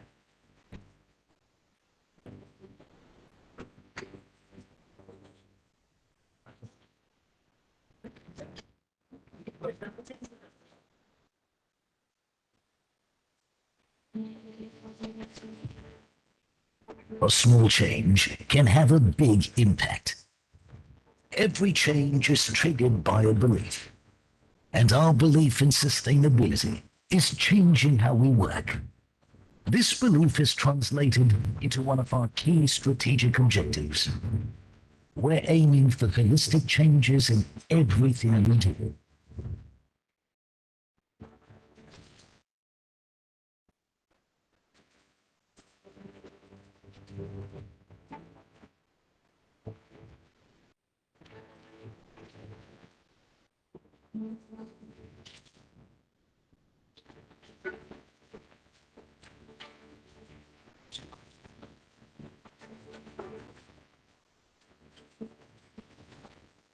making changes across the value chain, but introducing processes and technologies to promote carbon neutral steelmaking.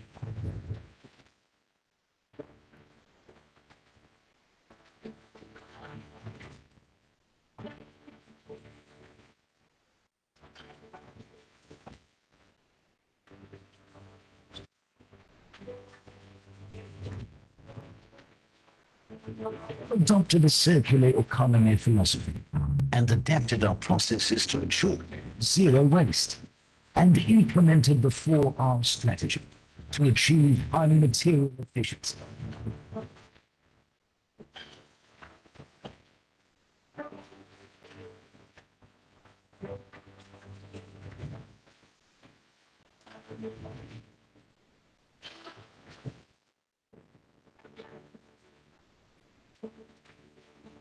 We have initiated renewable energy projects across all sites and implemented the Global Life Cycle Assessment (LCA) standards that allow for comprehensive analysis of environmental impacts associated with the safety of our products, processes, and resource utilization. We've also implemented the Tata Steel Responsible Supply Chain Policy based on fair business practices, human rights, health and safety, and environmental protection. Through continuous dialogue with all stakeholders, we ensure a common understanding and shared sustainability objectives. As part of responsible and as the first steel producers to join the Sea Cargo Charter to reduce Scope 3 greenhouse gas emissions, we're forging impactful collaborations for a sustainable future. We've also collaborated with an Indian startup to deploy electric vehicles for finished steel transport, the first in the Indian steel industry. Steel may be cold, but Tata Steel has a warm heart. We work passionately to preserve the health and beauty of our planet for the generations that will follow. We are safeguarding biodiversity through inclusion and collaboration with local communities, and positively impacting the environment and community by committing to preserve natural resources, setting industry benchmarks in environmental performance, implementing ISO 14001 compliant environmental management systems in operations, and appointing a board-level CSR and sustainability committee. We are proud our work is globally acknowledged and appreciated.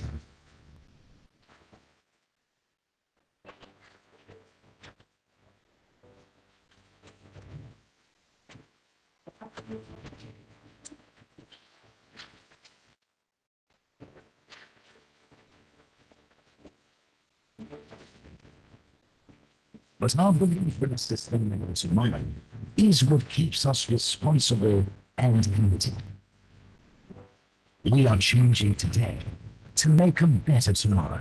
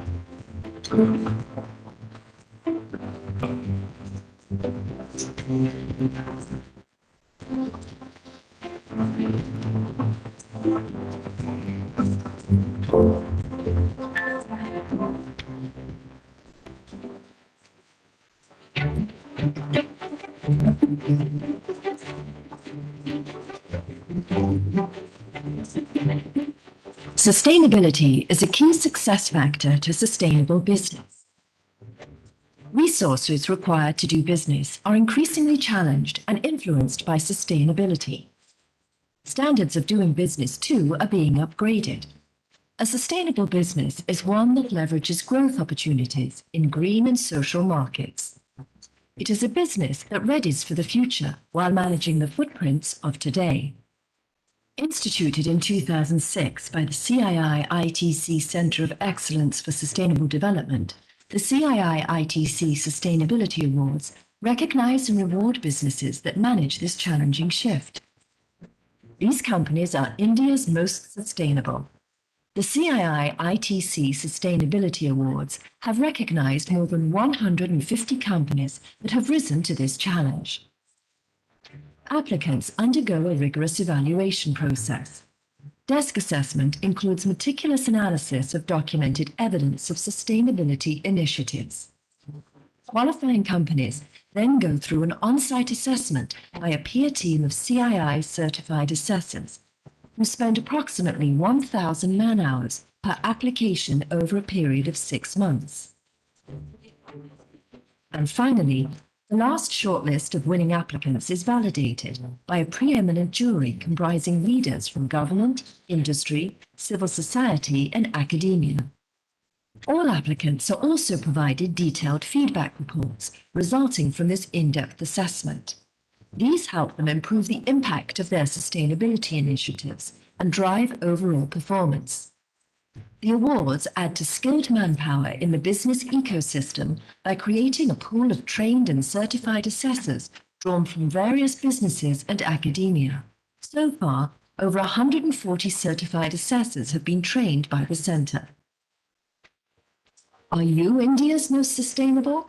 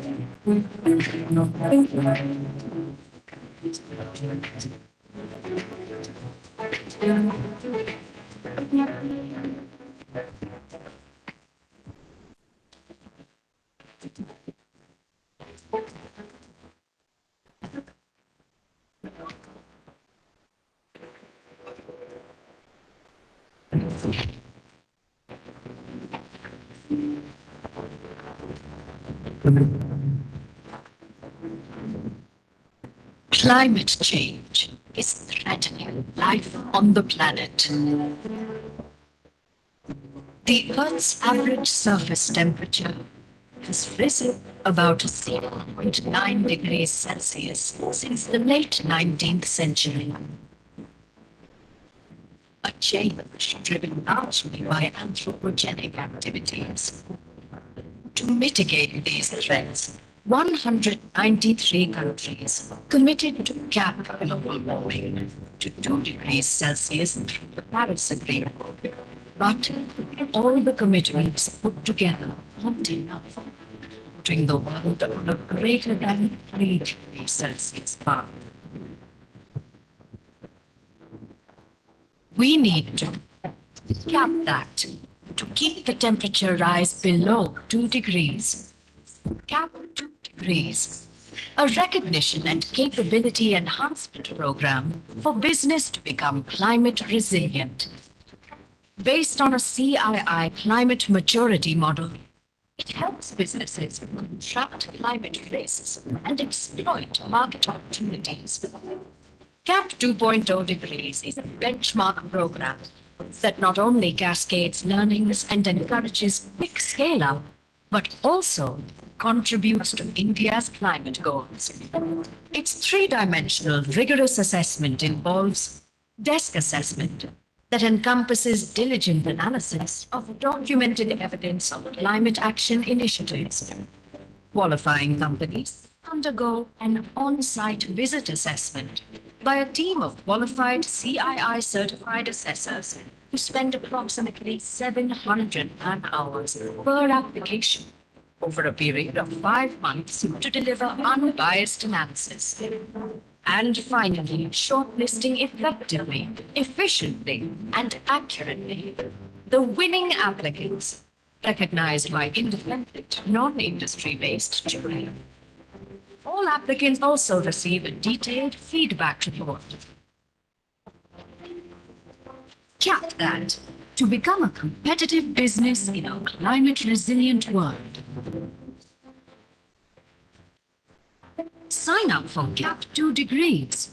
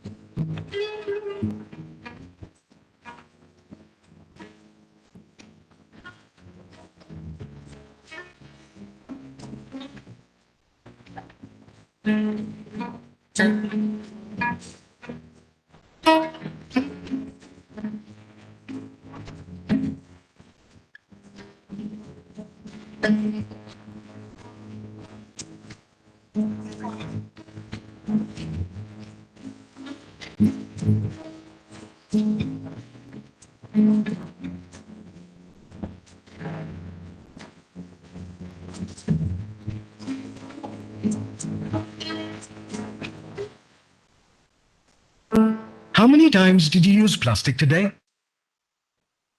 Plastic packaging is often wasted after single use. So, there is more plastic in nature, and it is littering urban and rural ecosystems. What we need is a systemic shift in the design, manufacture, use, and disposal of plastic packaging. We need a world where plastic is valued and does not pollute the environment. This is the ambition of the India Plastics Pact. The India Plastics Pact is engineered to help businesses keep plastics in use and out of the environment through these 4 targets. Eliminate unnecessary and problematic packaging. Ensure that all packaging is reusable and recyclable. Enhance the reusing, collecting, and recycling of plastic packaging. Encourage the use of increased recycled content in packaging. The India Plastics Pact is led by the WWF India and CII in collaboration with RAP.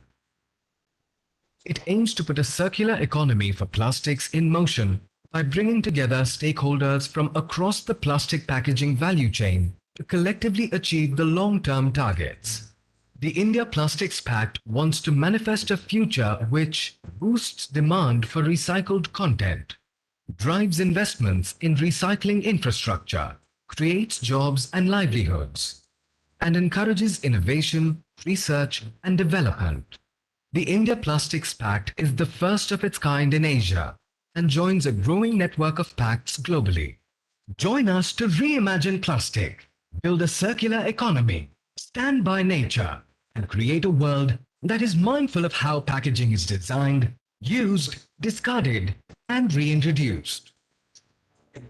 Join the India Plastics Pact today and help make a cleaner, greener India. Because together we can.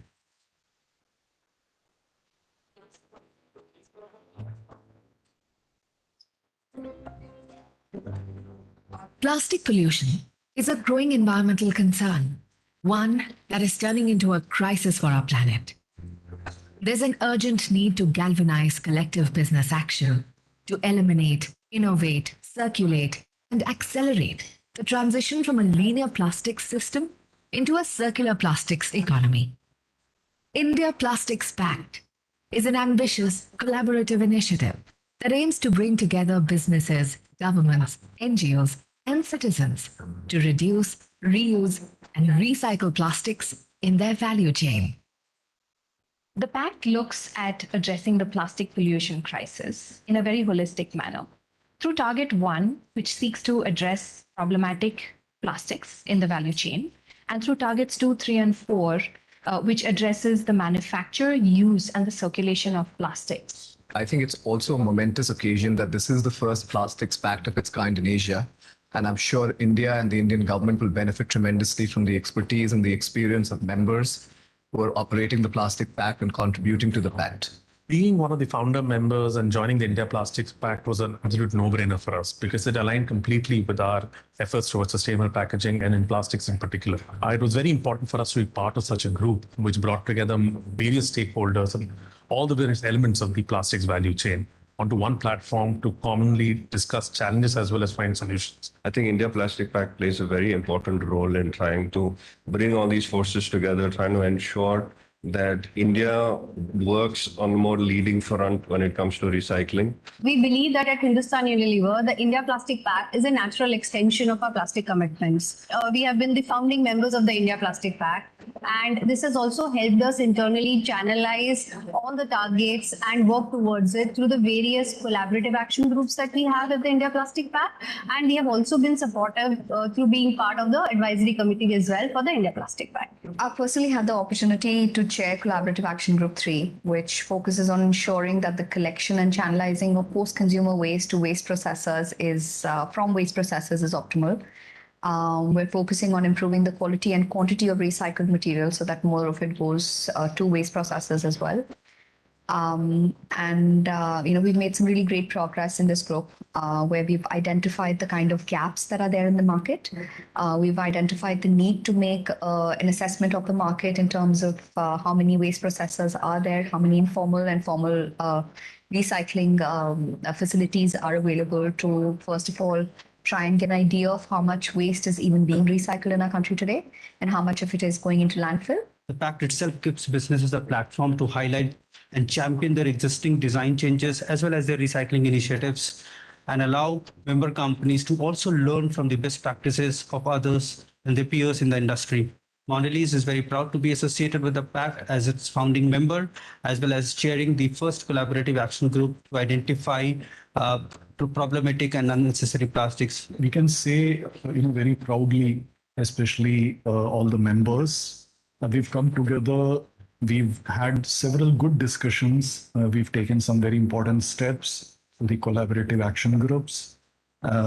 We are moving on the targets, finalizing the roadmap, looking at various projects, bringing out funding partners. A very important role played by WWF, CII, and RAP UK. I think phenomenal support we've got. Some of the targets that the IPP 2030 roadmap has set helped us in framing our own targets. Companies like us would be able to contribute immensely to India's overall sustainability agenda. And I think IPP is a vehicle for us to be able to achieve that. As part of what we would be looking at, our feedback is because we work on the ground and because we have our material recovery facility that gets flooded with all different types of plastic, we are able to give feedback as to what are the kinds of plastic, what are the volumes of plastic in these different fractions that are coming and what can be transitioned. And this feedback then goes to the brands, goes back through the pack to the design teams so that appropriate changes can be made. IBB is doing a great work for the industry, for the betterment of the plastic waste management. Membership to the India Plastic Pact offers industries a chance to showcase their thought leadership in sustainability, and it has a massive and positive impact on the brand. There's a huge amount of peer-to-peer learning which individual brands, organizations then take back and implement in their organizations. Together, we can. Together we can. Together we can. Together we can. Together, we can. Together we can. Together, we can. Together, we can. Together we can. Together we can. Together we can. Together we can.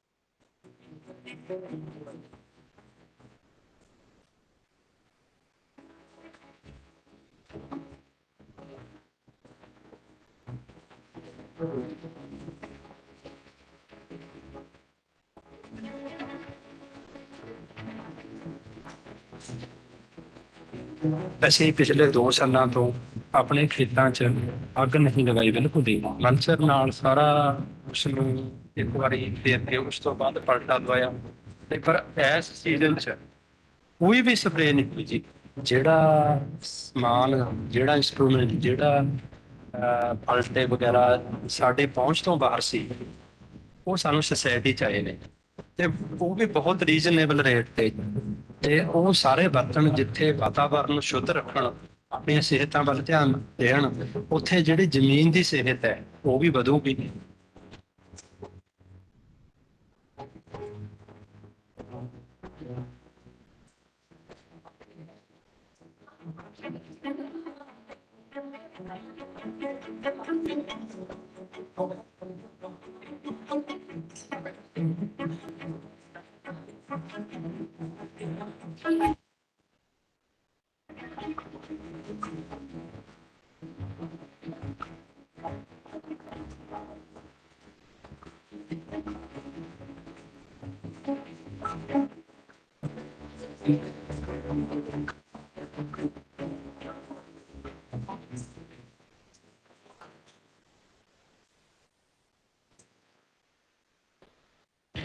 It's a beautiful thing.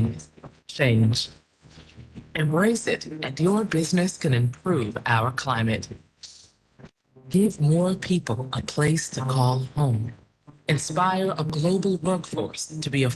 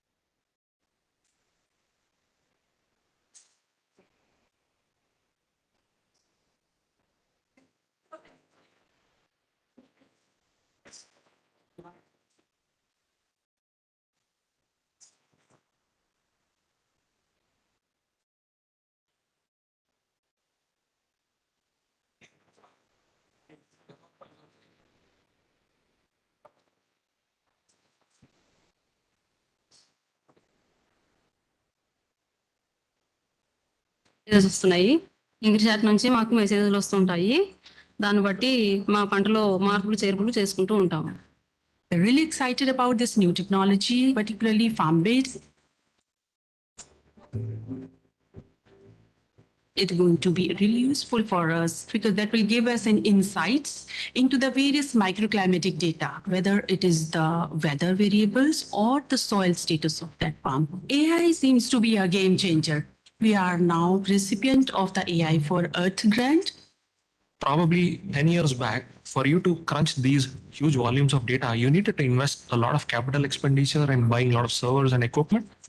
Today, with some of these innovations like AI for Earth, some of this computing power has genuinely got democratized where we can crunch a lot of this data and extract something meaningful out of it. What I'd like to see is a lot of these many moving parts coming together in a way that we create a system of agriculture where the farmer is making a dignified income, has a dignified livelihood, and together we all experience a more sustainable economic upliftment, which also addresses some of the environmental concerns. I want to see a world that's here for many more generations, not just for a few generations.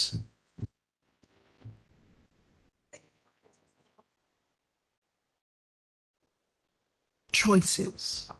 We all make them. The choice now is to be a sustainable business or no business. This is the generational challenge of our time. Together, we can reimagine a world where profit comes not just in spite of our sustainable practices, but because of them. A world where we put the eco in economics. When you can reclaim material headed for a landfill and create designer sneakers, that's supply chain economics. When you can get circular and provide reusable packaging on shampoo at a low price, that's consumer economics. When you create inclusive and sustainable workplaces by offering employees flexibility, support, and community wherever they are, that's human economics. SAP has the people, technologies, and processes to put it all together across all operations and industries, building a better profit and planet. But we can't do it alone. The only way forward is together. It's a sustainable future. It's a profitable future. I request all to please join back. Sure. We'll be starting the session in another 5 minutes.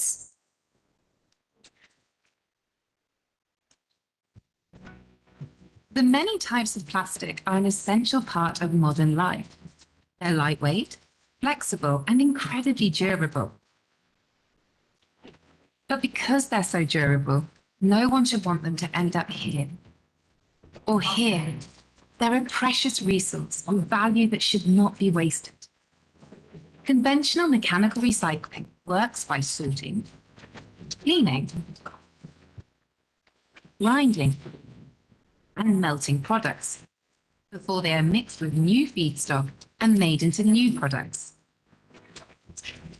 But some products, waste sources, and locations aren't well suited to mechanical recycling. Imagine a world where we could convert these plastics back into their original building blocks instead.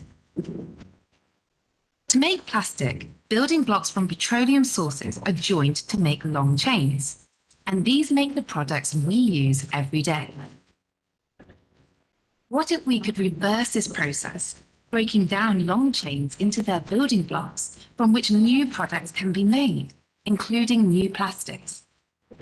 So this is not mere recycling. It is taking in old plastic waste and producing brand new plastic that is again recyclable. If that sounds to you like science fiction, it is not. At ExxonMobil, we are helping to build this world. The process works by turning sorted plastic waste into a liquid, which is mixed with other liquid sources. This feed is broken down, yielding the building blocks of new products, including ethylene and propylene. By taking the plastic back to its basic building blocks, this advanced recycling allows plastic waste to be converted into brand new products that are no different from those made from conventional materials. a circular process that transforms plastic waste into new materials safely and reliably. Using conventional and advanced recycling methods together allows a far broader range of products to be recycled, and that can help society pay for sorting and collecting them. All of this will put us one step closer to a world. I request all to please be seated. We are starting with our subsequent session.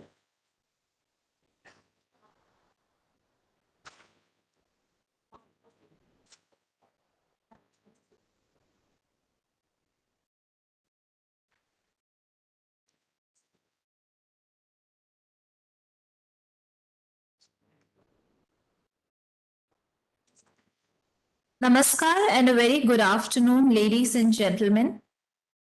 It is indeed an honor and privilege to welcome all of you to the session on reversing nature loss. I welcome all our distinguished speakers of the session who are here with us today. Some of our speakers are also joining virtually. I request our speakers to please come up on the stage.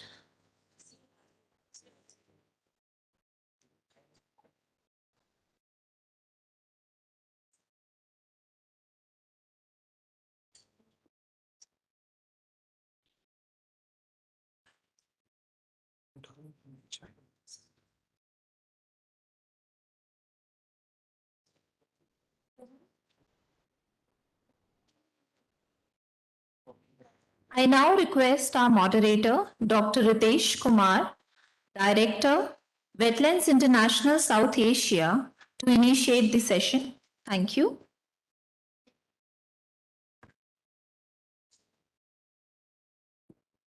Thank you so much, and very good afternoon to all. This session will talk about reversing nature's loss, and I'm joined by some very excellent people holding long-term reservoir of experience on how nature works, how conservation works.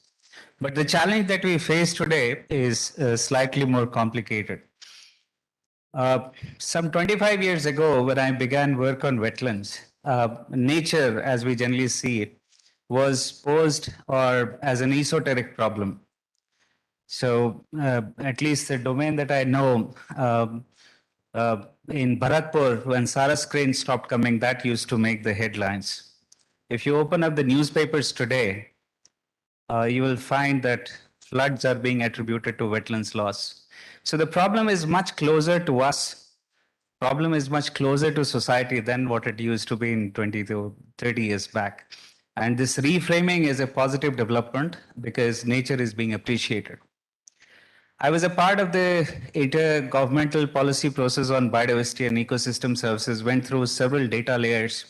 And one important conclusion was that 1 million species at the risk of extinction shot up to everybody's imagination.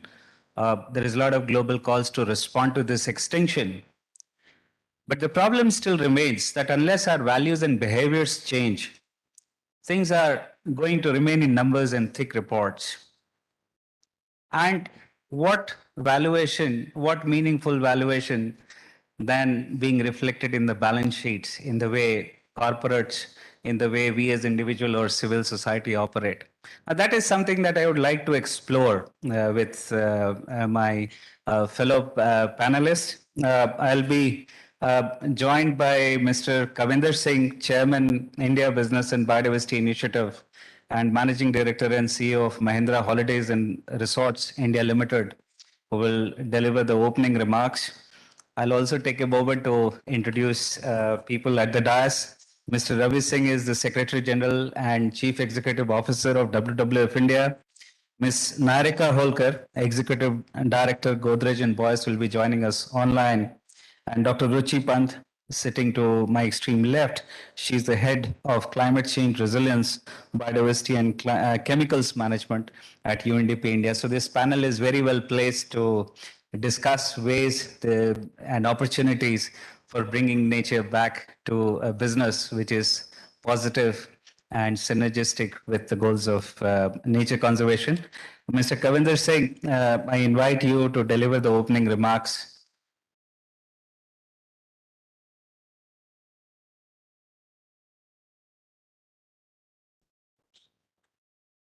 Okay.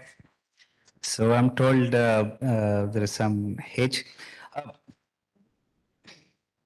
I think, Pravir, I can see Mr. Singh here. Yeah. Mr. Singh, I hope you can hear us. Yes, I can hear you and see you. I hope you are able to see me and hear me as well. Sir, we look forward to being illuminated by your ideas, sir. Over to you. Oh, already. Good. Very nice. So just in time, as I say. So first of all, I would like to apologize that I have not been able to join this esteemed panel interaction physically. Something urgent came up and I had to rush. And original plan was to be physically there with you. It's my loss. I'm very clear about that. On that note, I would like to start by first of all wishing you all a very good afternoon, a very warm welcome to the session on reversing nature loss. As I see it, the twin crisis of nature loss and climate change are inextricably linked. For too long, however, biodiversity loss and climate change have been discussed and dealt with in silos, even by independent international frameworks. I think we may, however, be at an important turning point. If we continue to address climate change and biodiversity loss separately, we will continue to take one step forward and two steps back. For example, quick fixes for storing carbon, such as planting non-native trees, can promote monoculture plantations that run the risk of eradicating biodiversity and ecosystem services, which could have damaging and, of course, expensive repercussions on livelihoods and our health. Environmental risks are the greatest systemic risks to our global economy, and natural disasters caused by human ecosystem destruction and climate change already cost more than $300 billion per year. The estimated economic cost of land degradation is more than 10% of annual global gross product. And human caused decline in ocean health is actually projected to cost the global economy $428 billion per year by 2050. More than half of the world's GDP, an estimated $44 trillion of economic value generation, is moderately, actually highly dependent on nature and its services.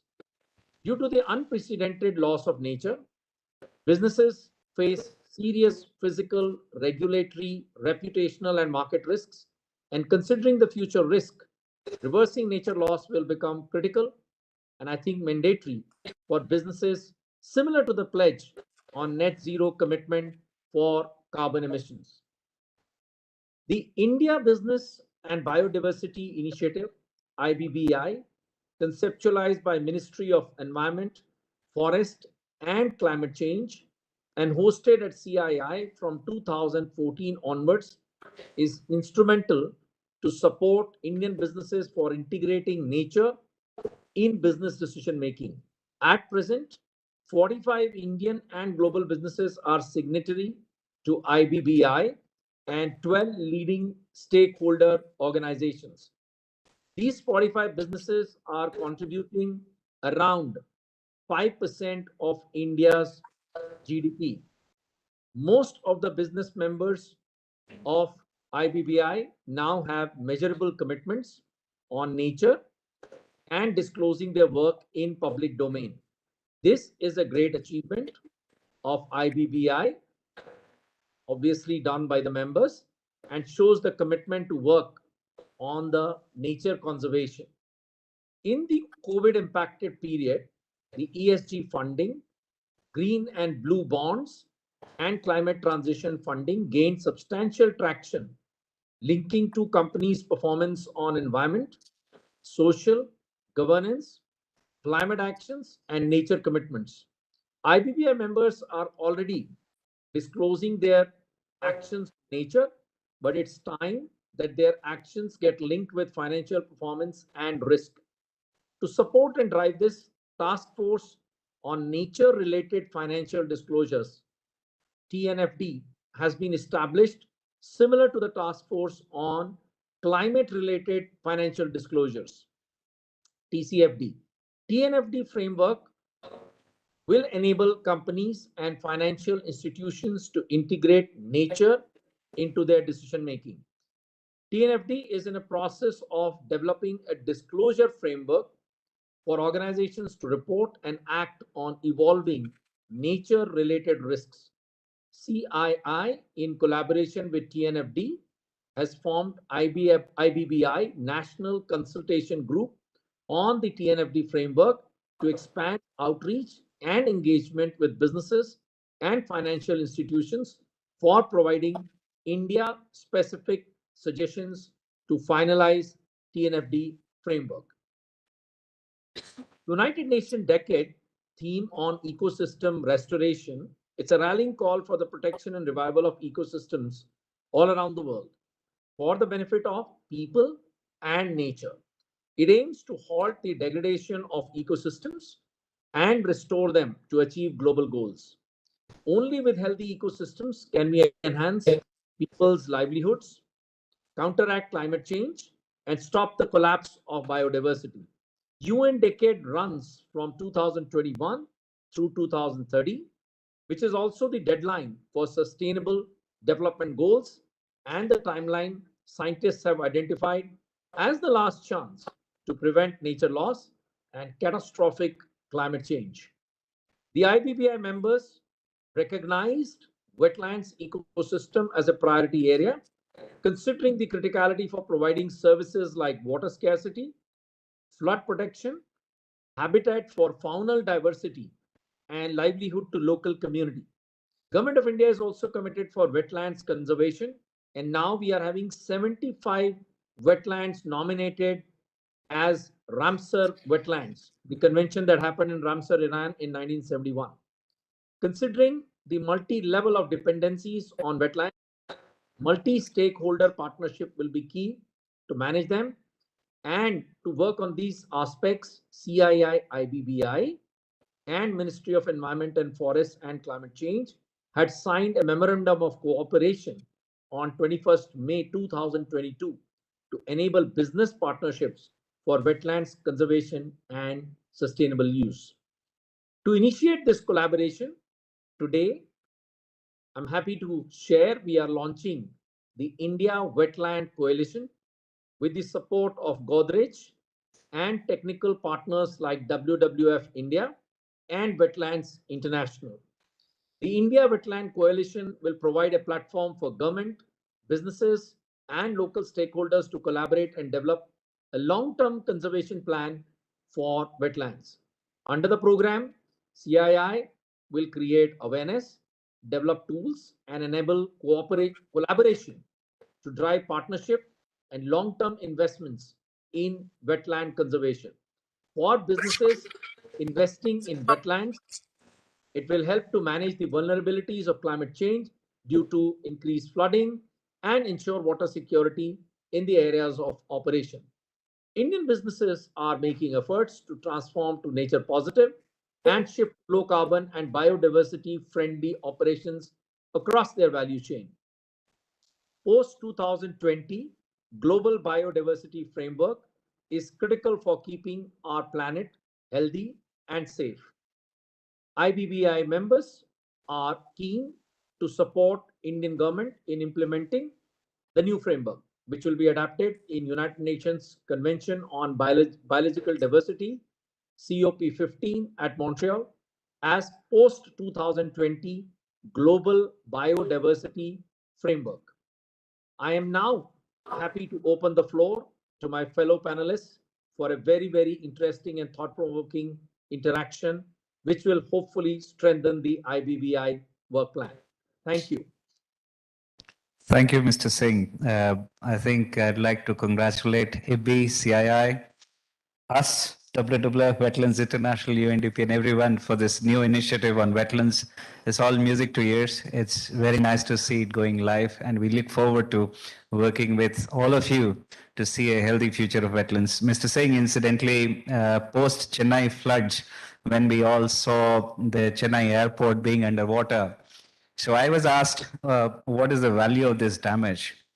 And the only figure that I could come by when I was working with one of my board members at Avendus Capital, he said, just look at the balance sheets of industries in the IT parks surrounding Palaikarnai, and you will know it was 10,000 crores because business was shut down for a number of days. So yes, it is important that we pick wetlands. Incidentally, wetlands are also hotspots of global biodiversity loss. And I think working on wetlands will be able to, it will be one of the ways in which we can reverse the bending biodiversity curve. Thank you, Mr. Singh. And I hope you can stay with us a bit Try longer. to stay for some more time. Thank you so much. Thank you, Mr. Singh. Excellent. Mr. Ravi Singh, you are you have had a very long experience on working on nature conservation and also at the interface between corporates and the conservation community. I have a set of questions, but would you like to have some generic comments on this whole issue of nature conservation? You want to go ladies first? Either way, sir. Ask her first. I think let's begin, sir. Begin with you. Thank you. I've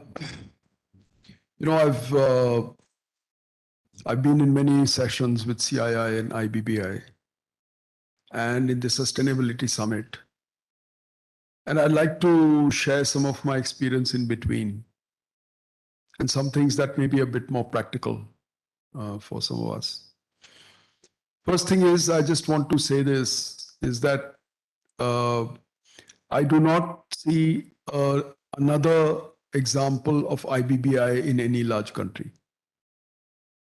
I've looked at it some years before COVID. I did a comparison, not just because we are all involved in it. My organization is involved in it. Some of us were at the founding signing ceremony, but the way India has shaped this and the way CII with its help has taken this forward and membership response, that's one part of it. But the content, which is both national and regional, is something that I've not come across in many places. I want to say this quite unequivocally. Second is that once you enter this world of nature, when you enter the world of biodiversity, a river starts flowing in front of you, which is full of challenges and knowledge. And every year, every 3-4 years, there will be almost a doubling of the amount of knowledge that you gain as a result of this involvement, because this is an unending river. And it's a long experience, and everyone has their own way of experiencing it. And in that, get to a point where the knowledge, dispersal, the cooperation, the interaction with people, and of course, the elements of nature actually raise the level of what we are trying to do. This is the second aspect. The third aspect is, Ritesh will talk a bit about this, the global interaction, and UNDP is here. The global dialogue is changing.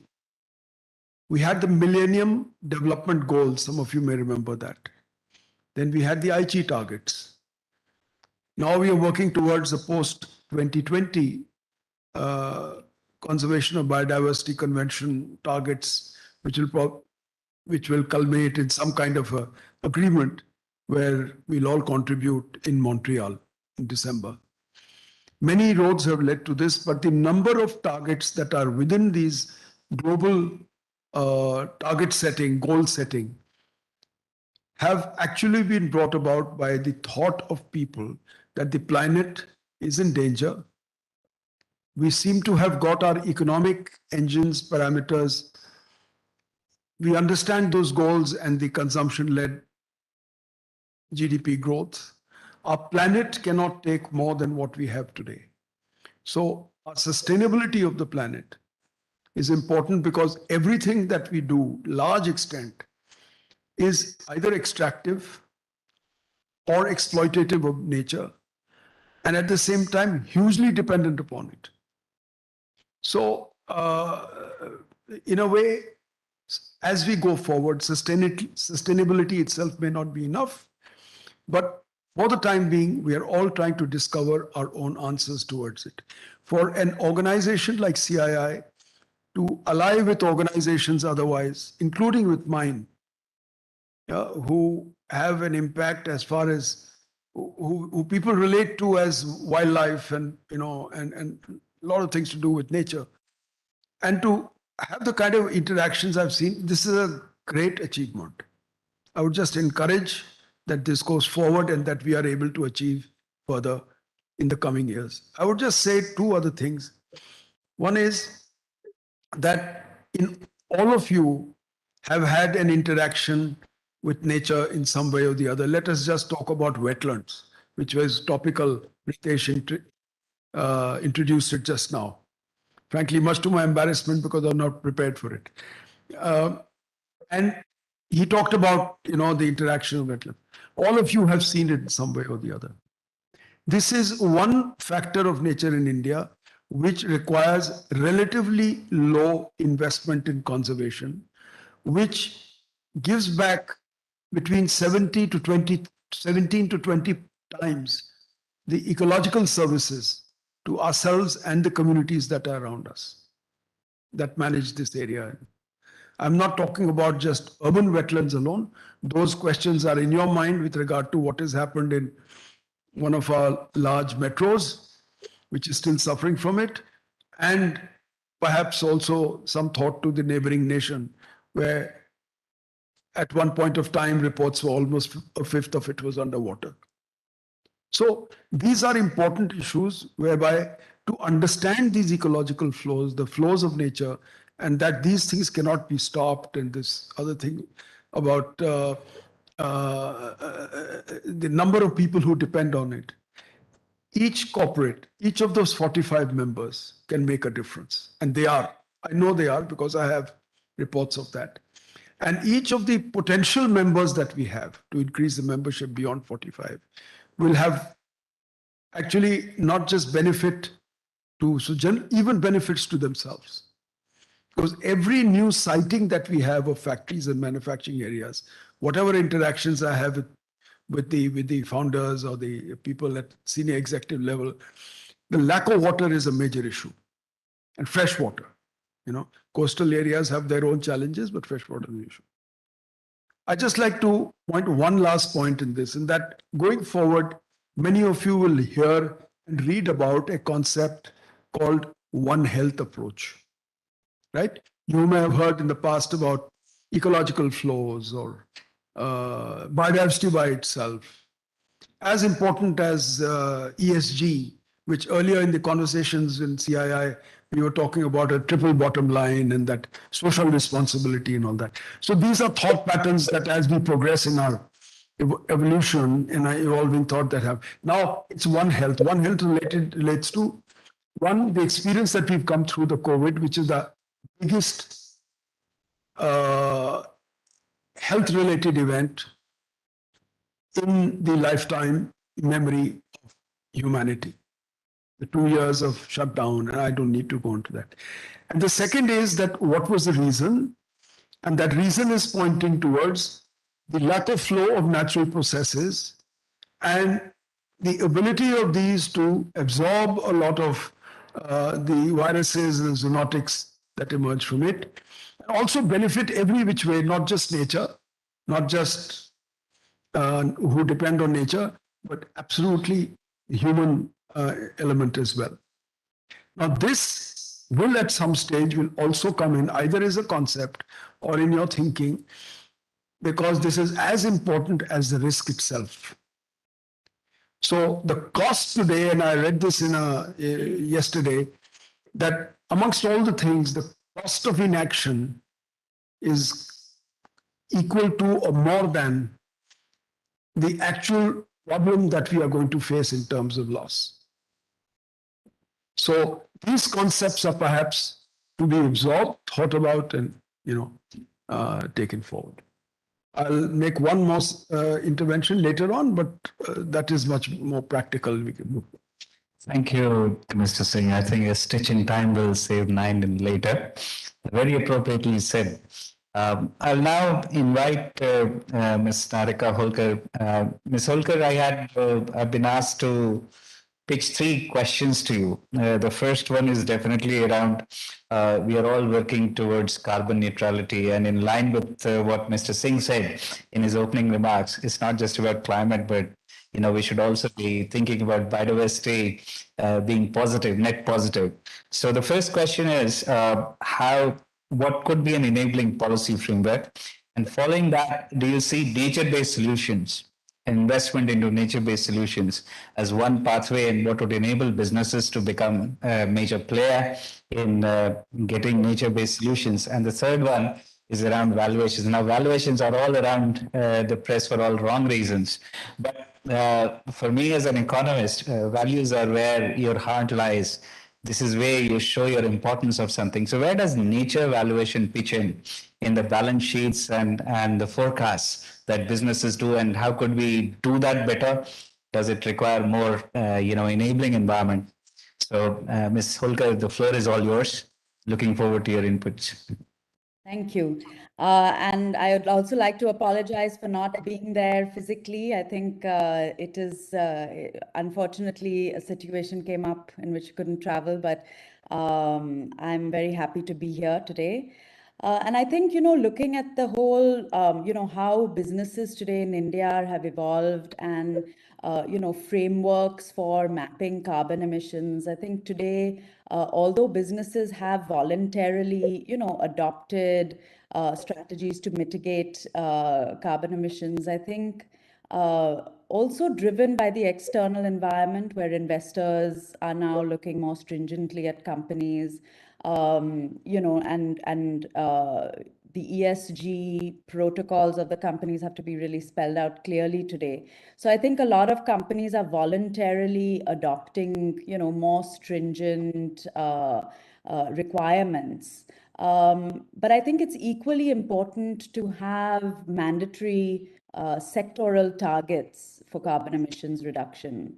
And although we have certain schemes like the PAT schemes for regulating carbon intensive sectors, it's not regulated for all businesses in India today. And that leaves a lot of large sectors out of the carbon neutrality path. And in my opinion, just policies in isolation are not going to be able to deliver the outcomes that we want. We need to really have a more conducive framework for implementation. And I think that some of the additional measures maybe that businesses might be looking at today that could help them, I think is in terms of, building greater awareness, looking at the impact of biodiversity and emissions across every sector, and, encouraging thinking about biodiversity integrated as a part of business. We very easily look at the two very separately. And we have valuation for performance, we have valuation for ESG, but they're never combined into a consolidated system where we're really looking at profit and we're looking at the impact on the planet as a single metric. And I think that's very important today. And I think also in terms of stakeholder consultations where you could list out the common and specific business impacts and assess the scope of nature-based solutions. And importantly, today, supply chain, everybody is concerned about supply chains today and, diversification of supply chains. But I think importantly, how are we looking at supply chains to implement some of these nature-based solutions? Like how are we looking at subject experts, designers, manufacturers, product engineers that can work on different aspects of nature-based solutions so that we're implementing holistically and not in an incremental way. And I think importantly, identifying case studies of businesses where it's worked, what's worked, documenting those, and really and bringing out and celebrating some of those case studies that have worked well. And I think also in terms of the CSR domain, I think there's a lot of benefits that can be given, that are ascribed to communities, that are ascribed to maybe traditional ways of learning, traditional understanding of natural resources that today is not top of the agenda. And I think integrating some of those in very localized, specific solutions that are context-based, because it's very easy to kind of plug and play and use a copy-paste solution, which won't necessarily work. And I think understanding the particularities of the place and really looking at solutions for that particular geography or community, I think is very important. And also important to really emphasize research by academia as well as industry in partnership to really create a pool of professionals looking at new technologies to really, see how we can address some of this nature loss. And, I think it's based more on, more than just technology. I think we really need to solve challenges today. And, I think also importantly, the role of IBBI today as such a platform that's really encouraging stakeholders from many different sectors, communities. I think it's important to really use this platform to celebrate some of the case studies, to look at partnerships, to look at stakeholder consultations, and to really facilitate solutions. And lastly, on your valuation, on the point of valuation, I think it's very difficult to really put one metric for valuation, because I think different industries have a very different impact on the environment. And you can have, a mining industry, which is, a direct impact through biodiversity loss, whereas you can have a manufacturing business, which maybe is changing the land use or habitats, whereas service industries may have more of an indirect impact. So it's not possible to really use a single lens. So I think we need to use a combination with a weightage given to different approaches, whether direct or indirect, and really look at the scarcity of resources. And it should be clubbed with evaluating really the cost of mitigation of impact of climate change, which, clearly we can see today. And we can also, we've seen in the past in Mumbai, today we can see it's in Bangalore. I think in all our major metros, the climate reality is only becoming more pronounced. And having to deal with, with the costs of degradation once it's happened are innumerable and an immense cost. So I think if we can put our heads together before we have a crisis, to respond to, I think that can lead to long-term value creation for the country. And I think that's extremely important today. Thank you. Thank you, Ms. Volkerson. Very powerful messages. Indeed, as a part of the global assessment team, we were looking into the ways of valuing nature. The report was released last month at IPBES, and we could document more than 50 different methods and ways of expressing values. So we will have to accommodate plurality in values and valuation, and that's a strong message. And I've been also told that economies are nothing but wholly owned subsidiaries of nature. And the way this organic connection is expressed will definitely be something between the practice and management domains. I now look to Dr. Pant. Dr. Pant, First, I've set up questions again for you, but the first one is to talk about what is a gap in financing biodiversity conservation, and following it up is what do you see the role of businesses in financing this gap and going beyond CSR? How can it be more organic? And then there is a third one, but I'll hold it for now. Thanks, Ritesh, and good afternoon, everyone. And I would like to thank CII and IBBI to invite me as a representative of UNDP to share some of our work and experiences in this area of biodiversity conservation. So let me begin by a first question on the kind of finances that are required for conservation.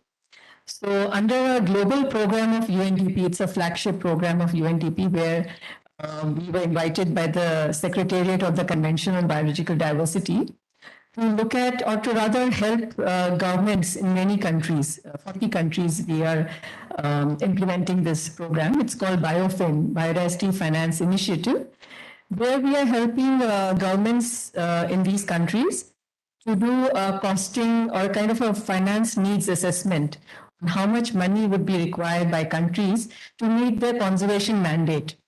And this mandate is actually enshrined in the National Biodiversity Strategy and Action Plan, which each party member to the CBD has to develop. So India also has a National Biodiversity Action Plan. So India is also one of the countries where BioFin has been implemented. It's going through its third phase now. So in the first phase, we were looking at three things. First, we looked at, we costed the actions that are enlisted in the National Biodiversity Action Plan.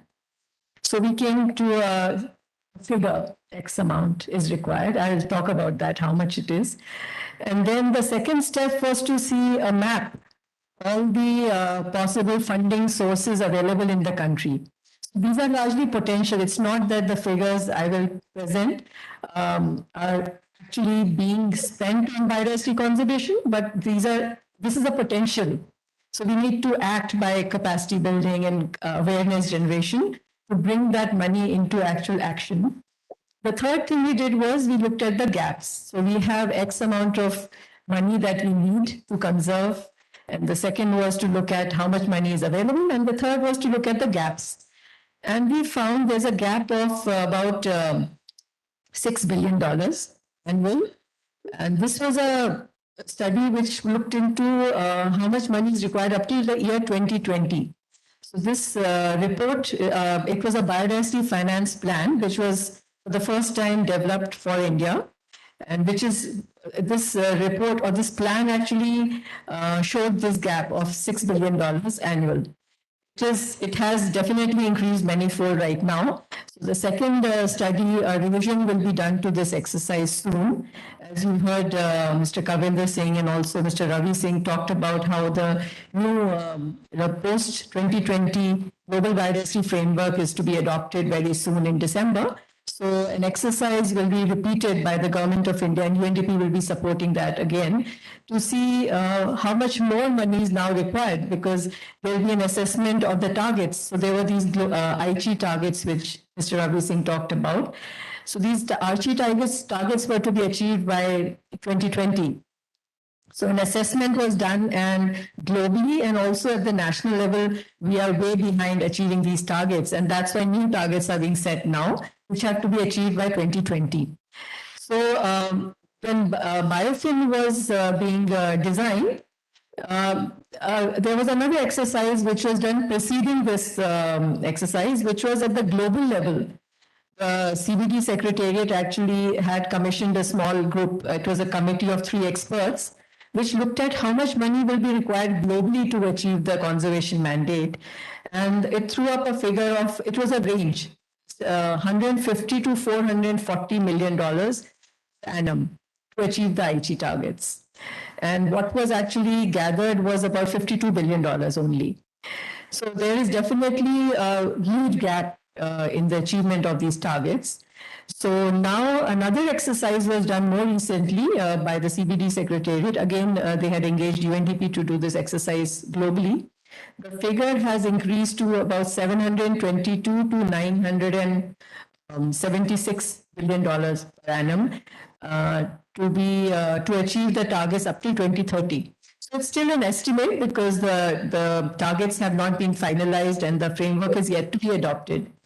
So in India, we found that, just coming back to the figure, we had about $16 million available, $1 billion available, and this was largely in public finance, which is locked in Government of India's and state government schemes. We also looked at the CSR money, so private finance also, and we looked at international fund flow, which was minuscule as compared to the money that is with the Government of India. So that is, of course, the mainstay of biodiversity conservation, but definitely there is a need for each one of us or each stakeholder group to also contribute to the achievement of these targets. So that was your first question, and your second question was about, going beyond CSR, yes. So I'm very happy, and it's a commendable action on behalf of the Government of India to actually make it mandatory, the corporate social responsibility. I think it's one of the very few countries at the global level where CSR has been made mandatory.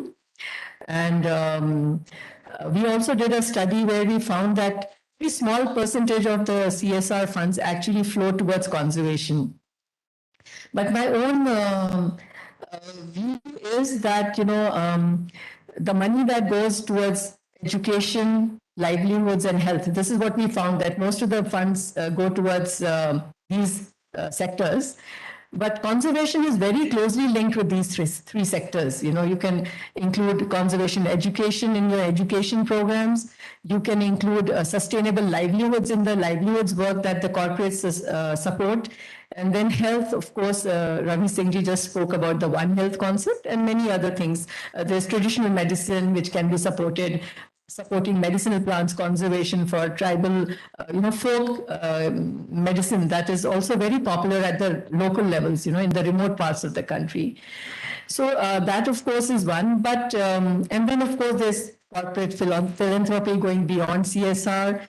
There's another concept of sharing of benefits with the knowledge holder and the resource holder, where the corporates are using genetic resources for further research and commercial utilization. That's a mandatory requirement.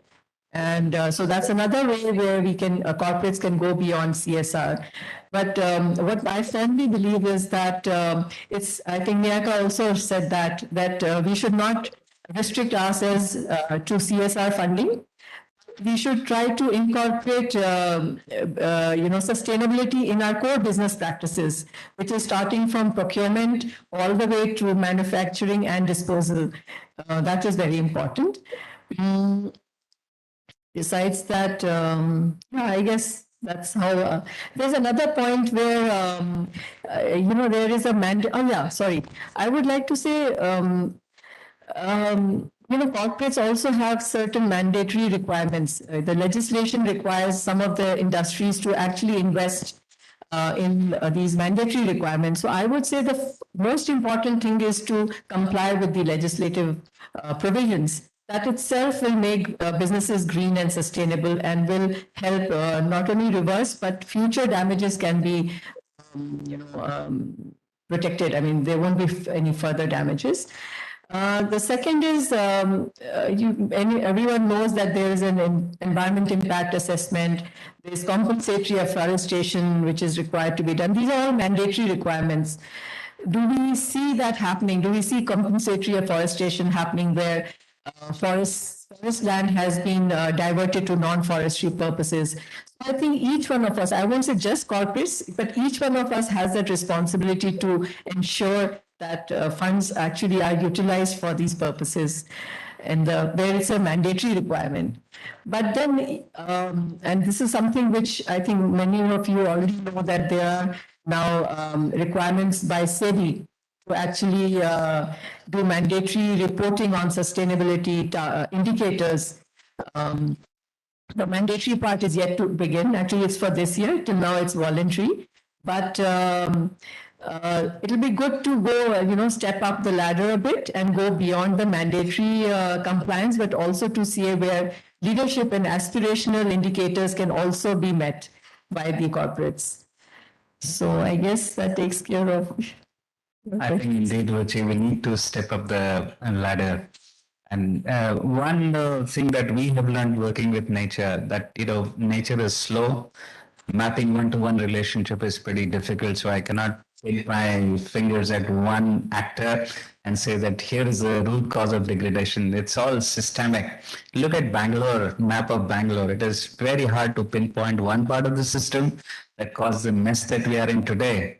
It is a whole system that needs, revitalization, and solutions will require some out-of-the-box thinking, more systemic, more organic, and that's where I think we all need to collaborate and think beyond. This thing you said, you had one important point to make, so this is the moment. Just that I just reading from my notes, which I think it's better I read out from there. Then it comes from some thinking, and we put this together that globally, biodiversity loss is threatening around 1 million plant and animal species. It's threatening food security, human health, and economic output. And when we did this study, we were thinking about temperature ranges of 1.5 degrees centigrade, and with some quotient going slightly higher. Of course, now, if you draw that higher, these numbers are going to change exponentially. Currently, more than 70% of the land of the planet has been transformed, either for agriculture, for grazing, or for urbanization, and for other uses. More than 60% of the oceans have been impacted. And 80%, more than 80% of wetlands have been lost, while over 1 million species are facing extinction. Now, if this is our headline, no wonder all the targets that Ruchi spoke about, and Ritesh, and the CBD and the COP and all that, is actually looking at a possible disaster in the future and asking us to avert it through present action. And I think one of the main issues of this summit, others, you draw a philosophical line around this kind of thinking, and you are around here to say, what can we do about it? And maybe change your lives, change the lives of those who depend on you, lives of those who work with you. I think this is the whole idea of trying to have a summit that makes for a change. I can just say that we worked on biodiversity transformation for a long time. 53 years into the service of India, we have been doing so. Specifically to wetland and wetland management and the rejuvenation of the flow of rivers. As Ritesh said, it takes a long time. In one particular case, these are wetlands on the outskirts of Bangalore, which I was telling my friends about. There are 7 cascading wetlands, which with the panchayat and local partners, WWF India has worked for the revival. 4 years of hard work and connecting the changed environment, bringing back the old channels and the flow. This was the first year after that long labor, 5 wetlands actually overflowed into each other. And the reason what happens is that once the flow starts, because we revived that flow, with the help of thousands of local people of that particular community and the panchayats, this flows into a tributary of the Kaveri, and the contribution to the Kaveri downstream is happening through it. But it's very, very slow and gradual.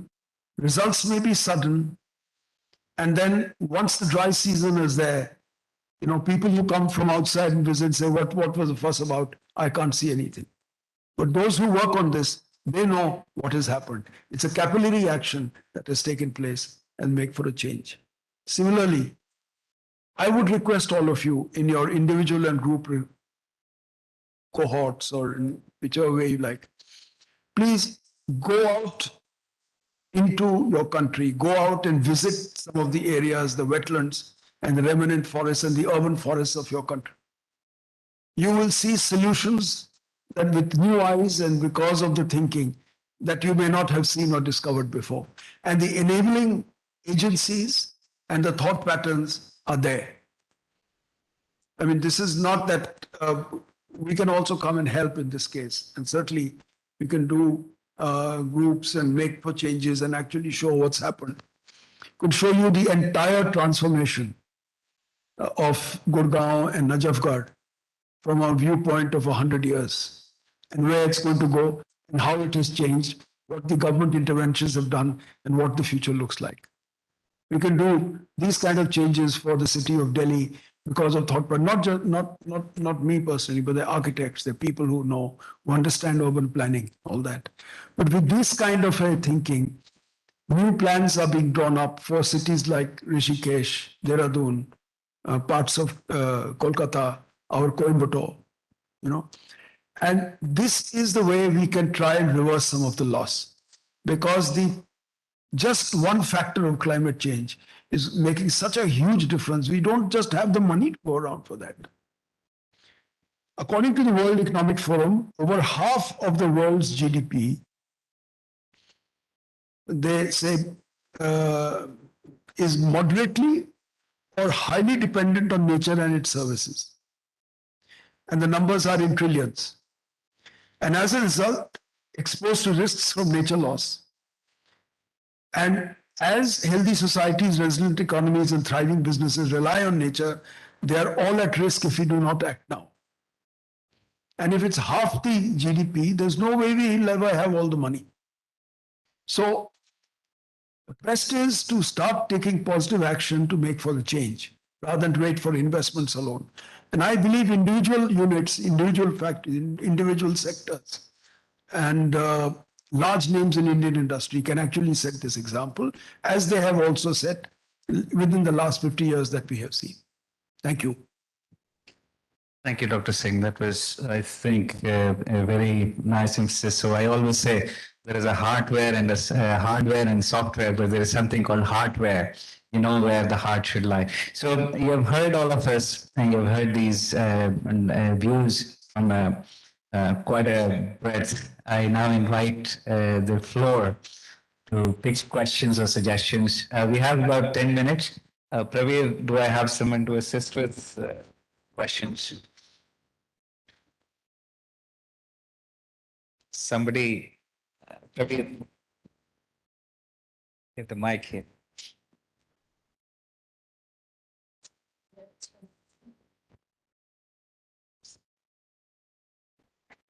Thank you. This is less of a question, more of an experience sharing. And maybe I'm in the wrong place because each one of us here represent a corporate. And what I'm going to say, I'm not going to say it for the organization I represent. I'm going to say it for myself. And that is partly the reason I'm in the room. So, about 10 years ago, we are talking of a lot of corporate action on greening places and all that, but there's a huge powerhouse of people that we sort of miss out on, and that is, I believe we need to not just corporatize or to group together on the conservation effort. We need to actually also at the same time start personalizing that thing, right? And I'll share my experience in this. About 10 years ago, something that happened inspired me to start planting trees, right? And now I plant about anywhere between 50 to 100 trees every monsoon season. And my neighbors have started calling me a Barsati Daddu, which means a monsoon toad. Because every time it starts raining, I sat out with my shovel and my siblings, right? And I live in Chandigarh, which is by far an urban area. I work for an IT company, so I'm on nobody's radar in terms of tribal growth or communities. I'm not a part of all this. Right? Now the change that I see, right? Initially, when I started doing this, there were a lot of vandalism, right? People just pluck those trees and walk out. They just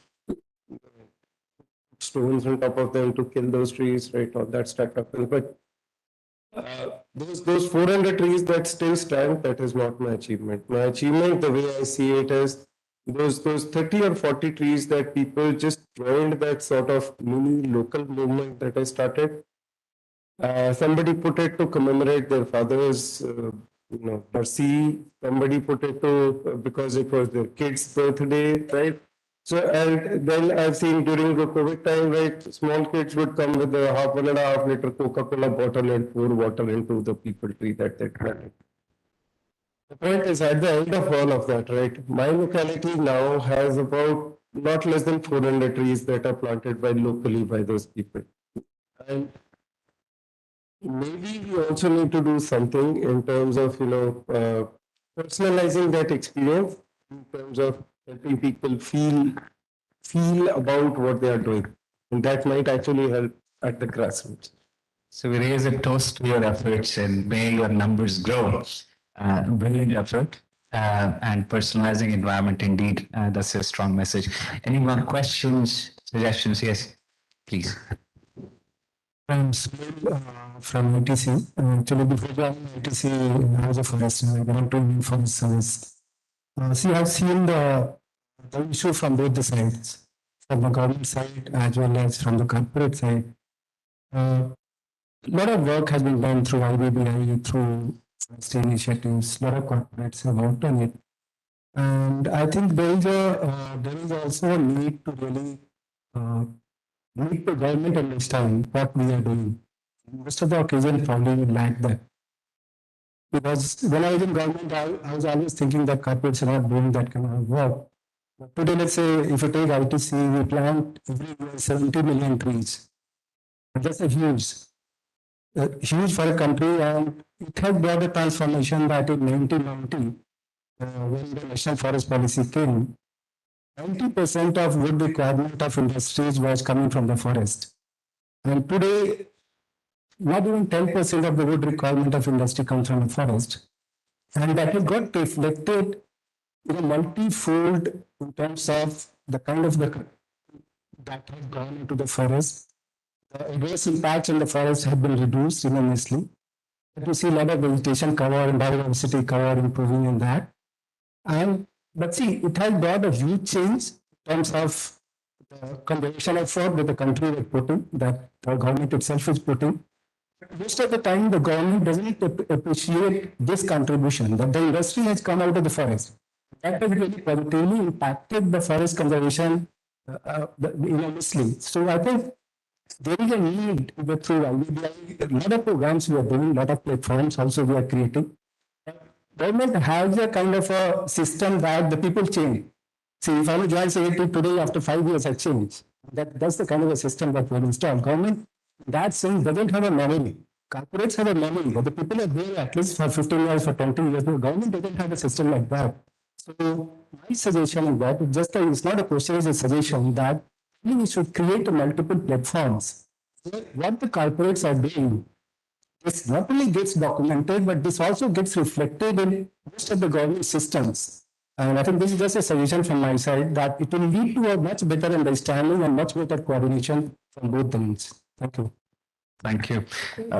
Yes. Awards. Yes, and you have a minute. Okay. No, it's nice to hear about what you mentioned just now.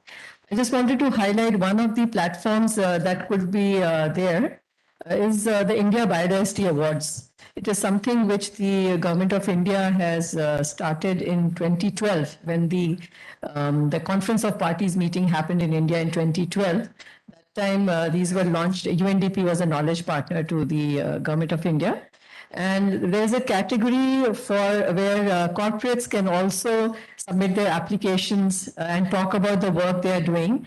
And there is a jury which goes to these, and there are some agencies, I know for sure, Godrej has received that recognition. There's one group called TVS Motors. So if people share their experiences, it's good. We could then, we go there to see their work, and then it's brought out in the way of a publication, and we talk about these experiences at various fora where we go. Rather, at the next Conference of Parties in Montreal, we are planning to do a side event along with the IBBI and CII to bring in some corporates to talk about their experiences. And I think in India, there's such marvelous work happening, which you're right, it doesn't get noticed. People don't talk about it. But as and when we get to know about these cases, we talk about it at many fora. And we also exchange experiences. I'm just coming back. I'm a jury to the Biodiversity Awards. I was in Haldia 2 days ago. I've just returned. And many of you know, in many sectors, there's a mandatory requirement of keeping 1/3 area of the campus as a green belt. And it's also mandatory to use native species there. It can develop as a biodiversity park. So we talked to them. We, of course, learned about their work, but we also shared our experiences with other corporates, what we have seen, the good work we've seen in other corporates. So definitely there is a fora, but we need to talk about it more often.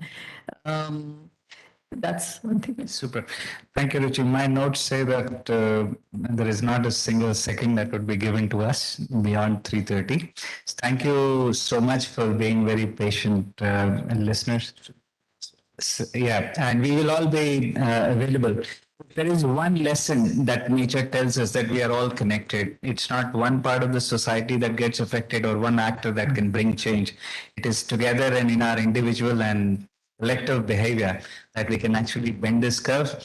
For corporate, nature will have to reflect beyond your balance sheets.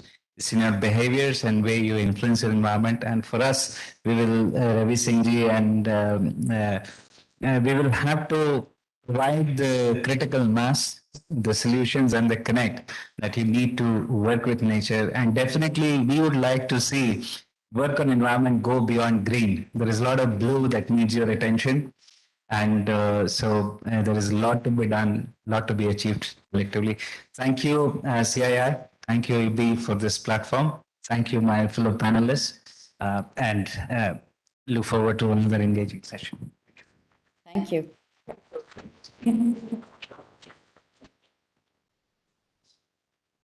We thank our distinguished dignitaries for an enriching discussion here. Thank you, sir. Thank you, ma'am. I now request you, if you can please come forward for the photograph.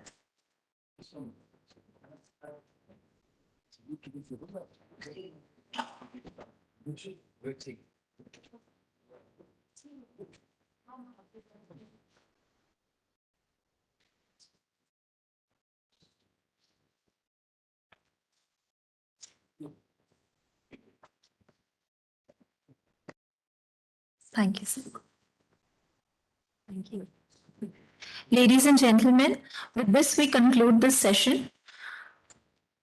I request all of you to please be seated as we now have a subsequent session on financing climate action.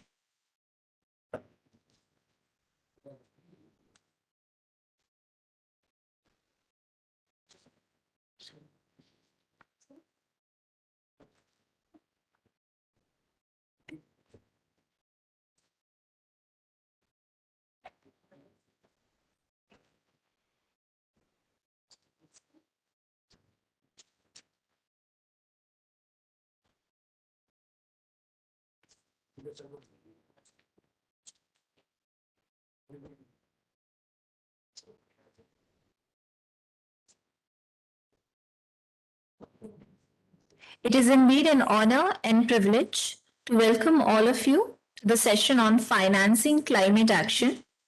I welcome all our distinguished speakers of the session who are here with us today. Some of our speakers are also joining virtually. I request our speakers to please come up on the stage.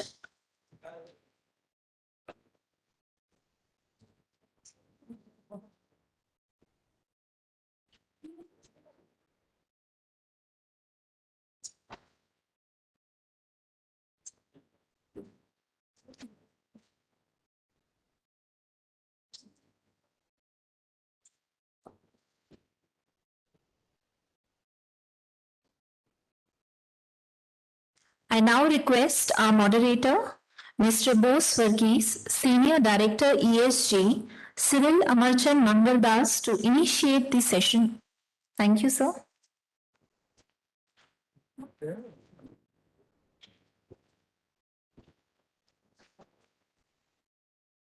Good afternoon, everyone. Second day, second half. post lunch. Let's see. So I'm representing Civil Emerson Mangaldas, the largest full-service law firm in India. And a lot of you would be wondering why I am standing here as the ESG head of a law firm. So in the big picture, we figured, for a law firm, that full service is incomplete without ESG.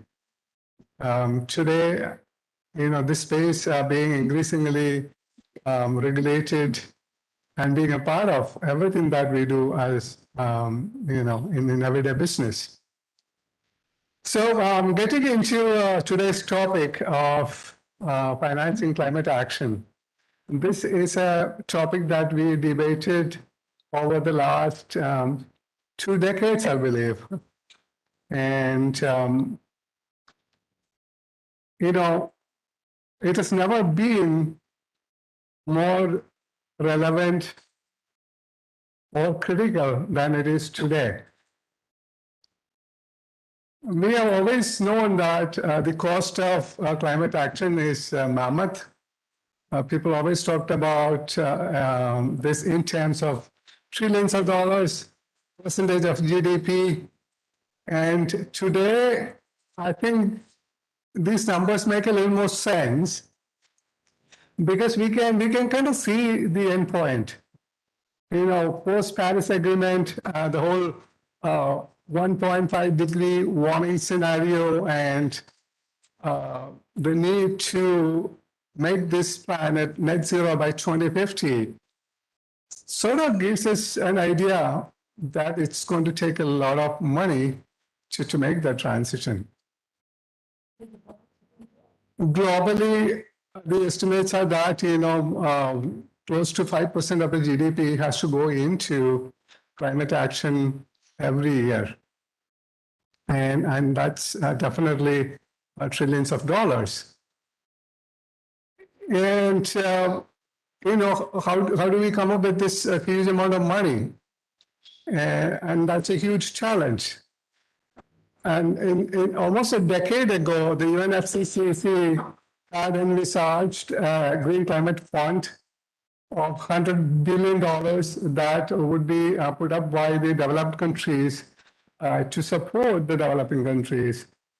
That remains a pipe dream even today. So nobody's really even talking about that today.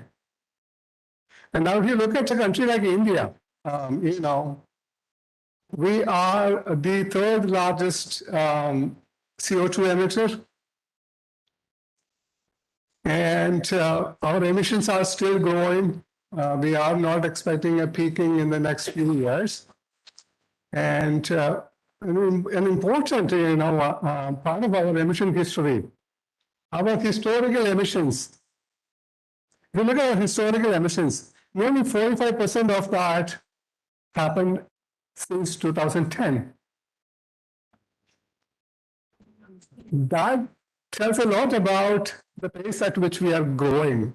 It also tells us about the stretch of road, the development road that needs to be covered for a country like us. So for us, there is this twin challenge to be overcome. We need to continue to grow and develop. And we cannot be left behind in this new green economy. And we have already set this 2070 net zero goal. And the, financing this goal, the estimates are obviously in trillions of dollars. I've seen estimates of $10 trillion to $30 trillion. All really big numbers. The good thing is that we are a growing economy. So our GDP is going to grow, fast. And, this whole climate space is the clean tech space. There is a lot of investor appetite. There's a lot of money out there. So we have access to some of this money through, say, green bonds. a lot of Indian corporations are accessing, capital through green bonds. And I think it's hitting the news pretty regularly now. There is foreign direct investment available. And largely, I think, we will have to find this money internally. And how do we create policies and structures internally so that we meet this dual demands of transitioning to clean, low carbon economy, and therefore keeping pace with our 2070 net zero goal, as well as meeting our development priorities.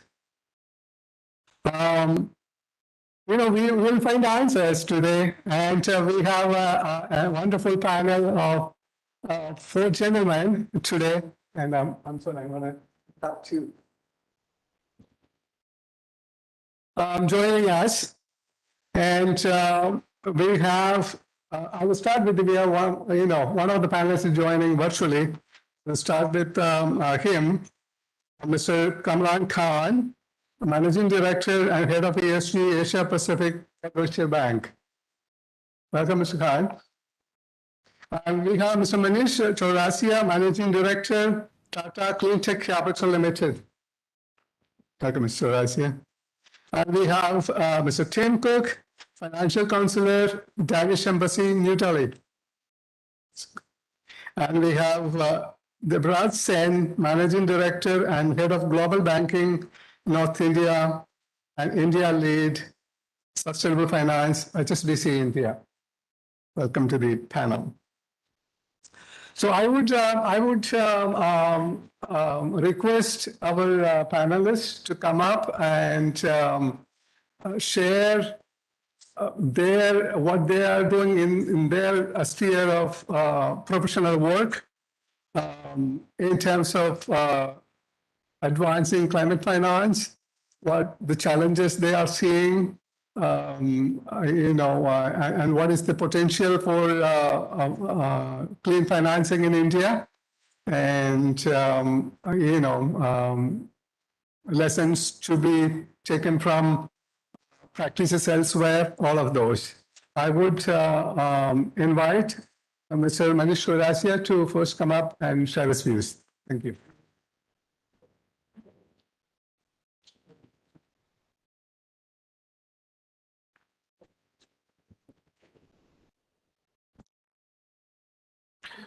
Very good afternoon to the esteemed audience, and thank you, Mr. Verghese, for the introduction. I am from Tata Cleantech Capital, and Tata Cleantech Capital is a specialized climate finance company. In the last 7 years, we have funded over 300 projects. So there's a lot of experience with us, which I can share in this forum. As all of you are aware, this war against climate finance is based on 3 pillars. One is clearly the technology, and clearly technology has kept pace and improved over a period of time. Other is clearly the policy. On policy front also, a lot of actions from various governments, a lot of push towards fight against global warming. And then third is the financing, and all these 3 have to move in sync if we really have to see the progress. Now here I will talk in terms of the Indian context, because that is where we have experience. So if you see this sector in India, it has been dominated by the growth in renewable energy. First it started with the wind sector, and slowly the solar took over. If you take the last 8 years, most of the funding, if you really aggregate it, then it is about 70 to $80 billion.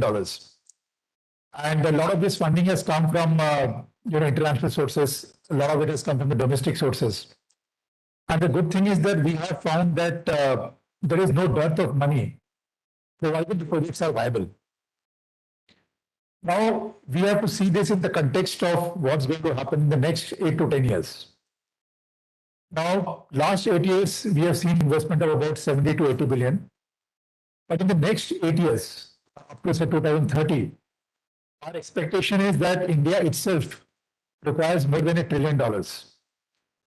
This will be dominated by renewable energy, which will probably take about 250 to 300 billion.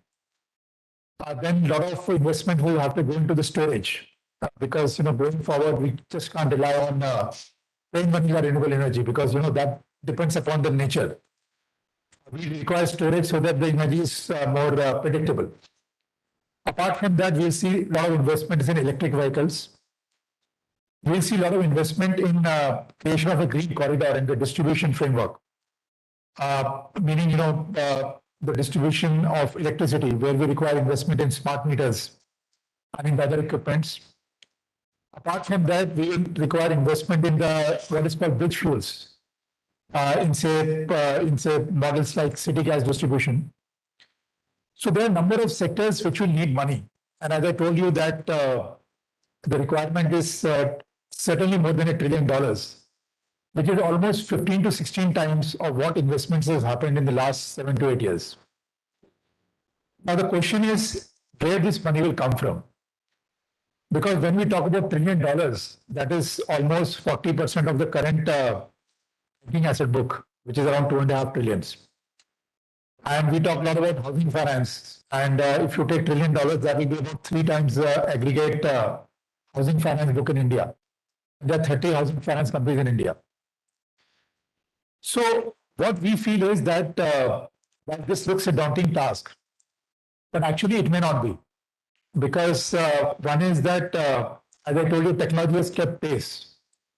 And today, a lot of the projects, when we talk about clean tech sector, are actually viable projects. Today projects in solar sector, wind sector, even the projects with storage, even electric vehicles, today 2-wheelers, 3-wheelers, even electric buses, their total cost of ownership is lower than the conventional vehicles. So almost 50% of the funding is possible provided the projects are viable. Now the question to be answered is that what are the issues which are impacting the viability of these projects? The key issue is that today India has a relatively weak institutional capacity. If you see most of the projects in say solar sector or wind sector, for that matter electric bus sector, the off-taker, the buyer of the energy or the service, basically either is state distribution companies or it is state transport utilities. Now, unfortunately, today the health of these government institutions is not in a great shape when it comes to the financial health. And this has to be seen in the context of the fact that today technology is moving very fast. If we just go back 7 or 8 years, the cost of solar power was almost 18 rupees per unit of electricity. Today it is down to about 2 to 2.5 rupees. And these kind of projects require long-term contracts. They require contracts for 20, 25 years to be really bankable. Now, suppose a project was set up in 2015, where the cost of power was, say, 8 rupees. In 2018, it probably became 3 rupees. But the contract which was signed in 2015 was for 25 years. And if the DISCOM which signed the contract in 2015 says in 2018 that I will not pay you 7 or 8 rupees because now the power is available at 3 rupees, then the whole structure falls flat. So there is no one who will be willing to invest. And in spite of the improvement in technology and in spite of the policy initiatives, probably nothing will happen. And this is what we have seen happening in India. For those of you who are not aware, this is what was done by the Andhra Pradesh government to the renewable sectors. The contracts which were signed were actually reneged. Fortunately, we have a strong legal system in India. And High Court gave the verdict that the contracts cannot be renegotiated. And hopefully things will get better there. So what I'm trying to say is 2 things. One is that we need to strengthen the institutional capacity. And we need to have a very strong contract enforcement framework. If these 2 things can be done, in my view, at least 50% of the funding problem is solved. Then coming to the next 50%, as important as putting up the project is to ensure that there is a supply chain. So today when we have projects in India, say solar project, most of the equipments are imported, whether it is module or it is balance of systems. Now, this can create some kind of issue in the long run in terms of pressure on our balance of payments.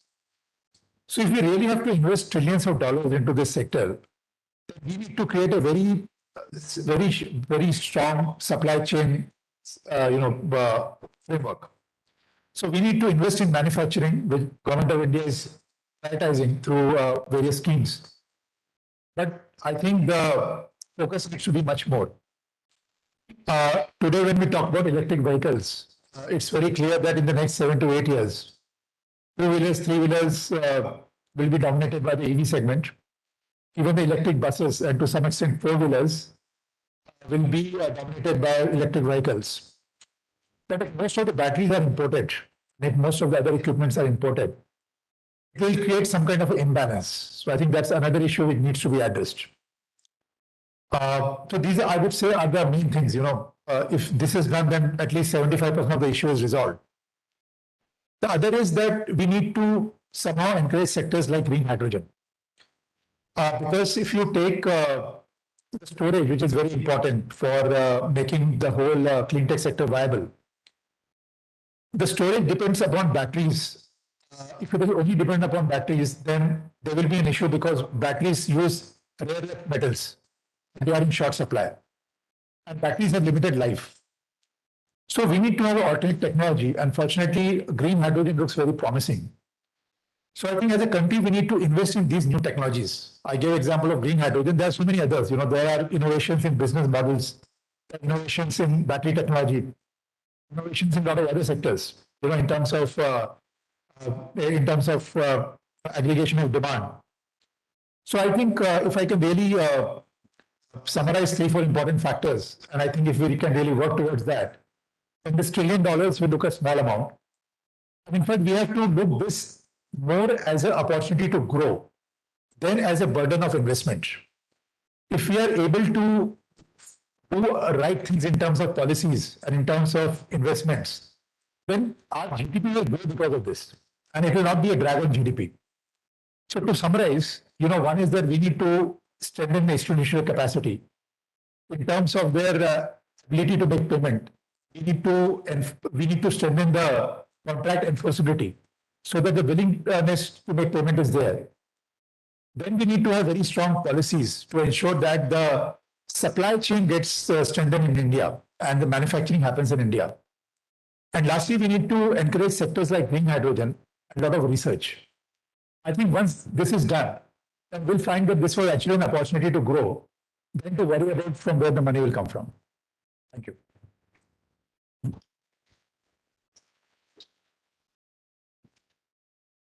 Thank you, Mr. Chaurasia. I am not taking time to summarize it. He has already summarized his points. I would now invite Mr. Khan, who is joining us virtually. Please, if you can, speak for 5-6 minutes. Thank you so much. Okay, sounds good. Can you see me and hear me? Okay. Yes. You can hear me. Okay, fantastic. So what I would like to do is just make maybe about 4 or 5 points specifically that might be worth considering, and then we can use some of that in the discussion perhaps. So the first thing, as you will probably see behind me, we have Deutsche Bank, which set up a ESG Center of Excellence here in Asia and based in Singapore.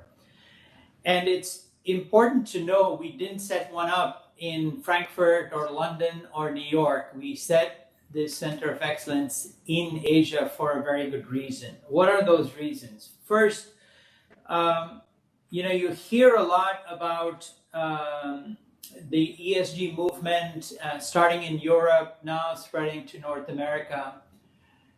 But in all my conversations, the one point that always comes up, and it'll come up again at COP27, is that if we as a global civilization cannot ensure that the future growth, future development in a region like Asia and a country like India is truly sustainable, not in words, not in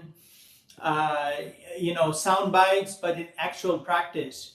So if the future growth doesn't happen sustainably, no amount of waste recycling in Europe is going to save the earth. Now, why is Asia so important? It's because if you look at the global supply chains, 60-70% of sourcing happens out of Asia, economies like India. That's where the whole world buys from. And if you look at the FDI over the last 2-3 decades, foreign direct investment, which is related to manufacturing facilities, distribution centers, and so on, again, 60-70% happening in Asia. So it's very, very critical to get Asia right. And it's very, very important to have a fast growing economy like India be on the right track. So I'm very, very pleased to be here, and thanks CII for the invitation. Now, as we think about what is ESG and how to implement it, particularly in the context of economies like India, we have to recognize that there is no such thing as a copy and paste from Europe or North America into an emerging, fast emerging economy like India. So what do we do as Deutsche Bank ESG bankers? Our mandate is very clear. We have our own ESG taxonomy, which is tied very closely to the EU ESG taxonomy. So we have one standard across the world. The trick then is, how do you keep the standards where they are, but find practical ways to implement them in the jurisdiction where you're operating?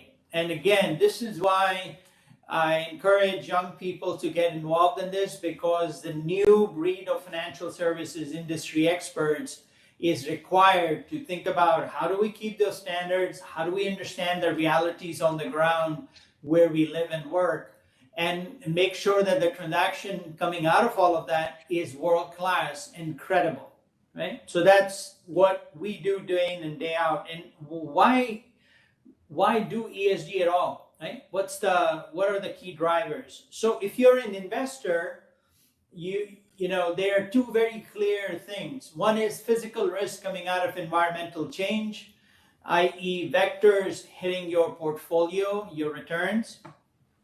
And then the second is more indirect. These are consequential, policy-related sometimes issues, that something happened, the heat waves come, the temperature rises, or whatever the case might be, that then has knock-on effects on other issues, which then hit your portfolio. So as an investor, you have to have an eyes wide open approach to your portfolio and say, am I exposed to ESG or not? And a lot of investors did this correction in 2020, both on environmental and social issues, and this process continues.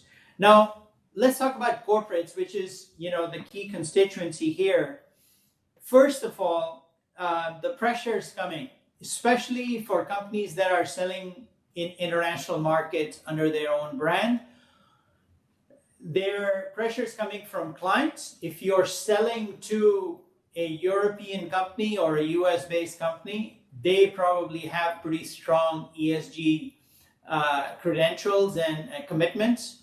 So for them, it's very important to make sure that people they are buying from are also on the same page. Otherwise, it hits what is referred to generally as scope 3 emissions, right? So the ills of your supplier become a problem of yours.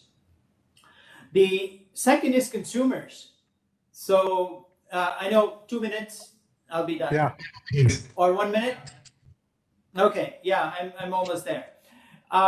This second is consumers. So you want to have your branding, your market positioning. And then third, of course, is investors. So the trick really is, how do you take a commercial strategy of a company and figure out, is there a way to put ESG into it so that it is accretive to the value of the company? ESG should not come only at a cost. I always tell clients, if you're looking at your sustainability strategy and you can't figure out how that makes you a better company, more profitable, more competitive company, chances are you're looking at a public relations document and not really an ESG or sustainability strategy. And last bit I would say in terms of our focus is, if you look at the entire universe of companies, you have maybe 5% that are pure green. So these are the solar panel manufacturers and so on. There's a race of time. How quickly can we get renewable energy and other things in place? Then you look at the other extreme, there are 5% that are purely, in the non-ESG space. But a lot of the discussion happens about the two extremes, and the real game is in the middle, the 90%. We need to find ways to pivot them towards sustainable practices, and that's what really the focus ought to be. At the same time that we talk about energy security and green investments, which are very, very critical, we cannot lose track of the 90% that need to be incentivized to become sustainable. I'll stop here. Thank you. Thank you, Mr. Khan. Thank you for bringing up this global taxonomy standard that's being followed and the supply chain pressures, which is real. It's a real driver. And now I would invite Mr. Cook to probably share us how things are done in Denmark and maybe some lessons that we can draw from. Thank you. Yeah, you can come up.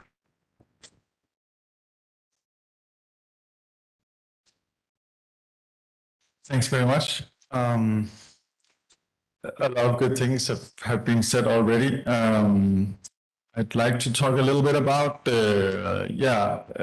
Denmark, where I come from, and how we might, you could say, inspire India. Denmark has a green strategic partnership with India. We have set up a center of excellence for offshore wind, for green hydrogen. We have a close collaboration on water, on agriculture, and starting up on maritime. But I think also there are lots of lessons to be learned from Denmark to be given to India. Denmark is minuscule compared to India. India is really the place to focus if we want a sustainable world. As mentioned, it's the fourth largest emitter of greenhouse gases. It has a huge expectancy for GDP growth a long time going forward. So it's really, really important to focus. And what we see from Danish side is that we can maybe pass on some lessons learned, and also inspire India. We've had a green transition in Denmark going on for maybe 5 decades. Our largest utility went, you could say, from black to green. And I think there's also a lot of lessons to bring from Denmark to India when it comes to financing. And that goes both when it comes to, you could say, many smaller financings from consumers, for instance, and when it comes to large-scale financiers and investments. But speaking of the journey of you could say, the Danish green transition, one key point that kind of illustrates how far we've gone. Years and decades ago, technology was not there. The renewable energy technology was not there to be commercially viable. So it needed quite a lot of subsidies Denmark was one of the first countries developing wind energy. Needed a lot of subsidies for a long time, small projects, getting a bit bigger, lessons learned, and so on. It took decades, but not very far back recently. The largest offshore wind farm was had a tender out. It was for 1 gigawatt offshore wind. And tender by the state was won with a minimum price of 0.01 Danish kroner per kilowatt hour. So that's about INR 0.1 kilowatt hours, sorry, INR per kilowatt hour. Now, how is that possible? Well, it's possible because there is a strong track record, a strong belief also in the market, and there is a strong and big pipeline going forward projects. There's a strong, well-developed regulatory system that has a lot of trust from investors and financiers. So all in all, it's remarkable the journey that has gone, and there's a lot of lessons to be learned that can be passed on, and a lot of inspiration that we hope to be able to pass on.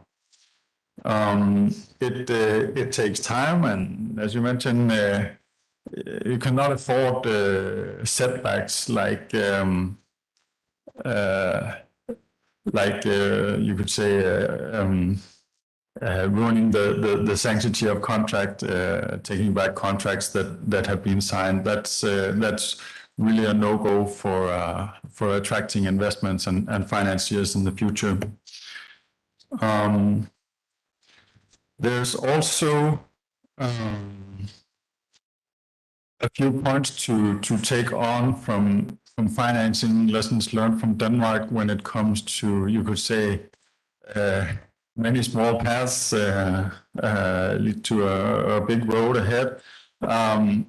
Lots of what is financed of renewable energy is actually financed by pension funds. And this also comes very much with, you say, customers vote with their feet, but also Danish retirement pensioners, they vote also with their money, and a lot of the pension funds are owned and governed by the members. So they look for sustainable investments, and they put their money where they see sustainable investments and the ESG agenda being taken seriously. So I think I'll stop there. There's many good examples.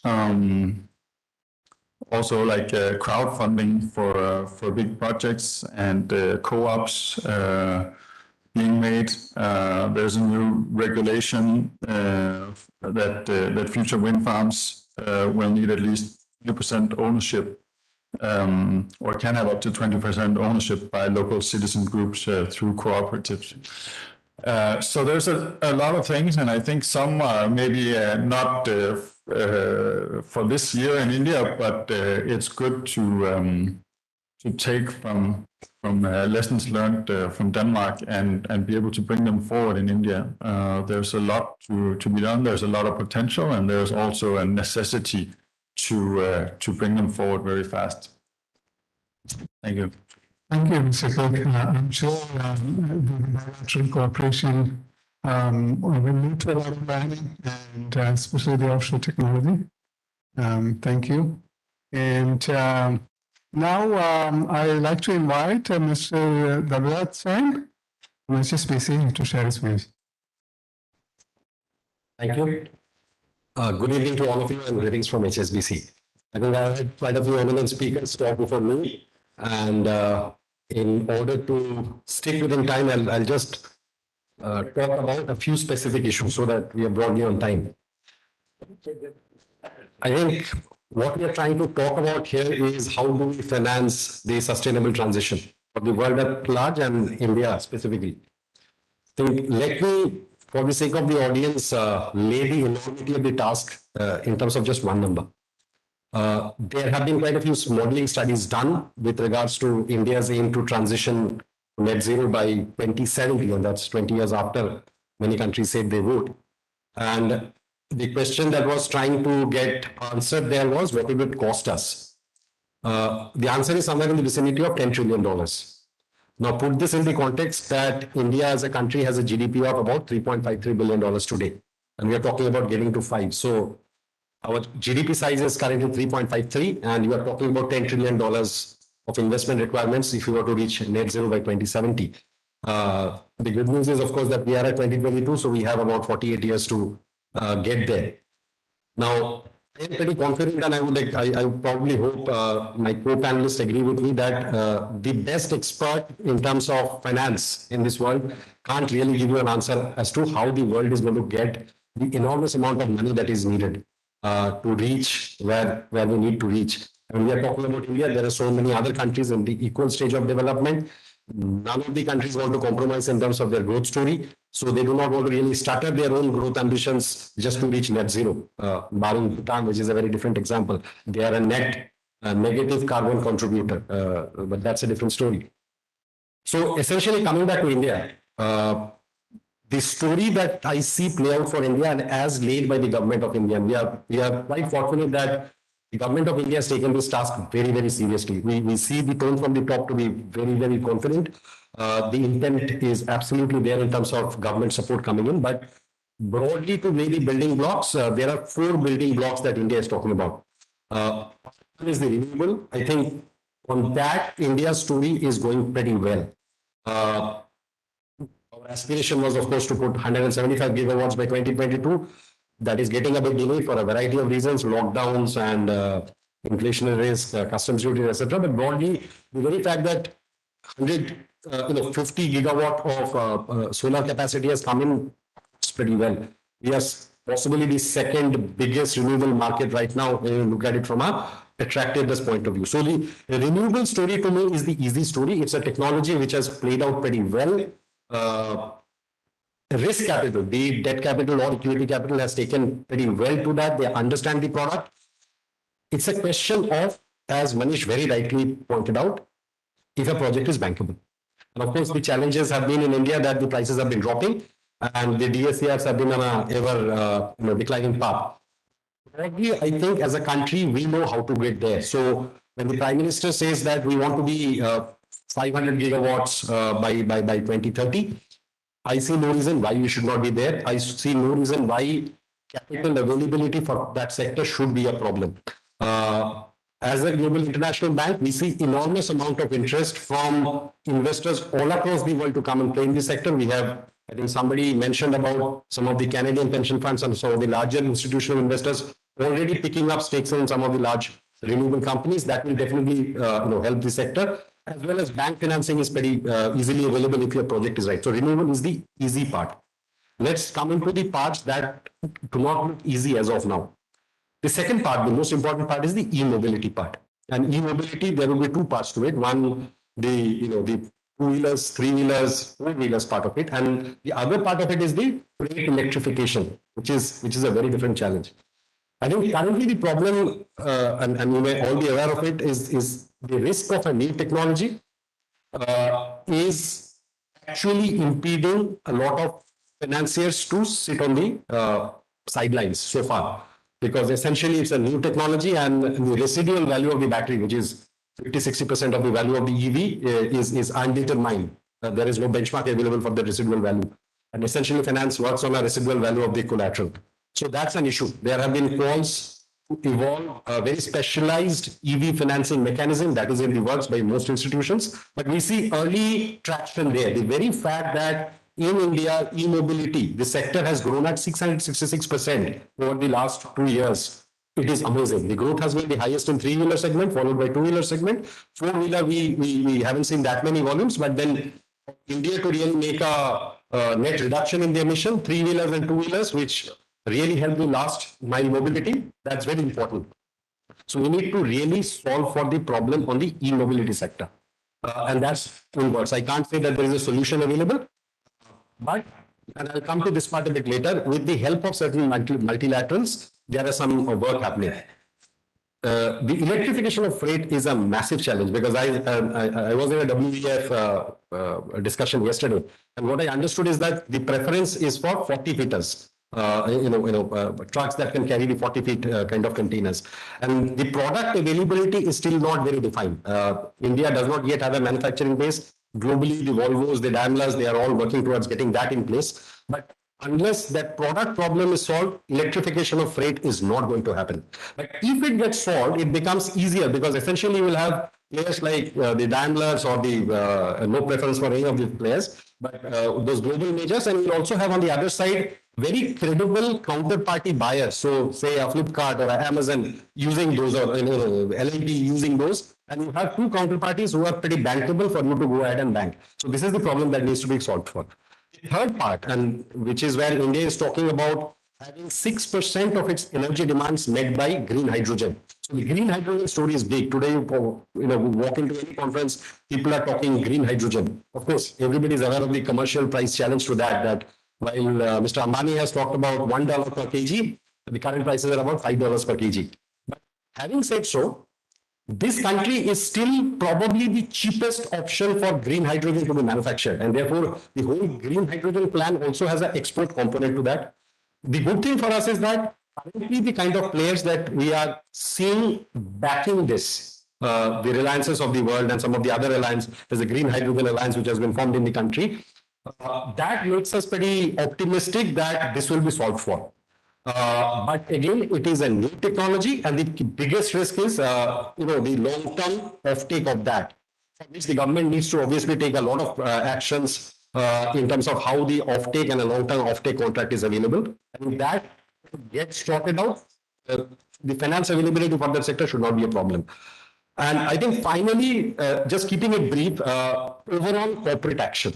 That's extremely important because to have seminars like this is very important, but unless we actually act it out in our own corporate lives, corporate constituents, it will not play out. So I think the first move by SEBI to have the top 1,000 listed companies adopt as a mandatory measure the BRSR is a welcome step.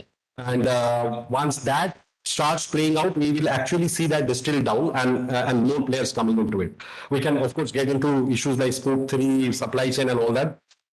My last point is that, okay, having said all of the above, what is HSBC doing? I think globally, we have made it very clear in terms of our intent. We have publicly made an announcement way back in October of 2020 that we are committing between $750 billion to $1 trillion to work with our partners in terms of their transition journey. And India is a very, very key market for us. You will be very surprised that 13% of our Indian balance sheet is now consisting of sustainable assets. So we are doing our part, and I'm sure all of you are. Thank you very much. Thank you, Mr. Sen, and for detailing really the logical transition levers and challenges with each of them. And now we are not left with a lot of time, but I would like to pose at least a question each to each of you. And I'm going to go to Mr. Khan first. And I'm hoping, we've heard about this whole green hedging transaction done by Deutsche Bank. And that is something, new in this space. If you can just provide some insight into that, how does that work? Sure. Thank you. Look, first, you know that there's a significant amount of capital being raised in hard currency that is moving to emerging markets like India. And we, like some of the other banks who are here, are on the forefront of that, advising Indian clients to raise capital outside India. Now the question becomes, you could have a transaction that is fantastically green, but it still needs to be managed financially in a very prudent manner for the whole thing to work together. So no point having a very green transaction that's not managed well from a financial standpoint. So having a hedge to start with is a very, very critical thing. And you'd be surprised, maybe not with the bonds, but with a lot of loans, some of the companies in emerging markets haven't been quite as steadfast in terms of covering all the risk. Then comes a second question. So let's say I'm an investor into this green bond, and I look at the the green bond framework, and I know the eligibility of the projects that are going to be considered, and I can get comfortable with it. And I have my LPs, let's say I'm an institutional investor or fund manager, I have my LPs to whom I'm reporting that I'm buying this green bond. Now imagine in the hedge transaction, there are other counterparties involved that may or may not have, or there's at least a chance that some of them may have some questionable credentials with respect to ESG. So without even recognizing that, I bought the bond, but the bond is hedged through some third parties that have not so stellar an ESG reputation. It makes sense for the hedge itself to also have a framework which clarifies what the terms of the hedge would be from a financial perspective, but also what the ESG markers on the hedge would be, what you will be willing to do and what you will not do for the hedging transaction based on the commitments you have made for the bond itself. So that's the kind of transaction we did, which was the green hedge. It was the first one in Asia. We think perhaps the first one around the world of its kind. And then we've been doing quite a few other ESG-linked derivatives that are attached to ESG KPIs. So these are not in general, not use of proceeds type of transactions. These are very specific to 3 or 4 or 5 metric that the company says, I will do A, B, and C, D. And there's a penalty attached to that. So whenever you hear the term ESG linked, that means there is a penalty attached to not achieving the target that is agreed upon. And that's a very important incentive to the issuer to make sure that they actually follow through on their commitments. Thank you, Mr. Khan. Now, I like to come to you, Mr. Rasia. So there's a lot of talk about disclosures in many regimes in the UK, in the US, SEC. A lot of talk about enhanced climate disclosures. And do you see? We have one BRSR, and there are from other regulatory authorities like RBI. There are early discussions on making climate risk disclosures mandatory. Do you see that really driving investment in this sector, having a big impact? See, it's universally true that what is not measured is not monitored. So the fundamental thing to make changes as far as corporate India is concerned is to nudge them or to force them to measure the emissions, measure the water footprint, measure the plastic footprint. So I think we are speaking about the business responsibility and sustainability reporting. I think that's a very positive step taken by CII. But I would say it's a first step. So initially we have to nudge companies into, and this is applicable for 1,000 top listed companies. So we have to nudge companies into measuring their footprints on carbon, on plastics, on water, and so on and so forth. And after they've done that, then we have to find ways how they can reduce it. So I think this is a very important development. But still, I would say this is just the first step. This has to be followed by more effective regulations. That is what is my view.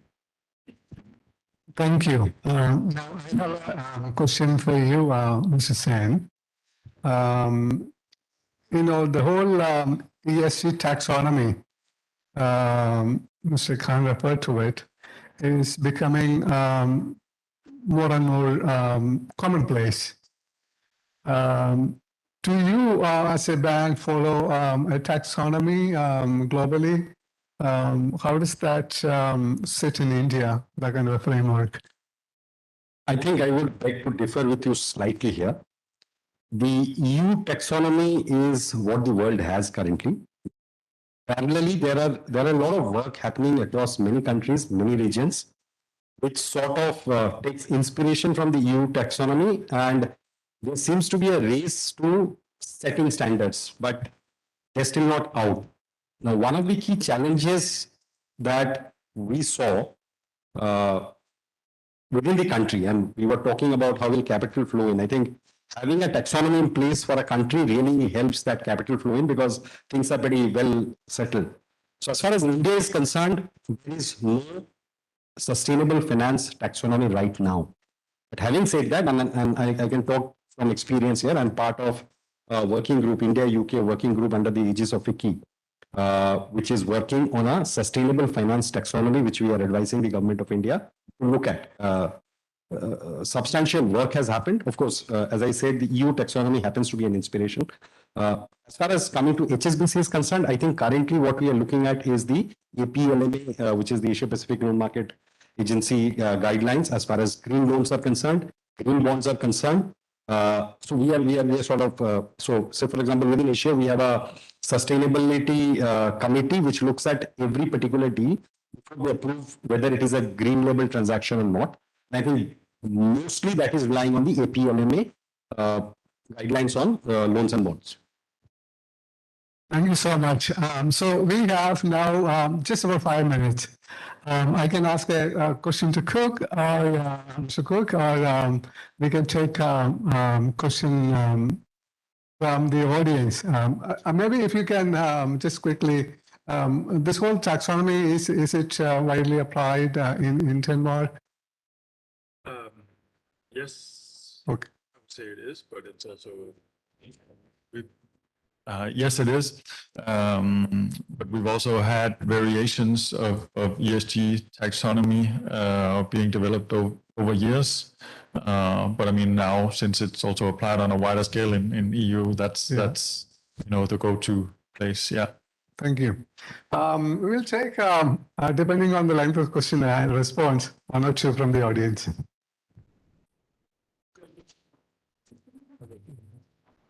Okay, I'm there. You raised the hand first. Hi, this is Anirban Chatterjee from DNV, one of the assurance provider in the sustainable finance and climate finance space. So very interesting insights from all of you. Just one question, any of you can answer. Now, what we are looking at also a lot of convergence of the standards and ESG due diligence becoming mainstream as part of the lending process or even an overall portfolio management for financial institutes and to the extent asset managers. How do you see that India is adopting these changes to some extent to the European or Western investors or banks? And being a global bank like HSBC, how do you see that the role of, assurer, role of independent reviewers, even rating agencies for that matter, plays an important role? Yeah, go ahead. Yeah. So I am bringing to answer that. Yeah, sure. There is a huge asymmetry right now in the banking market in India. Okay. And I think if anybody is more interested in that asymmetry, there is a report by Climate Risk Horizons, which essentially ranked 35 top market cap banks in India. in terms of their overall preparedness, readiness in their own standards as far as climate risk management and sustainable finance is concerned. And the report is not very surprising in terms of where most of the local banks and the public sector banks stand, but there are some standouts as well. I think to that extent, banks such as Deutsche or HSBC benefit from the fact that we are a global bank. We have been working on this for a very long period of time. And therefore, the readiness with which we have been working not now, but for the last quite a number of years on this has been substantial. So we are quite up the chain. In fact, I would refer to the latest discussion paper that the Reserve Bank of India has come out on climate risk and sustainable finance. And it's a very comprehensive paper, 25 page, but it's worth a read.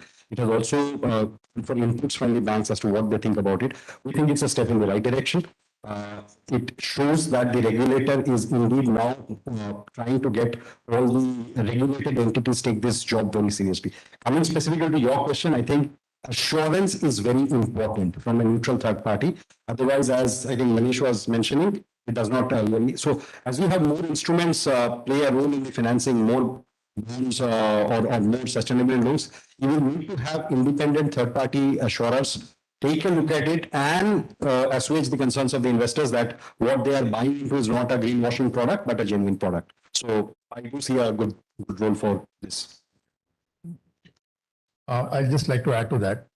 See, today, a lot of this, so on a structural basis, the changes will happen once, say, RBI comes out with a firm policy. Right now, as Dibrat said, they have come out with a discussion paper. So today what is happening is that some international institutions, foreign banks, multilaterals, even private equities, they follow certain standards. It can be TCFD, it can be IFC principles. So they are mandating their investee companies into following certain standards on ESG. So that's how it is happening, not in a very structured way, but it is still happening. Hopefully it will happen in a structured way soon. Yeah, once the regulations form up. That's where it is. Thank you so much. I think we are out of time, unfortunately. We have to close and we are all here. I think we can catch up outside the podium. Just to summarize, I think, on a positive note, while we need a huge amount of money to carry out this transition, money is available, that's good news. And as technologies become more viable and fundable, money is waiting. And I think technologies are breaking the, cost barriers, year on year. And as a country, we are also growing, our GDP is growing. I think on a positive note that we will make it, I would like to close the session. Thank you to the panelists, Mr. Khan, who has joined from Singapore, Mr. Chaurasia, Mr. Cook, and Mr. Sen. Thank you very much. And thank you, CII, for giving this opportunity. Thank you. We thank our distinguished dignitaries for this interesting and enriching discussion.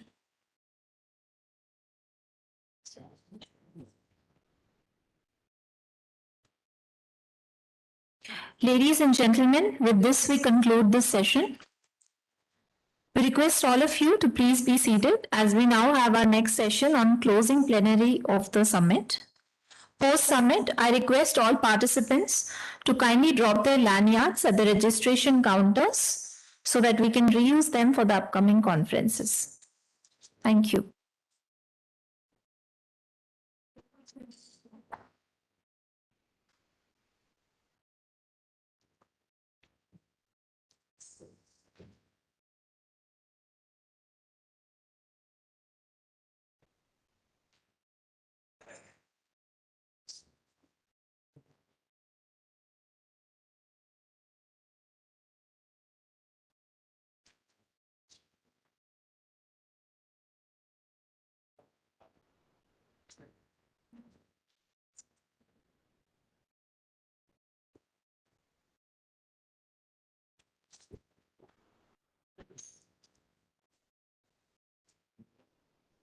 Good evening, all. So now we will be starting with the session on the pathway to a sustainable tomorrow. For this, I'd like to invite Ms. Seema Arora, Deputy Director General, CII-ITC Center of Excellence for Sustainable Development to address the gathering. Ma'am, please. And I would also request His and Her Excellencies to please come on stage. Thank you.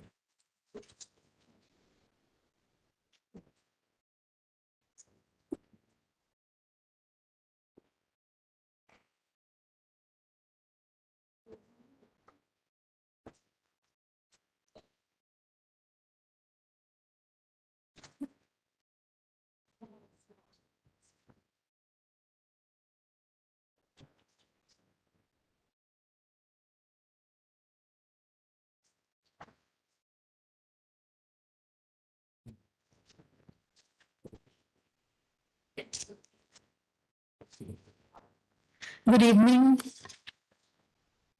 Excellencies on the dais, Mr. Mishra, our former secretary, ladies and gentlemen, delegates who have been with us for the last 2 days. Very, very warm welcome to our final session of the 17th Sustainability Summit. Thank you very much, Excellencies and Mr. Mishra, for joining us. We are extremely grateful to you. As we begin this final session, I'll take a few minutes to basically present some highlights of the last 2 days.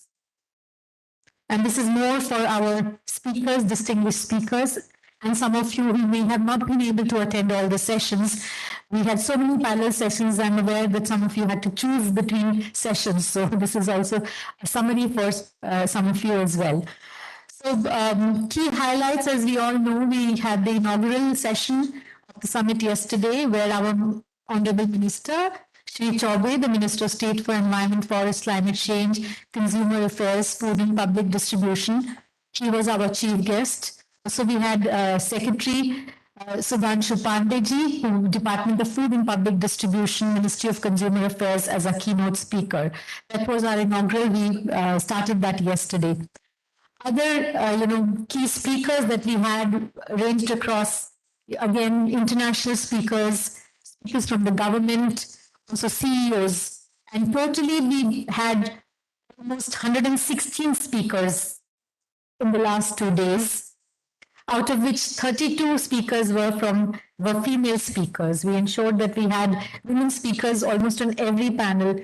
In some panels, we had more than one women speaker because we wanted to ensure that we did take care of the diversity issue as well. And we were delighted. We had 21 global speakers. A lot of them flew in to join us in person, but we also allowed some of the speakers to join, especially global speakers, to join virtually. So this was learning through the pandemic that we can have more global participation if we have, this combined hybrid mode. We were joined by overall 350 participants over the 2 days. I also wish to thank all the organizations who have partnered with us for this summit. After 2 years of virtual summit, I think it was really nice to have everyone join in for a physical summit. And I think the vibe and the buzz and the networking was a very, very important element of the last 2 days. In fact, the 2 days, and we know that the themes and the themes of the summit and many deliberations and key discussions around topics of enabling technology for sustainable tomorrow. As you know, this theme is building a sustainable tomorrow and converting risks into opportunities. How do we transform risks into opportunities? The entire deliberation of each session was that, of course, there are certain risks that we see, but how do we as industry, as different stakeholders, convert these into opportunities and build a more sustainable tomorrow? Very interesting session on enabling technology for sustainable tomorrow. What are the risks that we see globally and what are the interconnections both globally and locally? A big theme was around disclosures, ESGs, and corporate action around all the theme of disclosure and ESG. Climate was another theme, and we talked about the transition to net zero. We also talked about just transition towards for decarbonization. Another theme was across value chains and the need to bring value chains into this entire conversation on sustainability. We also focused on startup champions on sustainability and women champions on sustainabilities as torchbearers, and I think we had very interesting discussions. I also want to mention that, the summit witnessed launch of 5 initiatives of the CII-ITC Center of Excellence for Sustainable Development. We had the minister launch the CII Climate Action Charter. And once again, we are grateful. We have enlightened businesses, the leaders, almost 50 plus businesses who have already signed up. And we want more and more to sign up for the CII Climate Action Charter. We launched the CII Working Group on Carbon Capture, Utilization and Storage. Again, an attempt to build, a industry coalition to work on carbon capture, utilization and storage. NITI Aayog is our partner on this. We launched the CESD ESG Intelligence and Analytics Initiative. This is a service that we provide, and we have a diagnostic tool and an assessment tool which provides companies with ESG intelligence and analytics. We launched the EcoEdge service, which is the value chain decarbonizing circularity initiative. And this is something that is new, and we think that there's a lot of need for companies who are beginning their transition journey to work with their value chain. And finally, we launched the India Wetland Coalition, again a coalition by industry in response to the government of India's call to have wetland restoration as a focus area. This was launched again under the India Business Biodiversity Initiative that CII hosts. These were the 5 launches that took place, and I encourage all of you to again look at them and become a part of these initiatives, take advantage of the CII platform. So many sessions, of course, many launches. I'd like to just summarize key points. And there are 3 buckets under which the points are summarized. And this is more, of course, for all of you, but also as we go into the session, maybe the key speakers can keep this in mind as they talk about the way for building a sustainable tomorrow. So a big theme was partnerships and collaboration. As you know, the entire effort of the CII Center of Excellence has been to be an ecosystem player, bring people together. So essentially, the message that came out was that we need to align if we want to make systemic changes, we need to bring together ecosystem level partnerships and get all stakeholders together. And while we know the traditional stakeholders of government, industry, associations, customers, employees, investors, vendors, suppliers was also something that we heard, which was probably very well established that all these need to work together.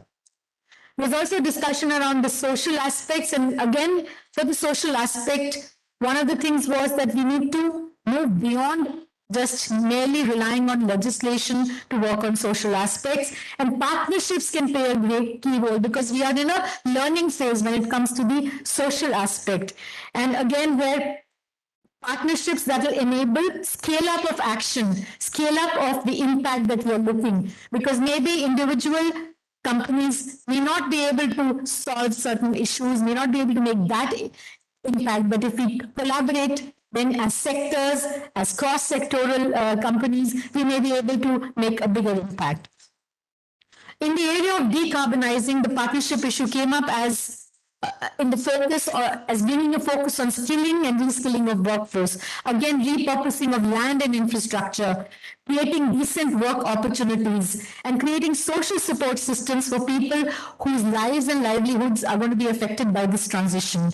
So again, all of these require collective action because I don't think that the transition requires so much change. And as we look at the societal issues associated with that change, which is what the just transition is all about, partnerships will play a crucial role. So the partnership area had these broadly 3 key messages, many more, but we have put them into 3 messages. And the messages are something that we heard more strongly this year than we've been hearing before. There was also a bucket on corporate action. CII is all about corporates, all about businesses, and of course, a lot of discussions around what corporates can do. A couple of points that really jumped out was that a very important message strongly came out was that strong commitment is needed at the top level, creating any kind of real long-term impact looking at sustainability issues. especially called out issues of diversity and gender because that is something our leaders still need to focus much more on. That came out very strongly. While I think the climate issue is getting its attention, diversity is really not getting that much of attention. Diversity and gender needs that. I talked about value chain in the partnership part, but also in corporate action. Value chains came up in the context of the transition to a circular economy, which requires complete engagement of the value chain of any product or service that we might choose, because it cannot be achieved without every touch point of the value chain, including consumers, and also the need to have newer business models. So corporates have this responsibility to come up with newer business models to leave behind the linear model. And for that, again, value chain becomes a very important thing. On corporate action, a call out for the financial sector came out very strongly. And this is in the context of if we want, and we are looking at the real world to make the transition in terms of decarbonizing. And for the real world to make the transition, the real sectors, steel, cement, the financial sector has to also come up to speed, has to really integrate climate risks into their own risk management.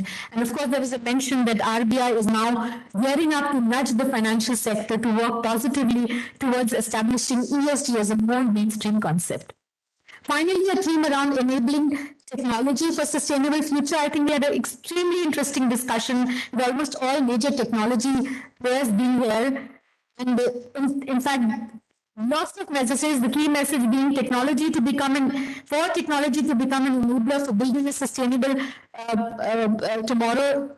The technology has to be, the basic need is technology has to be accessible, transparent, and auditable data set has to be available across all key business processes. So how do we integrate technology and make it accessible, make it usable for meeting sustainable goals came out strongly.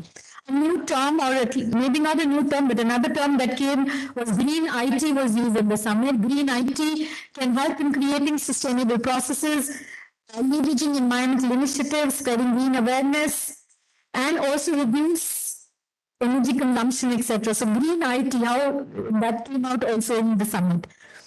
Of course, we know technology can be used to scale up solutions and, importantly, make them accessible to the base of the pyramid. So how do we make sure that technology is not only in the vast majority of the industrial applications, which is very important, but finally it also goes down to the grassroots level, for example, the agriculture, the farming, etc. So at the bottom of the pyramid, at the grassroots level, how do we make it accessible? Special call out for bio-based technologies along with IP solutions to be playing an important role in the transition to net zero. So these were the key points. I'm sure I've not covered everything and I apologize for that, but we tried to put out a few points which as CII-ITC Center, CII, we would like to hopefully convert into an action agenda and see how we can build conversations, build dialogues, build even pilots to demonstrate how this can be done in the coming year. And as I now request the speakers of our valedictory session to come in, request you to keep that in mind and also, of course, put in your own guidance and thoughts on how we can build a sustainable tomorrow. Thank you very much.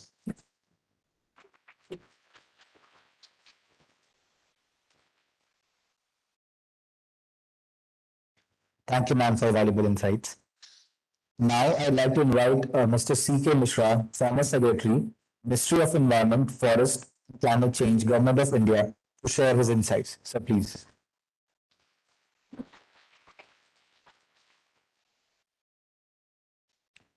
Thank you.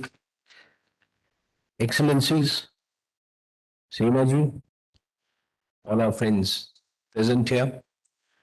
I'm sure you have had a great day discussion on sustainability, which is currently the most lucid thing to talk about everywhere. Not just because it's in fashion, but I guess because it's in need. You can't do without it. But first and foremost, let me thank CII for inviting me to this session pretty much after a long time. And thank you, Seemaji. I hope this is sustainable. But friends, in the context, as you mentioned, sustainability has got various dimensions. And she said that climate has got much attention. There are certain issues which have not got attention. There are people who are not exactly talking the same thing, meaning the same thing. And I guess as long as globally we mean the same thing, it doesn't really matter what taxonomy you use. So, in this context, let me tell you, a friend of mine recently was arguing, and he's a knowledgeable person who knows that we are unduly being pushed into the corner. It's not yet there. So, as if science was not enough to tell us what is going to happen.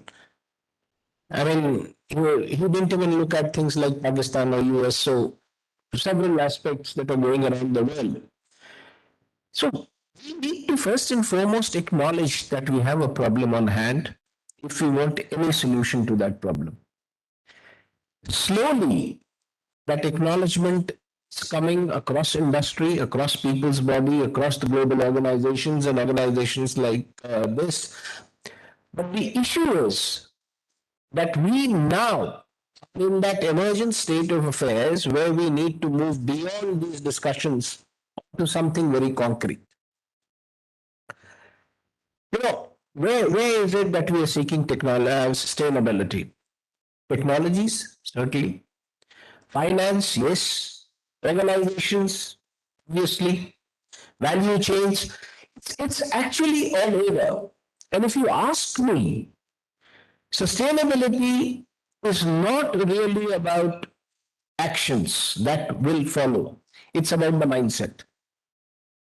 It's about the thought process that goes into businesses. It's about the thought process that goes into politics, into governance, that will determine where we want to head on sustainability.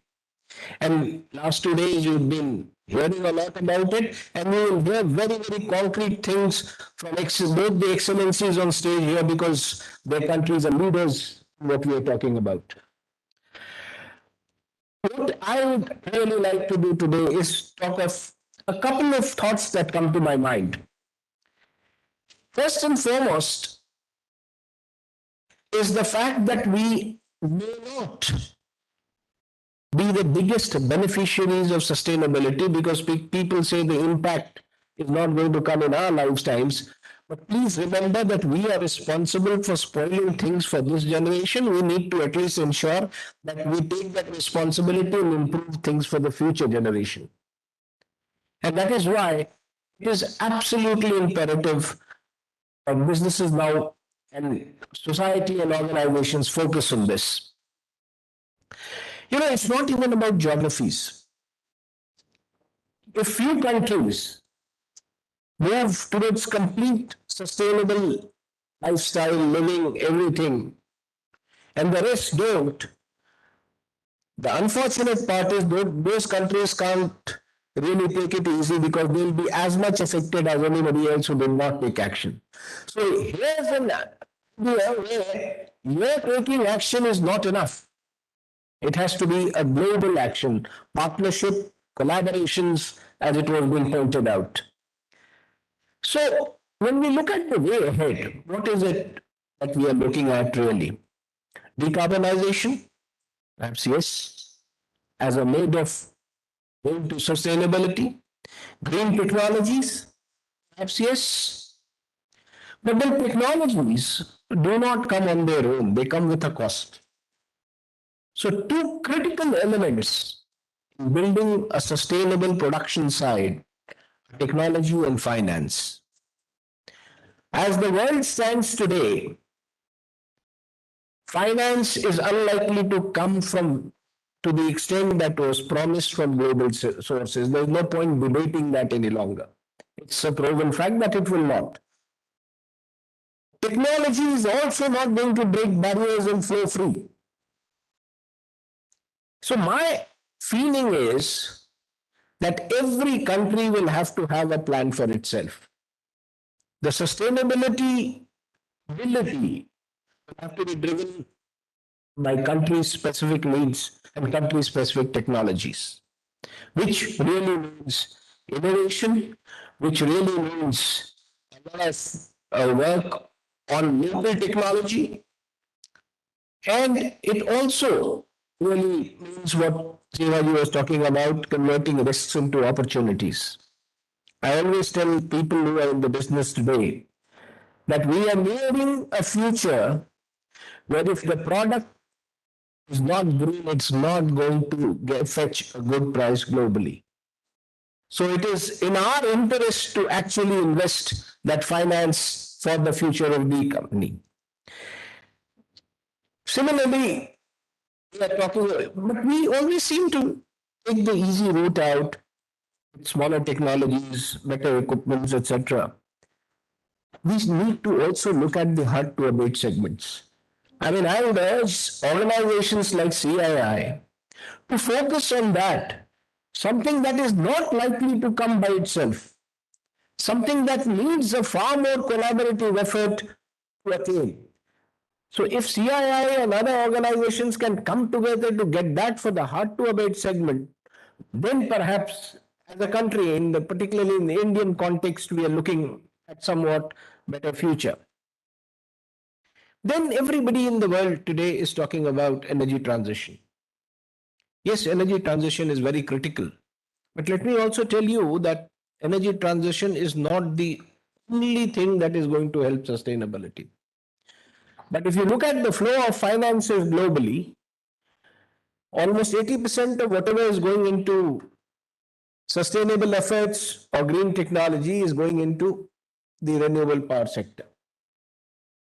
I think time has come when globally we need to sit and think if that is the best approach. That is certainly a very good approach. But is that enough? Is the thought process that we need to. And energy transition is not just about switching from, fossil fuels to renewables. It's about a gamut of other activities of value chain activities which will determine whether there's been energy transition or not. And we need to emphasize, for example, in India, if we want to build in a sustainable production model, which is our biggest target, this has been a matter of debate for long. I very strongly feel that unless we attend to MSMEs, we'll reach nowhere. So for India, according to me, the focus of incentives, the focus of technology, the focus of finance should be MSMEs. It is there that we must build this infrastructure, we must build this platform. And, there are many talks, industry after industry, country after country have been declaring net zero. I mean, net zero has a meaning for a country which has a large amount to contribute to the overall levels of GHG. Countries with very small contribution, they're going to net zero actually doesn't impact the world. So the entire concept needs to be re-examined. And before I finish, I want to leave one thought behind. Seminar after seminar, we discussed sustainable production, we discuss ESG, we discuss corporate governance for sustainability. I think even industries and bodies of industry need to start a conversation not just on sustainable production, but on sustainable consumption. Production is time-taking, finance-taking, hard to come by. If we can work on the consumption side very well, perhaps we will reach a stage where we will be able to declare that we are moving towards sustainable. This entire gamut of activity for sustainability, nothing is standalone and adequate. Circularity, for example, is very good, but not the ultimate thing that we are looking at. So I'll come back to my original idea that sustainability is about mindset. It's about thought process. It's about the process of governance. And I can definitely say that time has come when sustainable society becomes a political agenda and not just a business agenda. Thank you very much.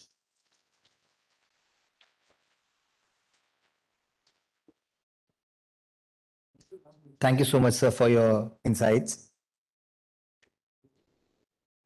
Now I'd like to invite His Excellency Freddie Swan, Ambassador, Royal Danish Embassy, New Delhi, to please come on stage.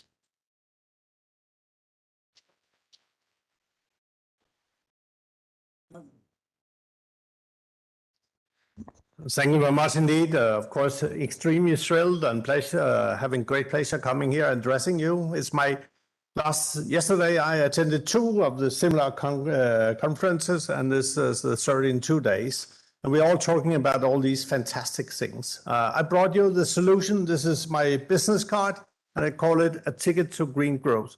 So if you want to really connect with us, I share all my details with you, and then you will see how we can develop a more sustainable world.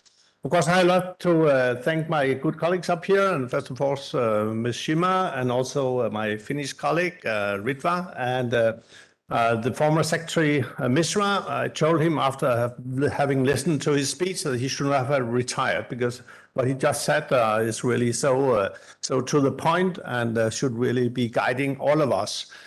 Denmark is a small country, and Secretary rightly mentioned that small countries will not have that impact globally. And it's true, but you need really to have countries who are setting the agenda and taking things forward. And of course, our impact is almost zero, but it's not the point here. The point is here, we need to combine the dots. And how have we done that? We have developed a green strategic partnership with India, and that is really connecting some dots. And with your 1.5 billion inhabitants and 6 million Danes, we are still 1.5, perhaps even 1.6 billion people who are looking towards the same objectives and based on the same principles. And that's really important. That's about international global cooperation. And that's the only way forward. Our Green Strategic Partnership is built upon a combination of Indian missions. Your Honorable Prime Minister, the Indian government has launched so many different missions, from green hydrogen, Swachh Bharat, Jal Jeevan, and so forth. And now, most recently, the objective of changing India from being a developing country and in 25 years to become the leader of the developed world. It's a great ambition. It calls for a lot of stakeholders to be involved. The 5 S's that we have built on, and they are all formulated by your Honorable Prime Minister, is, of course, the scale of India. It's not just the size of the population. It's also about your ability, proven capability and capacity to scale up all kinds of solutions, and that's really, really important. Secondly, the skills of Denmark. We also say India has a lot of skills, and you have, but skills meaning technical solutions. Very, very, very important. And we need to see transfer of technology. We cannot sit in Copenhagen, we cannot sit in Helsinki or in London or wherever we like to sit and tell India what to do, or the developing countries. We need to transfer, we need to finance, we need really to engage, not only at a corporate level or government to government level, we also have to really cooperate from person to person, people to people. That's really, really, really important. The scope of what we're doing is not just alone for Denmark or for India. It has to go beyond that. So whatever we're doing has to reach out. The last mile connectivity. The lady who is sitting in Rajasthan trying to feed her kids in the evening should also benefit from what we are doing, because they have the problem and they don't know what sustainability is about, or green technology or energy transition. So they have a different agenda, a different lifestyle. Then, of course, speed. I mean, today it was pouring down here in Delhi, and it's pouring down in Denmark, and it's out of the normal pattern. So things are really changing, and we have the Sustainable Development Goals. Imagine the whole world has agreed on a number of goals that should bring sustainability when it comes to education, health, climate, and whatever and whatnot. So we have a common agenda. The urgency is there. Therefore, we need speed. We also need to have sustainability. And when we had identified the four, five S's, then Modi said to our Prime Minister, we also need to be sustainable. So it all boils down that whatever we are doing, we have to be sustainable. And I don't believe in only asking the corporates and the management to really develop sustainability or sustainable solutions or takes kind of responsibility in that regard. It all boils down to you and me, all of us. We have to take individual responsibility. Then if we are not doing that, we'll come nowhere. Recently, a couple of days ago, the Danish Prime Minister announced in New York at the UN Nations General Assembly, Denmark now accepts loss and damage. That's been up for discussion for so many years, and the Danish government has decided to set aside a facility so we can pay damage to the developing countries and thereby helping them to avoid further losses. That's an important statement. We are the first country from the developed world. And I think that's the way forward, to take responsibility, to show responsibility and walk the talk. 2009, there was a famous COP15 in Denmark. I know from Jairam Ramesh, who was there representing the Indian government, he said, food was awful, weather was bad, it was so cold, and it was in a conference hall, so there was nothing that will really secure a compromise. But the only commitment that came out of that was that the developed countries committed $100 billion per year to the developing countries. If you dig in it today, no one has really honored that commitment. So all the talks about international cooperation, if we look into what is the evidence from what we have been discussing for so many years, there's really no delivery. So where will the delivery come from? It will come from you and me, because we have to take individual responsibility. The green consumer or the sustainable consumer will come. It will also come here in India. And it's a massive movement, and we need to secure a massive mobilization. I'm extremely happy to know that your Honorable Prime Minister is going to launch this LIFE initiative, which means that we have to showcase what we individually have done, and especially the younger generations, like those sitting there. I'm too old to be considered young, but these young people up there and yourself, you have developed so many good practices over time, and this should be really inspiring to all of you. Without your efforts, without your ideas, we'll come nowhere. So, in Denmark, based on the 5 S's, we have developed 3 G's. And it's not because we are not good at coming to 5D, but 3 G's, and they stand for good, great, and green. We have to be good in the sense that we have to pay respect to our neighbors, to our friends, our families, and the humanity as such. Because if we are not good to them, we will not be able to define a better, more sustainable future. So we have to be good in our way of behaving, buying, selling, manufacturing. Great, we have to do great things, and there's no way around it. I'm extremely happy that CII is a front mover out here. You have been talking about sustainability for many years. I've been here many years now. I've heard the sustainability being mentioned here, there, and everywhere. Have we come somewhere? Yes, we have. But did we come where we would like to be? No, not yet. But I hope CII and all the members of CII will really be more serious about coming to where we should be. Green. There is no way around things if we are not really developing green solutions. And whether it's green technologies or green mindsets, I don't care, but we have to be green in whatever we are doing. Don't expect your government or your secretaries or even your companies to help you out here. They will, to some extent, be helpful, but it only comes from yourself. So if you want to see this planet, Mother Earth, Mars surviving, you and I have to stop using plastic. I was born in the era of plastic fantastic, and today I have no taste for waste. I think the same mindset should be developed when we are talking about sustainability and green solutions. Last but not least, financing. We are talking about how we can get money to flow from Denmark, sovereign funds, private entities, and so forth to help the developing countries. It can only happen if we basically change what we call the Bretton Woods institution, like World Bank, IMF, and so forth. They were designed in a different era after the Second World War ended in Europe. Now it's a different ballgame, and I'm extremely pleased and happy to know that the Indian government, as one of the top priorities for G20 presidency, is ready to look into how can we design a global financial system that is catering for the needs of this planet of today.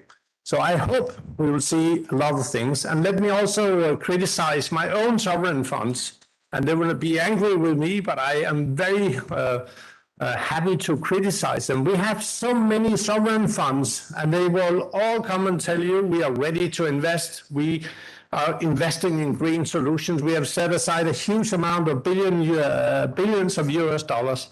But if you enter into discussion with them, what is their top priority? It's to generate return on their investments. And so many of the sovereign funds, they are only looking into how can I suck out as much profit as I can and should be to make my customers, my members happy. And I think they should be far more risk-taking, and we need to take risk for the future. So with these words, colleagues from my embassy, they are almost fainting, but that's fine. We need to take responsibility and don't believe because you are using green labels and sustainability as a label that you in reality is doing it. So we need to change individually. So I wish you all the best, and hopefully we'll see you, me, and our friends up here on the dais changing the world and changing the agenda, being much more sustainable. We deserve it, and our future generations need it.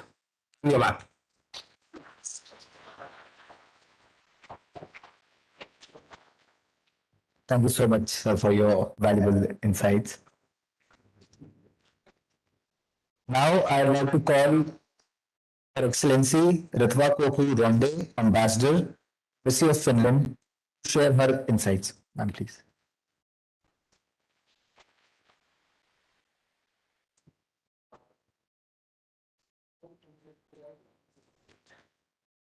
Distinguished panelists, dear guests, it's a really great honor for me to be here. I think last speaker, it's rather challenging. Everybody wants to go home. And actually, everything was said to what was, and I fully agree with the previous speakers. They were very wise in their words, and actually not much to add there. But I would share a few thoughts at the end of the day. Many countries, many people talk about sustainability. My country does it. We always say in Finland that there is that the work starts at home. If you have to clean, you start at home. Or if you have to do something innovative, you start first home and then you go out. For last decades, Finland has been ranked by the United Nations as one of the most sustainable countries in the world, together, by the way, with the other Nordic countries. But by the latest survey of the UN published earlier this year, Finland is again ranked as number 1 in the world. I'm very proud of that, I must say, because we have to do very hard. And as sustainability goes hand in hand with happiness, that we haven't talked yet. Finland has been ranked the happiest country in the world for the last 5 years. So we have been doing something well. And these are undisputed facts. So you could see that happiness and sustainability, the mindset actually here, what the former Secretary Mistra was saying, they go hand in hand. So be sustainable, happy, or the other way around. Sustainability is the core, actually, of my country, Finnish society. It's a way of living for us Finns.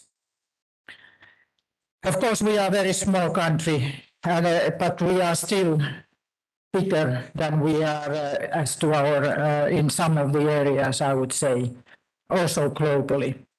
As the 7th largest country within the European Union in these ratings and rankings, has not come easy.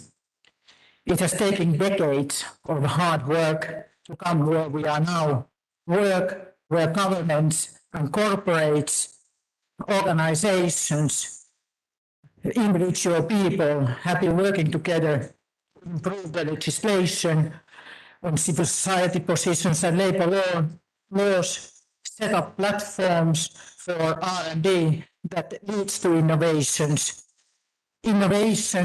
that improve our air and water quality, energy efficiency, building standards, agricultural innovations, and food purity.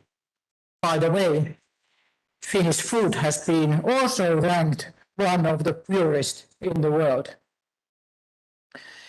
These are also the building blocks why Finns really are happy, like I said, and that is functionality of the society and sustainable path to the future. And it is a very comprehensive way. And this is not only the government's task, actually, it is the consumers, but really the big money is actually in the corporates and in the companies, because they have to see that sustainability is good business and there is really profits to be done. What I see in Europe, what I see in the world, and what I see in India very strongly, and actually our chairperson also talked about that, is that sustainability is seen as a lifestyle. It is seen as a very profitable business, and the companies are looking at a sustainable, comprehensive way of doing businesses. Innovation platforms lay the foundation for Finnish economy's success and growth. Success that we have witnessed here also the last 2 days.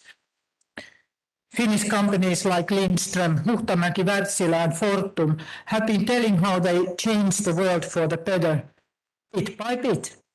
Finnish companies like Nokia, Neste and Finnair, who are among top sustainability leaders in the industry segments, have told also their stories by bit, not unfortunately in 1 day or in 1 year, but as a path to the really more sustainable global world. I couldn't agree more of the previous speakers on how the ecosystem and partnership, cooperation, where governments like Finland and India, where governments, Nordic governments or global governments have agreed to strengthen their collaboration and sustainability. And of course here the digitalization is a very important part when one thinks about future. There is enormous possibilities when you combine artificial intelligence and future quantum computing, for instance, and do some modeling on this.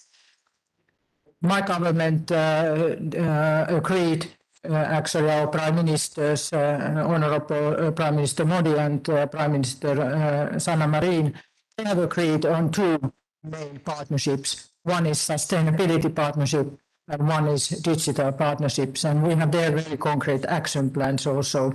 So we are really very, very glad and happy to cooperate with India in this field, thinking about India's so important role as a global leader also here, and thinking about that practically every fifth citizen in the world is Indian. Corporations and companies are also working together to reduce carbon footprint, reduce waste, and recycle material. Indeed, in their business models as well. Companies like ITC have been working more with Finns and are industry leaders in this field also here in India. Work is unfortunately never done. We have a lot of work, and that's why Finland also generates most per capita in the world for startup companies to keep these innovations coming. We will really need startups to lead the way to future low-carbon economies. As an ambassador of Finland to India, I'm extremely happy to see that this startup collaboration is really active. And when there will be many India startups, for instance, going to the world's largest and coolest startup event called Slush in Helsinki this November. And it is really organized also face-to-face and people are there. So we are only warmly welcome to Slush in cool temperature and cool event. Ladies and gentlemen, the world needs collaboration if we want to mitigate climate change. That's why I'm also happy to tell that my country, Finland, is the first industrialized country in the world to become carbon neutral by 2035. And this is not just talk. We have also done 14 industry-level roadmaps how we will reach carbon neutrality by 2035. Again, no one else has done it so far. And we are more than happy to share these thoughts and to discuss how these carbon neutral roadmaps can be best implemented in Indian context. Global problems and challenges need global solutions. My country has developed many solutions that are some implemented already here in India, and we will further use to build a cleaner and better future together with India and other global friends. Thank you very much for your attention.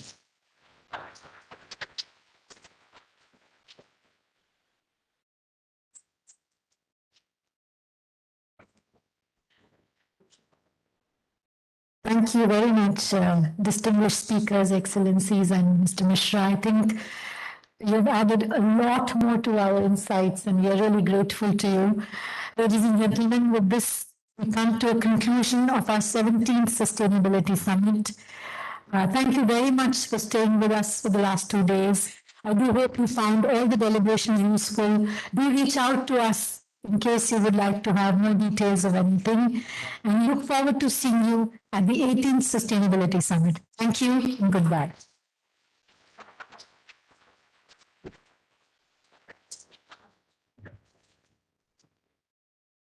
I'd just like to request the participants kindly drop their lanyards while going back so that we can use the same for the coming summits. To see you all on the 18th Sustainability Summit. And we do have tea coffee on the right side of the hall, so you can have your a cup of tea and then maybe we can leave for the day. Thank you.